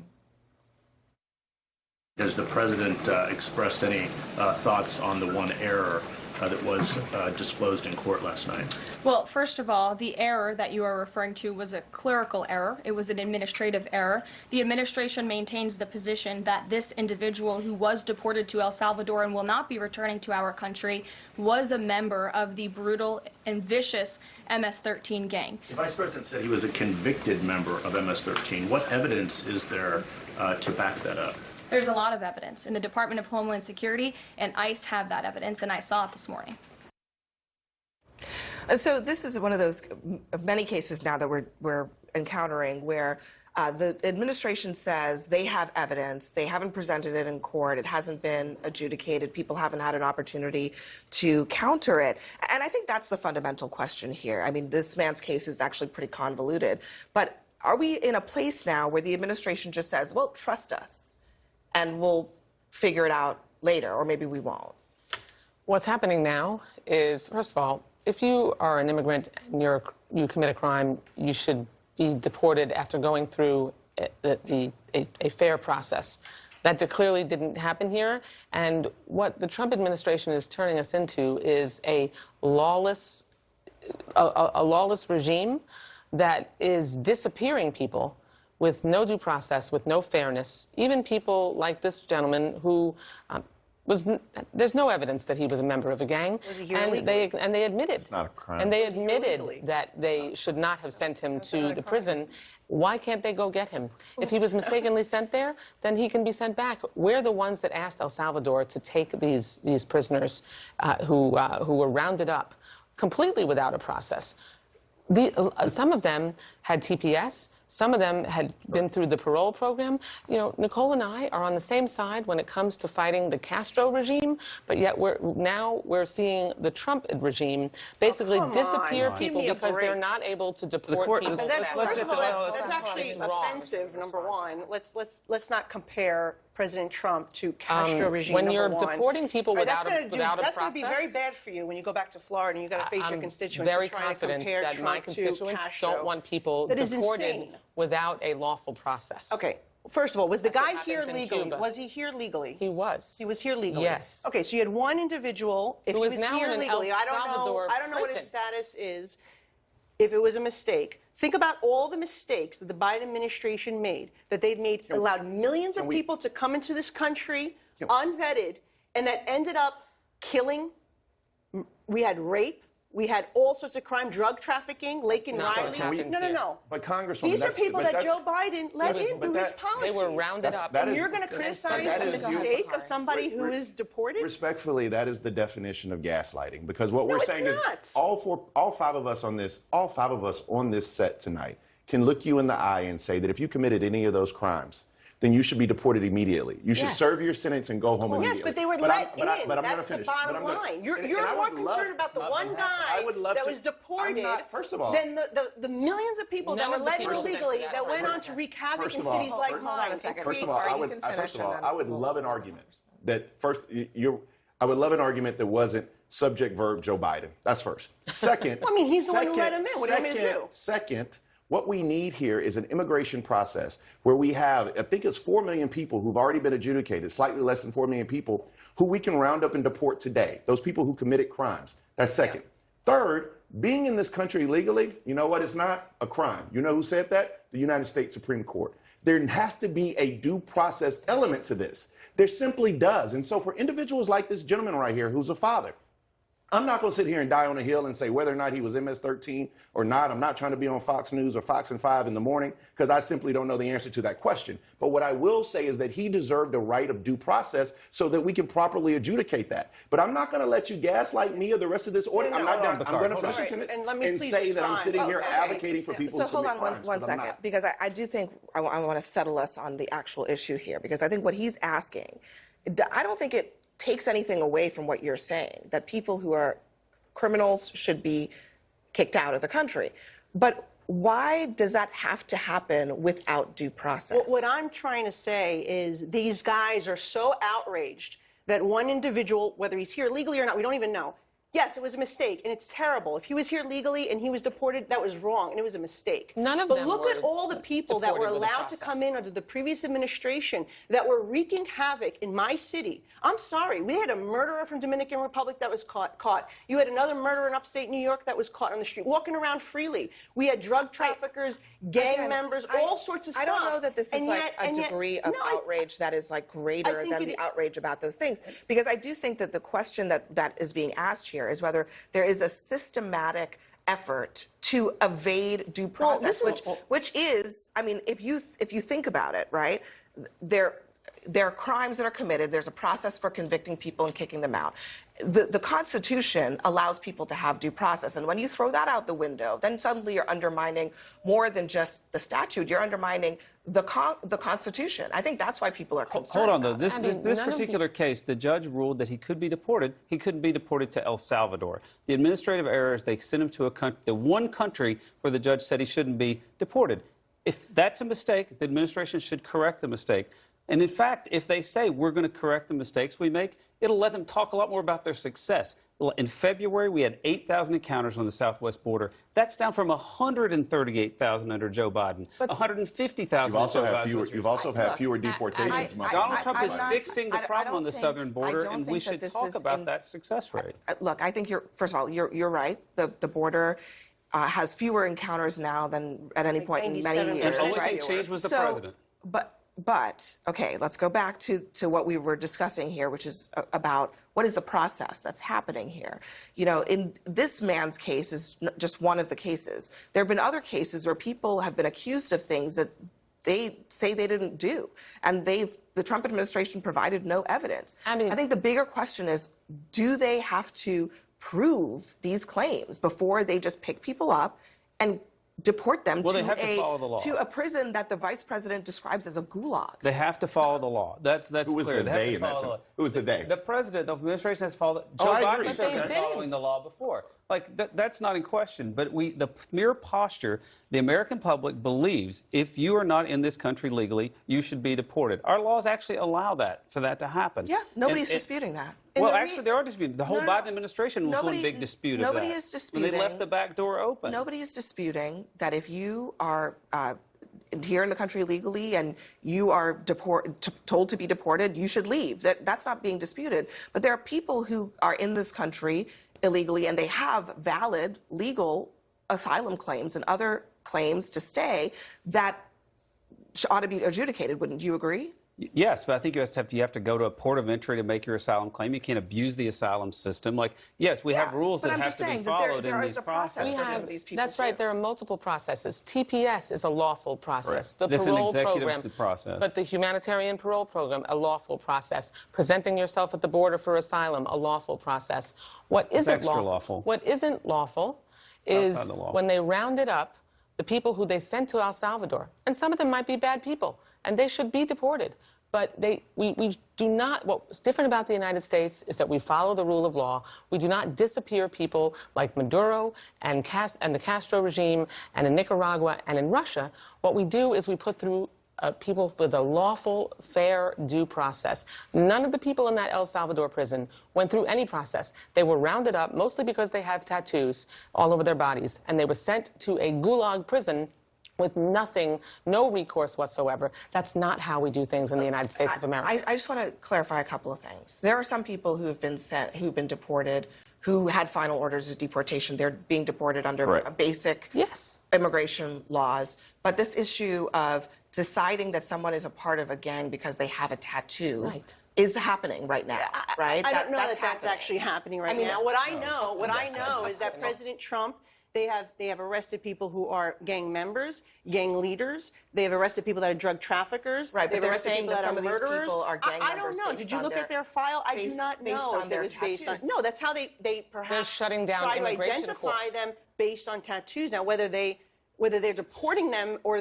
once they identify them, they're questioning them. You know what's made this a difficult process? The fact that you have sanctuary cities and states that arrest these people for crimes, and instead of turning them over to ICE so they could be deported, they release them back onto the streets. The reason I'm saying this is because we know already that there are at least 2 cases that are publicly documented where the only evidence that they had of someone's affiliation with the gang was the tattoo, and then on top of that, in court, there's a document, a checklist that they have. And you can have a tattoo and you can have streetwear clothes that they identify as being affiliated with the gang, and that's enough for them to deport you. So that's been asked of this administration, and it hasn't been answered why that should be allowed. If you're in this country legally and you have not committed a crime, do you deserve due process or not?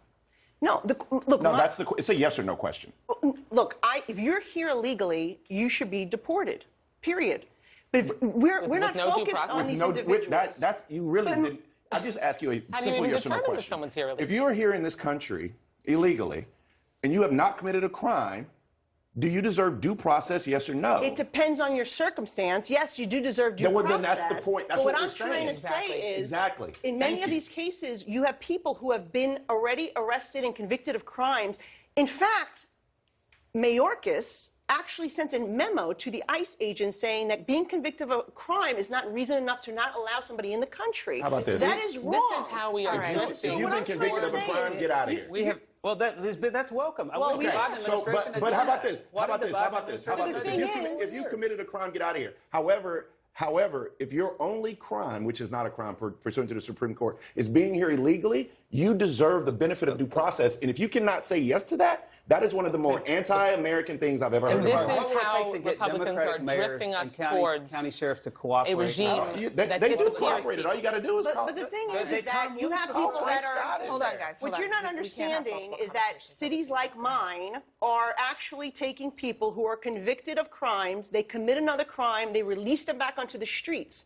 They are not turning them over to ICE for deportation. That's why we have the crisis that we have. That's why we had 2,000 crimes in my city alone. I will say that one of the big issues politically for Democrats is not acknowledging that what she's describing there is deeply unpopular among the American people, and that it is okay to clearly state that people who are convicted of crimes should be. We just said that, but I know, but what I'm saying is that there's been a political. There's been a political. You may say it, but that's not what the Democrats are doing. The great irony in it is that you are making the same argument that a woman from your great state made by the name of Secretary Hillary Rodham Clinton when she ran for president in 2008. This is not a foreign concept. And so I'm extremely clear. It has been for 4 years. I'm going to be extremely clear. If you've committed a crime in this country, you are deported. What I'm also saying, which you cannot say yes or no to, which is fundamentally flawed, is that if your only crime is in this country legally, which by the way is a status offense, not a crime, then you deserve due process. Why are y'all looking at me like I'm a green Martian by saying people deserve due process? And the problem here is that when I did say that people deserve due process. What I'm saying is you have people that are committing crimes. When those detainees were sent to El Salvador, the administration acknowledged they were sent without any due process. Correct. Most of them had never been accused of a crime or convicted of a crime. But yet they were rounded up and sent to a prison in El Salvador. And look, if you are a criminal and you are convicted, then you are an immigrant, you should be deported. Right. Look, period. Full stop. They could continue to be the party that continues to protect foreign gang members and people that come to this country to commit crimes. Because what I'm telling you, I literally. But you don't think it's fair to say that they are protecting gang members? They I think they are. Do you know what's happened in New York? You're from New York. You know what's going on. In the context of this conversation here, the question that is being asked is, if you say that someone is in a gang, shouldn't you have to prove it? Yes, and they know these individuals are in a gang, minus this one individual. But they have not provided any of that evidence to the courts. They have not provided it publicly. That's the problem.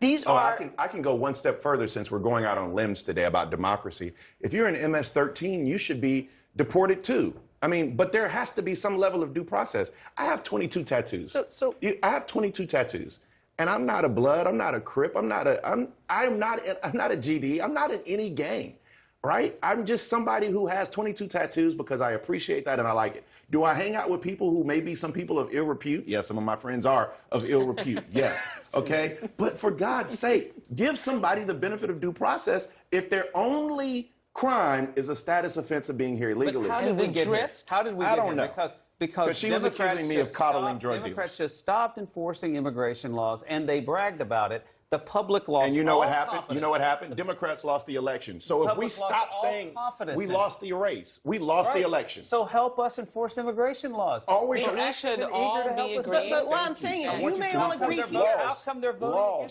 You may all agree here, but it's just not what's happening in cities and states like mine. They are going out of their way to protect these individuals, to evade ICE, no, they are being arrested. It's hard to help you when you gaslight us by saying you are. How am I gaslighting? We have thousands of crimes committed in New York City by people here illegally. I know you've been and they're being released back onto the streets. That's not gaslighting. That's a fact. This administration has. Laken Riley, that's gaslighting? This administration has been drifting towards authoritarianism, similar to the disappearance of people who the regimes in Cuba and Nicaragua and Venezuela disagree with because they're rounding people up and sending them to prisons in foreign countries with no due process. Okay. No proof that they've done anything. If they commit a crime, April Fools! If they are convicted of a crime, they should be deported.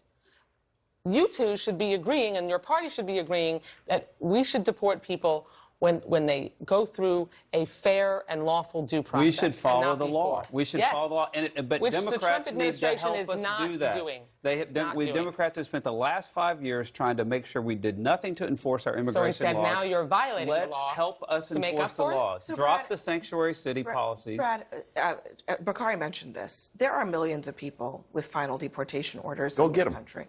Why doesn't the Trump administration, rather than doing all of this stuff seemingly willy-nilly, go after those people? That's their focus. And actually deport those people. Because the Democrats in these cities are making it hard for them to find them. They're doing everything they can to harbor them. Look, we're not talking about a few thousand. We're talking about potentially millions of people. That's their focus. So, but clearly that's not happening because there are a lot of people getting caught up in a dragnet that seems to be random. You know, they're doing the best they can. You've pointed to a few unfortunate circumstances.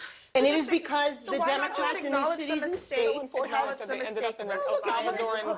I'm less concerned about one or two people that are getting caught up in this problem than the millions of people that have come into this country illegally and the ones that are committing crimes that my mayor, my governor have released back onto the streets. And that's why ICE can't find them. You're asking the question, why don't they go after those people? Why? Because my mayor and governor are harboring them and making it difficult for people to ICE to actually get them, putting both law enforcement in danger and people like this individual who are now going to get caught up. And you know they should correct their mistakes. They should correct their mistakes. Still make sure that that doesn't happen by going through a lawful process and not just rounding people up. If it was a lawful process when they came here, we wouldn't have this. Give us the last word. They should make correct their mistakes, which are few and incidental.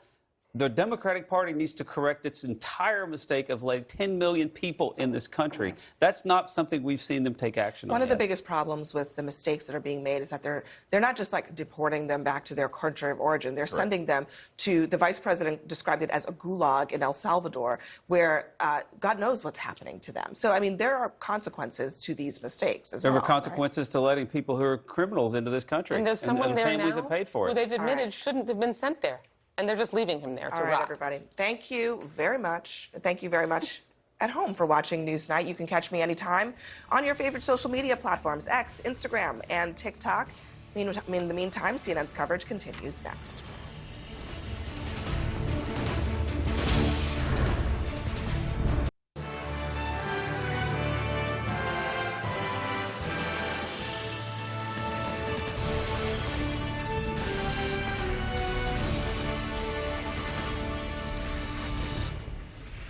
Hello and welcome to our viewers here in the U.S. and around the world. I'm Jim Sciutto, live in Washington, where it is now midnight on the East Coast, 11 p.m. in Madison, Wisconsin. The first major elections of Donald Trump's second term are now in the books, giving us a snapshot of voter sentiment in the early months of his presidency.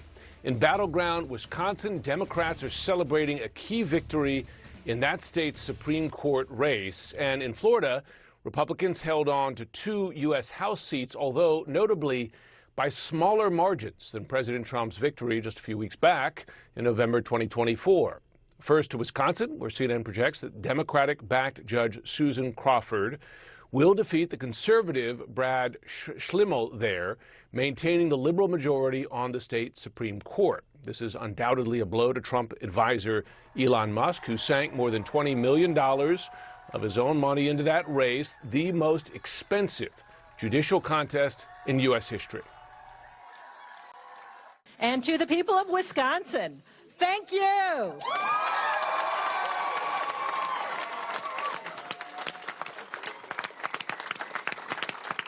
Thank you for trusting me to serve you on the Wisconsin Supreme Court. This campaign has been an incredible, life-altering experience in so many ways. And I'm so grateful to have earned the trust and support of voters across this great state. Life-altering experience, she says. In Florida, CNN projects Republican Jimmy Patronis will win the first House district race over the Democrat Gay Vallimont. This is the seat that was vacated by Matt Gaetz. Patronis is the former chief financial officer of the state of Florida. He recently made headlines saying he would oppose any plans by President Trump to close military bases in northwest Florida. And in Florida's 6th House district, CNN projects that Republican Randy Fine will defeat Democrat Josh Weil. This is the seat formerly held by Trump National Security Advisor Mike Waltz. The White House had grown frustrated with Fine over what they saw as a lackluster campaign and a 10-to-1 fundraising deficit.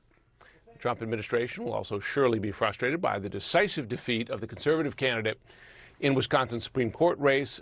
Liberals breathing a sigh of relief. CNN's Arlette Saenz reports from Madison, Wisconsin. Liberal Judge Susan Crawford thanks supporters for helping elect her to the Wisconsin Supreme Court, saying that Wisconsin voters sent a real message about the influence of big money in her campaign. Now, Crawford, in her victory speech, did not reference Elon Musk by name, but she did reference working to defeat the richest man in the world. Musk had poured more than $20 million of his own personal fortune into the state to try to boost the conservative candidate Brad Schimmel. Crawford really put Musk's involvement at the center of the strategy, and she said the election results showed where Wisconsin voters stood on that issue. Take a listen.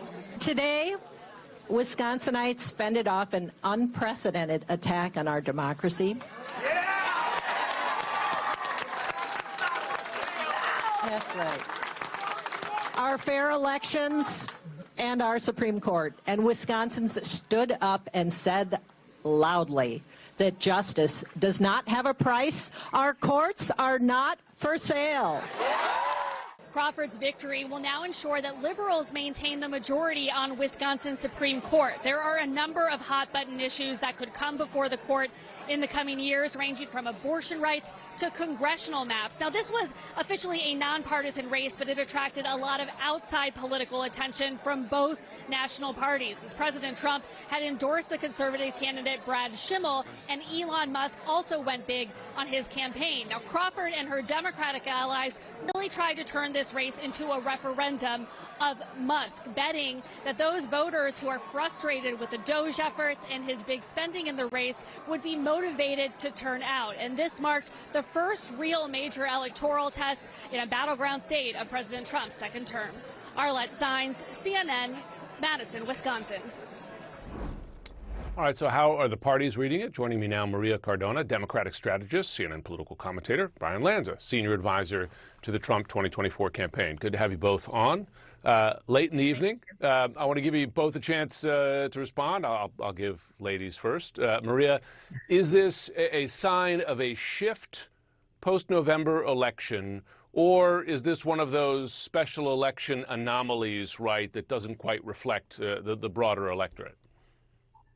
Well, I don't think it's an anomaly, though we certainly can't predict what's going to happen, for example, in the 2026 midterm elections based on what happened tonight. But I will say that has given Democrats a very much needed but yet expected shot in the arm, Jim, because we have been seeing from the moment that Trump was elected the massive voter anger and angst because of Trump and Musk and MAGA's overreach that they have been involved in since the moment Trump got elected. And it's because of a couple things. The first one is that Trump promised to do one thing in this election, in this campaign, and that is reduce the cost of groceries, gas, and rent, reduce inflation, reduce costs of everyday working families.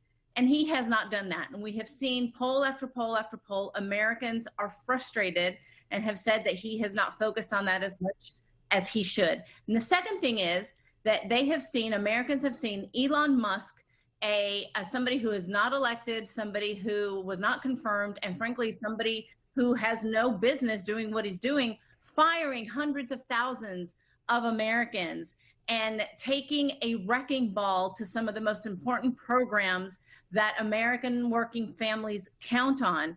And Trump's own voters have been very frustrated and frankly pissed off about this, which is why you see all of the anger across the country during town halls. So that's what you saw manifested tonight in both the Florida special elections, where Democrats totally overperformed, as well as the Wisconsin Supreme Court race that demonstrated that Elon Musk, the richest man in the world, cannot buy an election.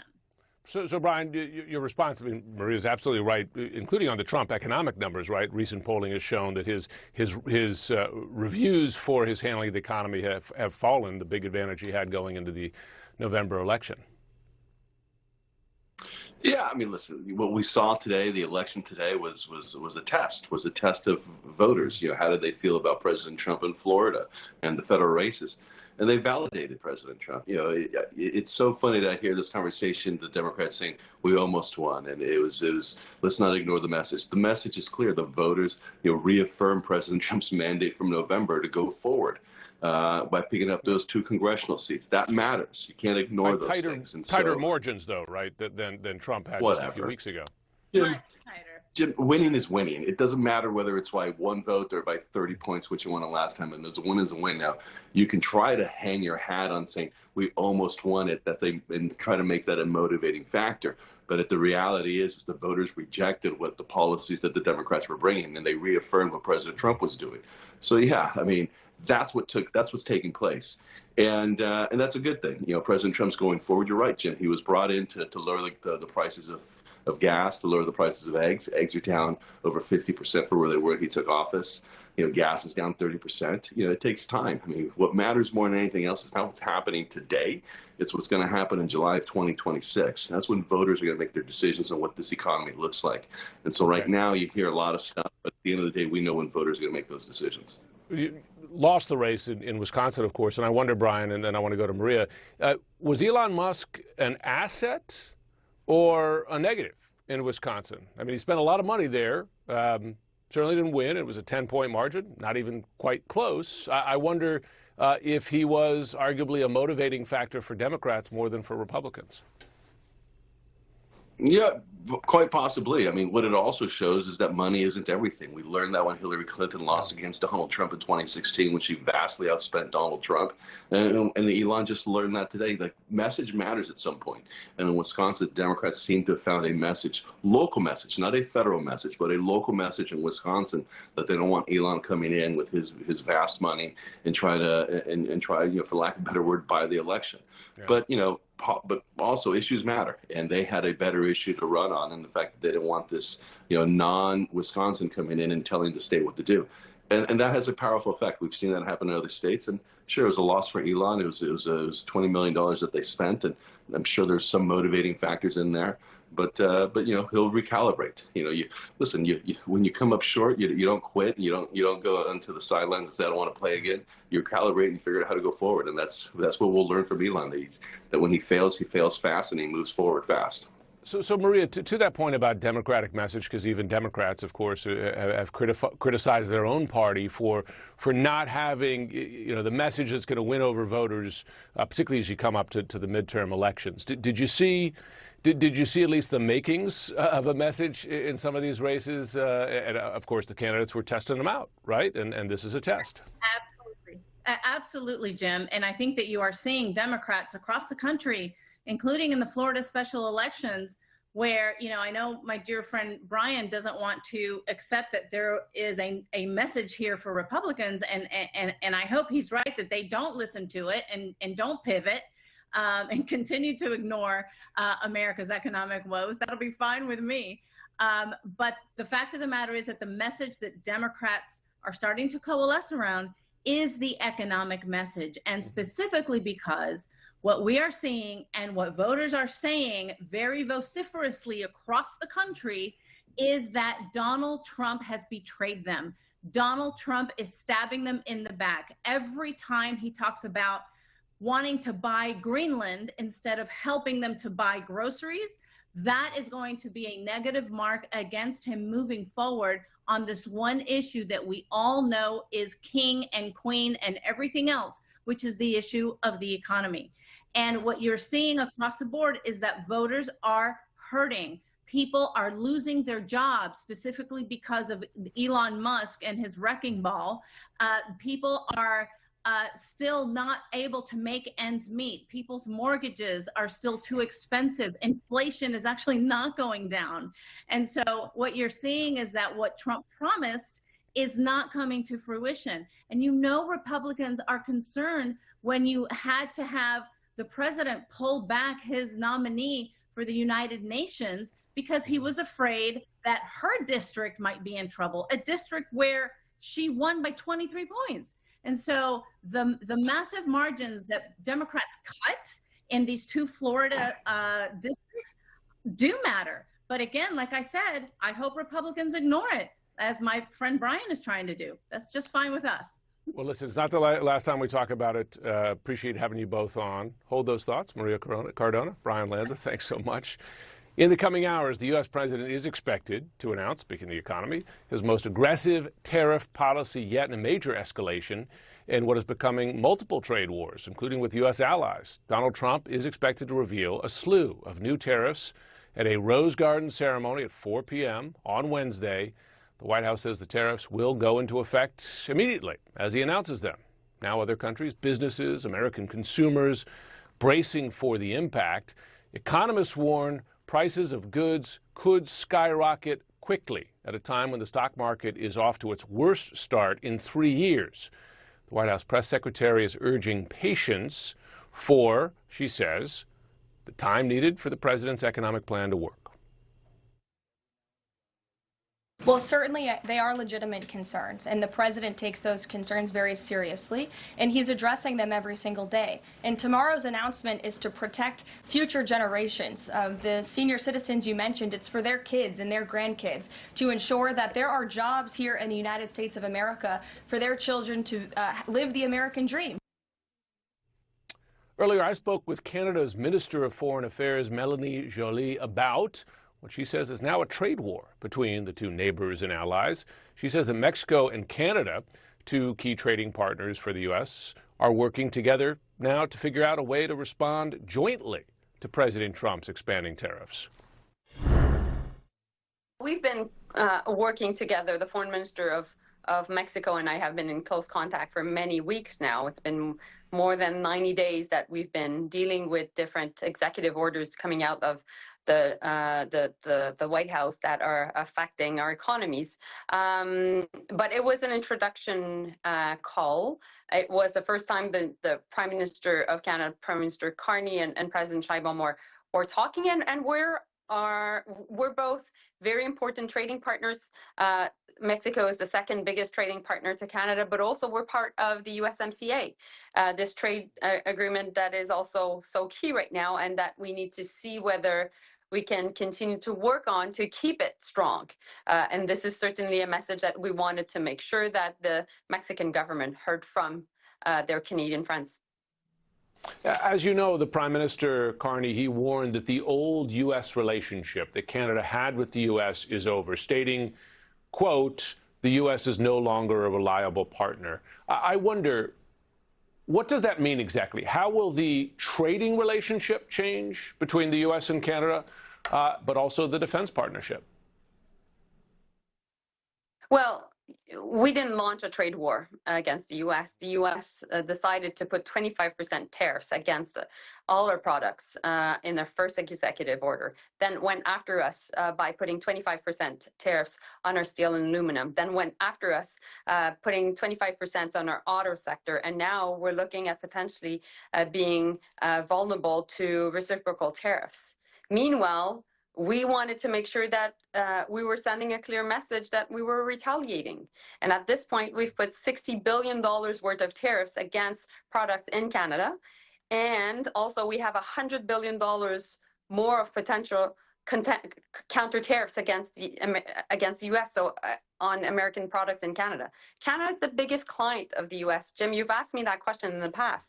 Mm-hmm. You know, when you're in business, and I know many people watching us right now are in the business sector, you treat your client, your best client, well. And so our goal is to make sure that we end this trade war, that we get to a common understanding that this is hurting our Canadians and Americans, their wallets, and nobody's winning from it. But at the same time, of course, we want to make sure that we work with the White House. Of course, we want to make sure that we find an off-ramp. Of course, we're willing to have discussions, and that's my goal, working with Marco Rubio. But also, this is the goal of the Prime Minister, talking to the President, and as well the Secretary of Commerce and the Minister of International Trade here in Canada. I also asked the Foreign Minister if the U.S. and Canada are now in a trade war. She answered, of course. Much more to come on our special election coverage, including what those key races in Florida and Wisconsin tell us more broadly about voter sentiment, as well as Donald Trump's influence in those two states, and History made on the Senate floor by New Jersey Senator Cory Booker. We'll tell you why he spent more than an entire day, 24 hours, speaking out in protest. I confess that the Democratic Party has made terrible mistakes that have given lane to this demagogue.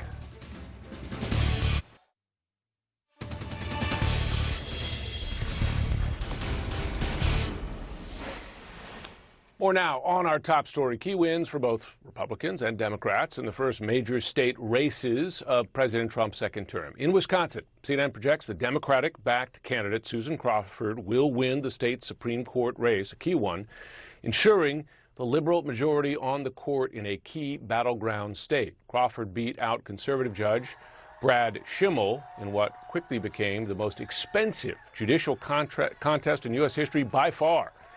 In Florida, the GOP can breathe a bit of a sigh of relief. CNN projects that Republican Jimmy Patronis will win the state's first congressional district, filling the House seat vacated by Matt Gaetz. Donald Trump's handpicked candidate Randy Fine also projected to win Florida's 6th district, filling the seat left open by Trump's national security advisor Mike Waltz. Both wins give Republicans a slight boost to their House majority, a narrow one. Though those margins tighter than in the November election, at least for Trump. More now on those House races from CNN's Steve Contorno, who's in Daytona Beach. House Speaker Mike Johnson is getting reinforcements to pad his slim Republican majority, and they're coming from Florida. Former Chief Financial Officer Jimmy Patronis has won a special election to represent the 1st congressional district in Florida, and former State Senator Randy Fine has won a race for Florida's 6th congressional district. Both races were much narrower than they were just 5 months ago when Republicans captured these districts by more than 30 points. Republicans were especially concerned about Florida's 6th congressional district. There, the Democratic candidate Josh Weil sent shockwaves from Florida to Washington when he announced last month that he had raised almost $10 million in his race against Fine. Speaking to CNN shortly after his concession speech on Tuesday night, Weil said that Democrats still have a long way to go to win back some of these Republican parts of the country. These districts are not worth giving up on, and that they will respond to a progressive message, that there is nothing to be scared of in talking to them about strengthening and investing in federal government systems that benefit the people who live here. Democrats looking for silver linings on Tuesday can at least point to the narrower margin in these races. And Republican Randy Fine acknowledged that Democratic anger was palpable in his district and fueling some of the energy and enthusiasm for his opponent. I want to start by thanking my opponent for investing $14 million into our local economy. Clearly it didn't work, but our local businesses certainly appreciated it.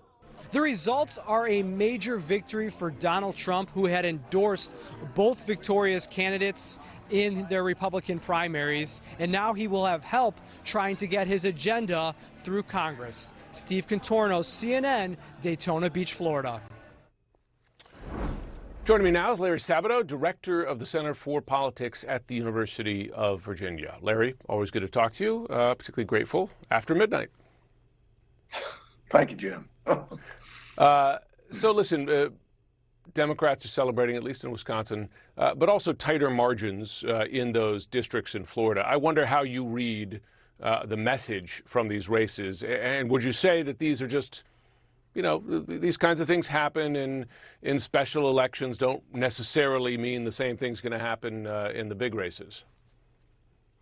Well, yes, it was a good night for Democrats. They won the big one that really counted in Wisconsin. I don't think anybody's surprised that the Republicans kept 2 ruby red districts in Florida, which has become almost the new Texas. Democrats are barely competitive in the state anymore. But Wisconsin is the great swing state. It's one of the big 7, but it's also the one that tends to be the closest. This turned out to be something of a rout. Now, it was somewhat similar to the last Supreme Court race in Wisconsin back in 2023, but that doesn't minimize it.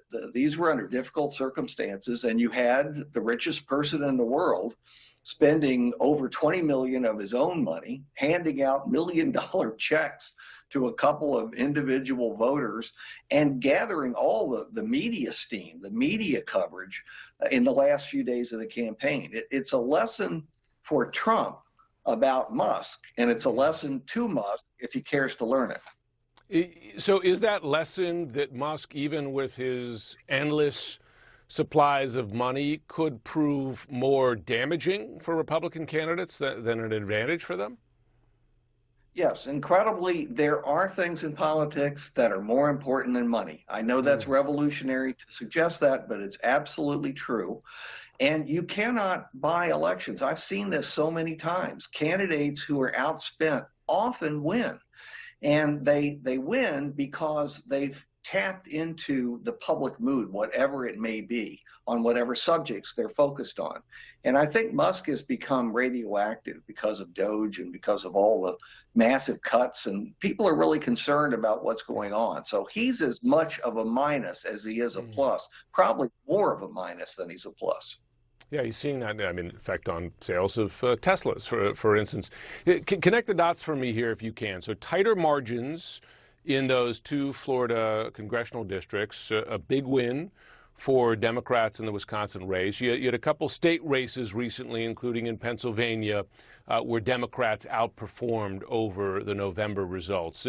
Does that, you've looked at a lot of numbers in your time as a political analyst, does that show to you that the country is, the electorate is turning somewhat or trying to send a message to Trump? Well, they're certainly trying to send a message, at least in these individual places. But you know what's interesting, Jim? I was looking at the averages from the Trump first term in his first 2 years, 2017 and 2018. And the same thing happened starting about now, and it continued through the midterm year.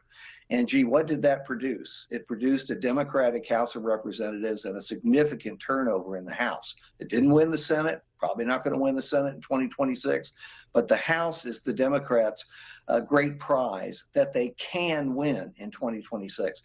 And so this is just one data point along the long road between now and the midterms, but it's a very positive sign, early sign for Democrats that they're on the same road as they were in 2017, 2018. Before we go, one other important factor from this Wisconsin judges race is that that court will have a role in potentially redistricting in that state, which also could have an effect. I mean, we're talking 1 or 2 seats, but you know, in a tight margin midterm race, that could be impactful. Oh, absolutely. You know, we're really back to where we were on election night. Republicans just went back up to 220. The 2 vacant seats are Democratic. The Democrats are 213. They'll be 215 once those 2 seats are filled. So we're right back to where we were. And actually, that's good news for Democrats. They're right on the edge of taking control, and almost always the out-of-power party from the White House ends up winning additional seats, sometimes substantial numbers of additional seats in the midterm. So again, Democrats have plenty of time to blow it, but they're on the right road early on. Larry Sabato, Charlottesville, Virginia. Thanks so much for joining. Thank you, Jim. Democratic Senator Cory Booker has now made history by speaking on the Senate floor for a record more than 25 hours. The New Jersey senator began speaking Monday night at 7 p.m., protesting the actions of President Trump and his administration. Throughout his remarks, he mentioned the stories of Americans who rely on federal programs, which are now threatened by the administration's mass defunding of those programs. Booker called on the rising generation to fix the problems inside the Democratic Party and also bring the nation together. I confess that I've been inadequate to the moment. I confess that the Democratic Party has made terrible mistakes, that have given lane to this demagogue. I confess we all must look in the mirror and say we will do better. And it's not just defining ourselves what we're against. We, the next generation, as the baby boomers are leaving the stage, the last baby boomer president, we have to say that we're going to redeem the dream. We're going to dream America anew. We're going to start talking about bold things that don't divide people, that unite people. Bold things that excite the moral imagination of a country to do better, to go higher, that call us together. This is the time where new leaders in our country must emerge. I'm not talking about senators. I'm talking about citizens. Take note of the history as well, because Senator Booker has broken the record previously held by a lawmaker who spoke protesting the 1957 Civil Rights Act. Well, liberals are celebrating a crucial win in a key swing state after the most expensive judicial race in U.S. history. The takeaways from the battle over the Wisconsin Supreme Court.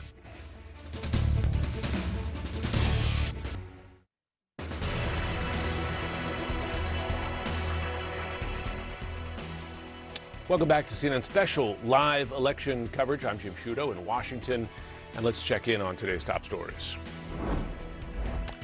CNN projects liberals will keep their majority on the Wisconsin Supreme Court. This after the Democrat-backed Susan Crawford won by 54% of the vote, 10-point margin there.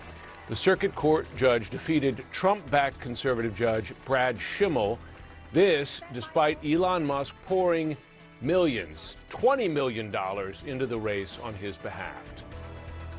The Republican Party will hold on to 2 House seats in Florida. However, CNN projects that Randy Fine will win the 6th district. Jimmy Patronis will win the 1st district. Their margins of victory, though, about half of President Trump's in those same districts in the 2024 presidential race.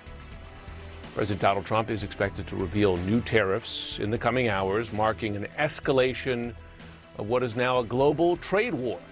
The White House has not shared details, but says the tariffs will take effect immediately upon his announcement of them.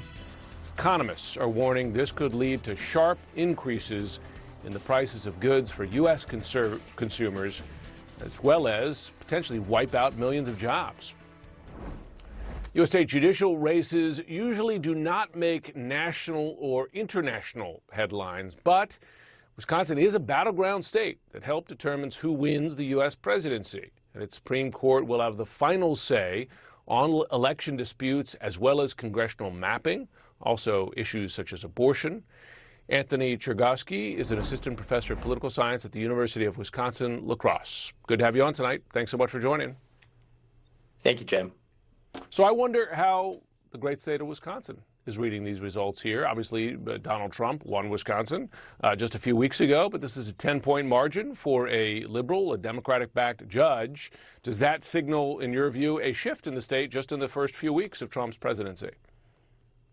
Well, by Wisconsin standards, a 10-point victory is absolutely massive. This is one of the most closely divided states in the nation. It is a premier swing state. So people around the nation are understandably focusing on Wisconsin to try to get some insight into where the political state of the nation is in these first few weeks of the Trump administration. Elon Musk, of course, figured heavily, played a major role in this campaign. So I think there's a lot of significant lessons to be learned from this election outcome.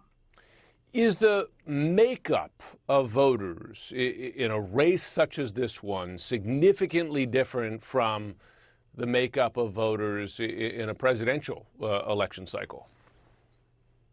It's a bit different, and we do know that in this day and age, high turnout elections tend to favor the Republican Party because those higher propensity voters have gone more into the Democratic Party coalition. But it's worth noting that all indications show that this election had very high voter turnout perhaps on par with almost a midterm election, not quite presidential election turnout, but April elections in Wisconsin are notorious for being sleepy, low voter turnout affairs. And this was quite different. The voters were fired up, the voters were energized, and there were strong turnout numbers. Tell me about the impact of this liberal majority, the big decisions that this court is going to face in the coming months and years where that majority will matter.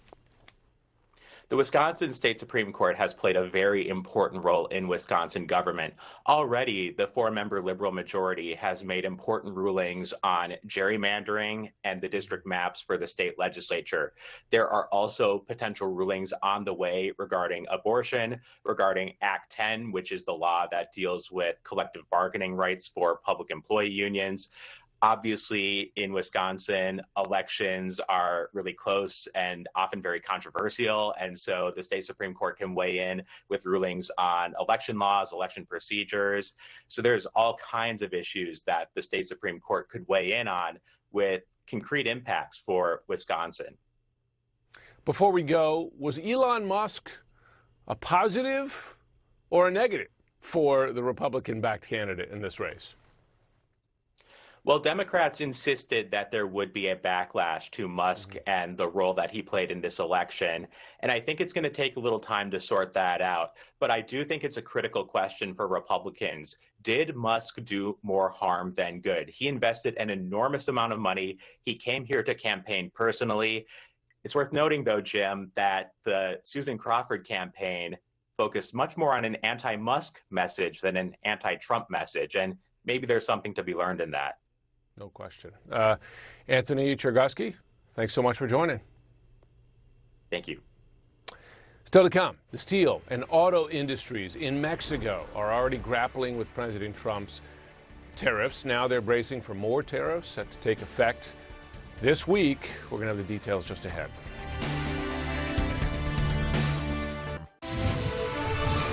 We do have breaking news out of the Middle East. Just moments ago, Israel's defense minister announced a major expansion of the military's operation inside Gaza. This would involve, Israelis say, the seizure of large areas of land that would be, quote, incorporated into Israel's security zones.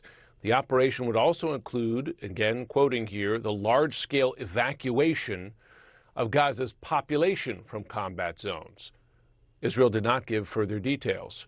Last month, sources told CNN that Israel was making plans for a potential major ground offensive in Gaza, in which tens of thousands of troops would be sent in to clear and occupy large portions of the enclave. A quick recap now of the first election night in this country during President Trump's second term. CNN projects that liberals will keep their majority on the Wisconsin Supreme Court as Circuit Court Judge Susan Crawford has beaten Brad Schimmel. That is President Trump's pick for the job. The race is officially nonpartisan. However, Crawford is a liberal judge, backed by Democrats. In Florida, CNN projects that Republican Jimmy Patronis will win the first House district race over Democrat Gay Valamont. This is the seat that was vacated by Matt Gaetz. Former Florida State Senator Randy Fine is projected to fill the spot left by National Security Advisor to Trump, Mike Waltz. Those two wins mean the Republicans will hold on to their narrow House majority. It's expanded by 2 seats. In fact, though, the margins in those races tighter than what we saw in the presidential election just a few weeks ago. Another story we're following closely, that is an escalation of Chinese drills in and around Taiwan as the Chinese military launches live fire exercises in the East China Sea. The exercises, dubbed Strait Thunder, as in Taiwan Strait, are said to be focused on testing the troops' capabilities of joint blockade and precision strikes. That's notable because there is fears that China might blockade the island to try to force it into submission. On Tuesday, the Trump White House issued a warning to China after it launched the exercises, which involved the country's Army, Navy, Air Force, and Rocket Force. America's trade partners around the globe are bracing for President Trump's sweeping new tariffs, which he says he will announce on Wednesday. The White House says those tariffs will take effect immediately as he announces them, while a 25% tariff on auto imports will take effect on Thursday. Trump has already imposed tariffs on aluminum and steel imports into this country. Steel and auto workers in one Mexican town are now looking for ways to minimize the economic costs. CNN's Valeria Leon has more. As the effect of a 25% tariff on steel and aluminum imports to the United States begins to take its toll, Uncertainty looms for workers on the assembly line of the mine steel manufacturing plant in the central Mexican state of Aguascalientes. It's a little worrying for us as suppliers because there could even be staff cuts. We're worried because we don't know what will happen later. The tariffs package, which went into effect on March 12th, was imposed by President Donald Trump, who claimed it would correct trade imbalances and reactivate the domestic U.S. manufacturing industry. According to the Mexican government, this measure is not justified, especially since the trade balance favors the United States in these sectors. With the tariffs now in place, the director of Mine Steel told CNN that the measure has already caused disruptions for this industry. We've had delays in export processes because customs sometimes doesn't operate at the border, waiting to see if tariffs will actually be enforced or not. You can imagine the number of trucks that pass through the border every day. It affects us a lot. Mine Steel exports 60% of its products to the United States. And although the automotive industry is its main source of revenue, it also assembles a variety of products, including parts for machines for casinos in Las Vegas and New Orleans. But the consequences are still unclear. We still can't fully assess what the final impact could be. What we do know is that, in the case of the United States, it has a very large deficit and is searching under every stone for where it can find the missing funds. So far, we can't know or calculate anything. What is very clear is that Mexico is heavily dependent on the automotive industry. But tariffs on aluminum and steel are not the only concern for Mexican exports, especially since new tariffs on automotive products shipped to the United States are set to take place on Wednesday, creating uncertainty in the automotive industry as well. Mexico is the 7th largest car producer in the world, with an annual production of 3.5 million vehicles, 76% of which are exported to the U.S. Aguascalientes is the Mexican state with the 3rd highest number of automotive factories, which is why the state government says it has prepared a program to assist workers that could be laid off as a result of the new tariffs. I would ask that here in Aguascalientes we remain calm, as everything necessary is being done to prevent the impact from causing unemployment. With the tariffs on steel and aluminum already placing Mexico's manufacturing sector under severe strain, employees and industry leaders are worried the new auto tariffs will mark a tipping point for Mexico's economy. There is concern. We depend so much on trade from here to there, as well as from there to here. Valeria Leon, CNN, Mexico City. The U.S. Justice Department now plans to seek the death penalty for accused CEO killer Luigi Mangione if he is convicted on capital murder charges. The 26-year-old faces life in prison without parole if he's convicted on the state charges for allegedly shooting United Healthcare CEO Brian Thompson in New York in December. Mangione has pleaded not guilty. His attorney says the Justice Department's push for the death penalty shows it has, quote, moved from the dysfunctional to the barbaric. Attorney General Pam Bondi's office declined to comment. The federal criminal complaint charges Mangione with murder through use of a firearm, along with 2 stalking charges and a firearms offense. We are going to pause to take a short break. We will be back in a moment with more. Today. Breaking news this hour, and it's sad news to report. The actor Val Kilmer has died at the age of 65. His daughter released a statement to the New York Times saying that her father died of pneumonia. Kilmer, best known for his roles in films like Top Gun, Tombstone, The Doors, and Batman Forever. CNN has reached out to representatives for the Kilmer family. We'll continue to follow this breaking news, and of course our thoughts go out to his family and close friends. And recapping our top story, voters in Wisconsin delivered a blow to U.S. President Donald Trump and Republicans, electing a Democratic-backed Judge Susan Crawford to the state Supreme Court. The race was officially nonpartisan, but the result ensures the court will maintain a liberal majority with a lot of issues before that court in the coming months and years.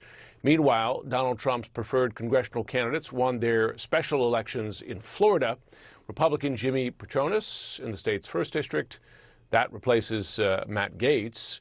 Republican Randy Fine won Florida's 6th. The margins of victory, though, in those districts were smaller, measurably smaller than President Trump's just a few weeks ago in November. But those two states will give the Republican-led Congress a little bit more breathing room for its majority, with lots of business before it coming up. That's all we have time for this hour. I'm Jim Sciutto in Washington. I will be back with much more of CNN's live election coverage in just a moment.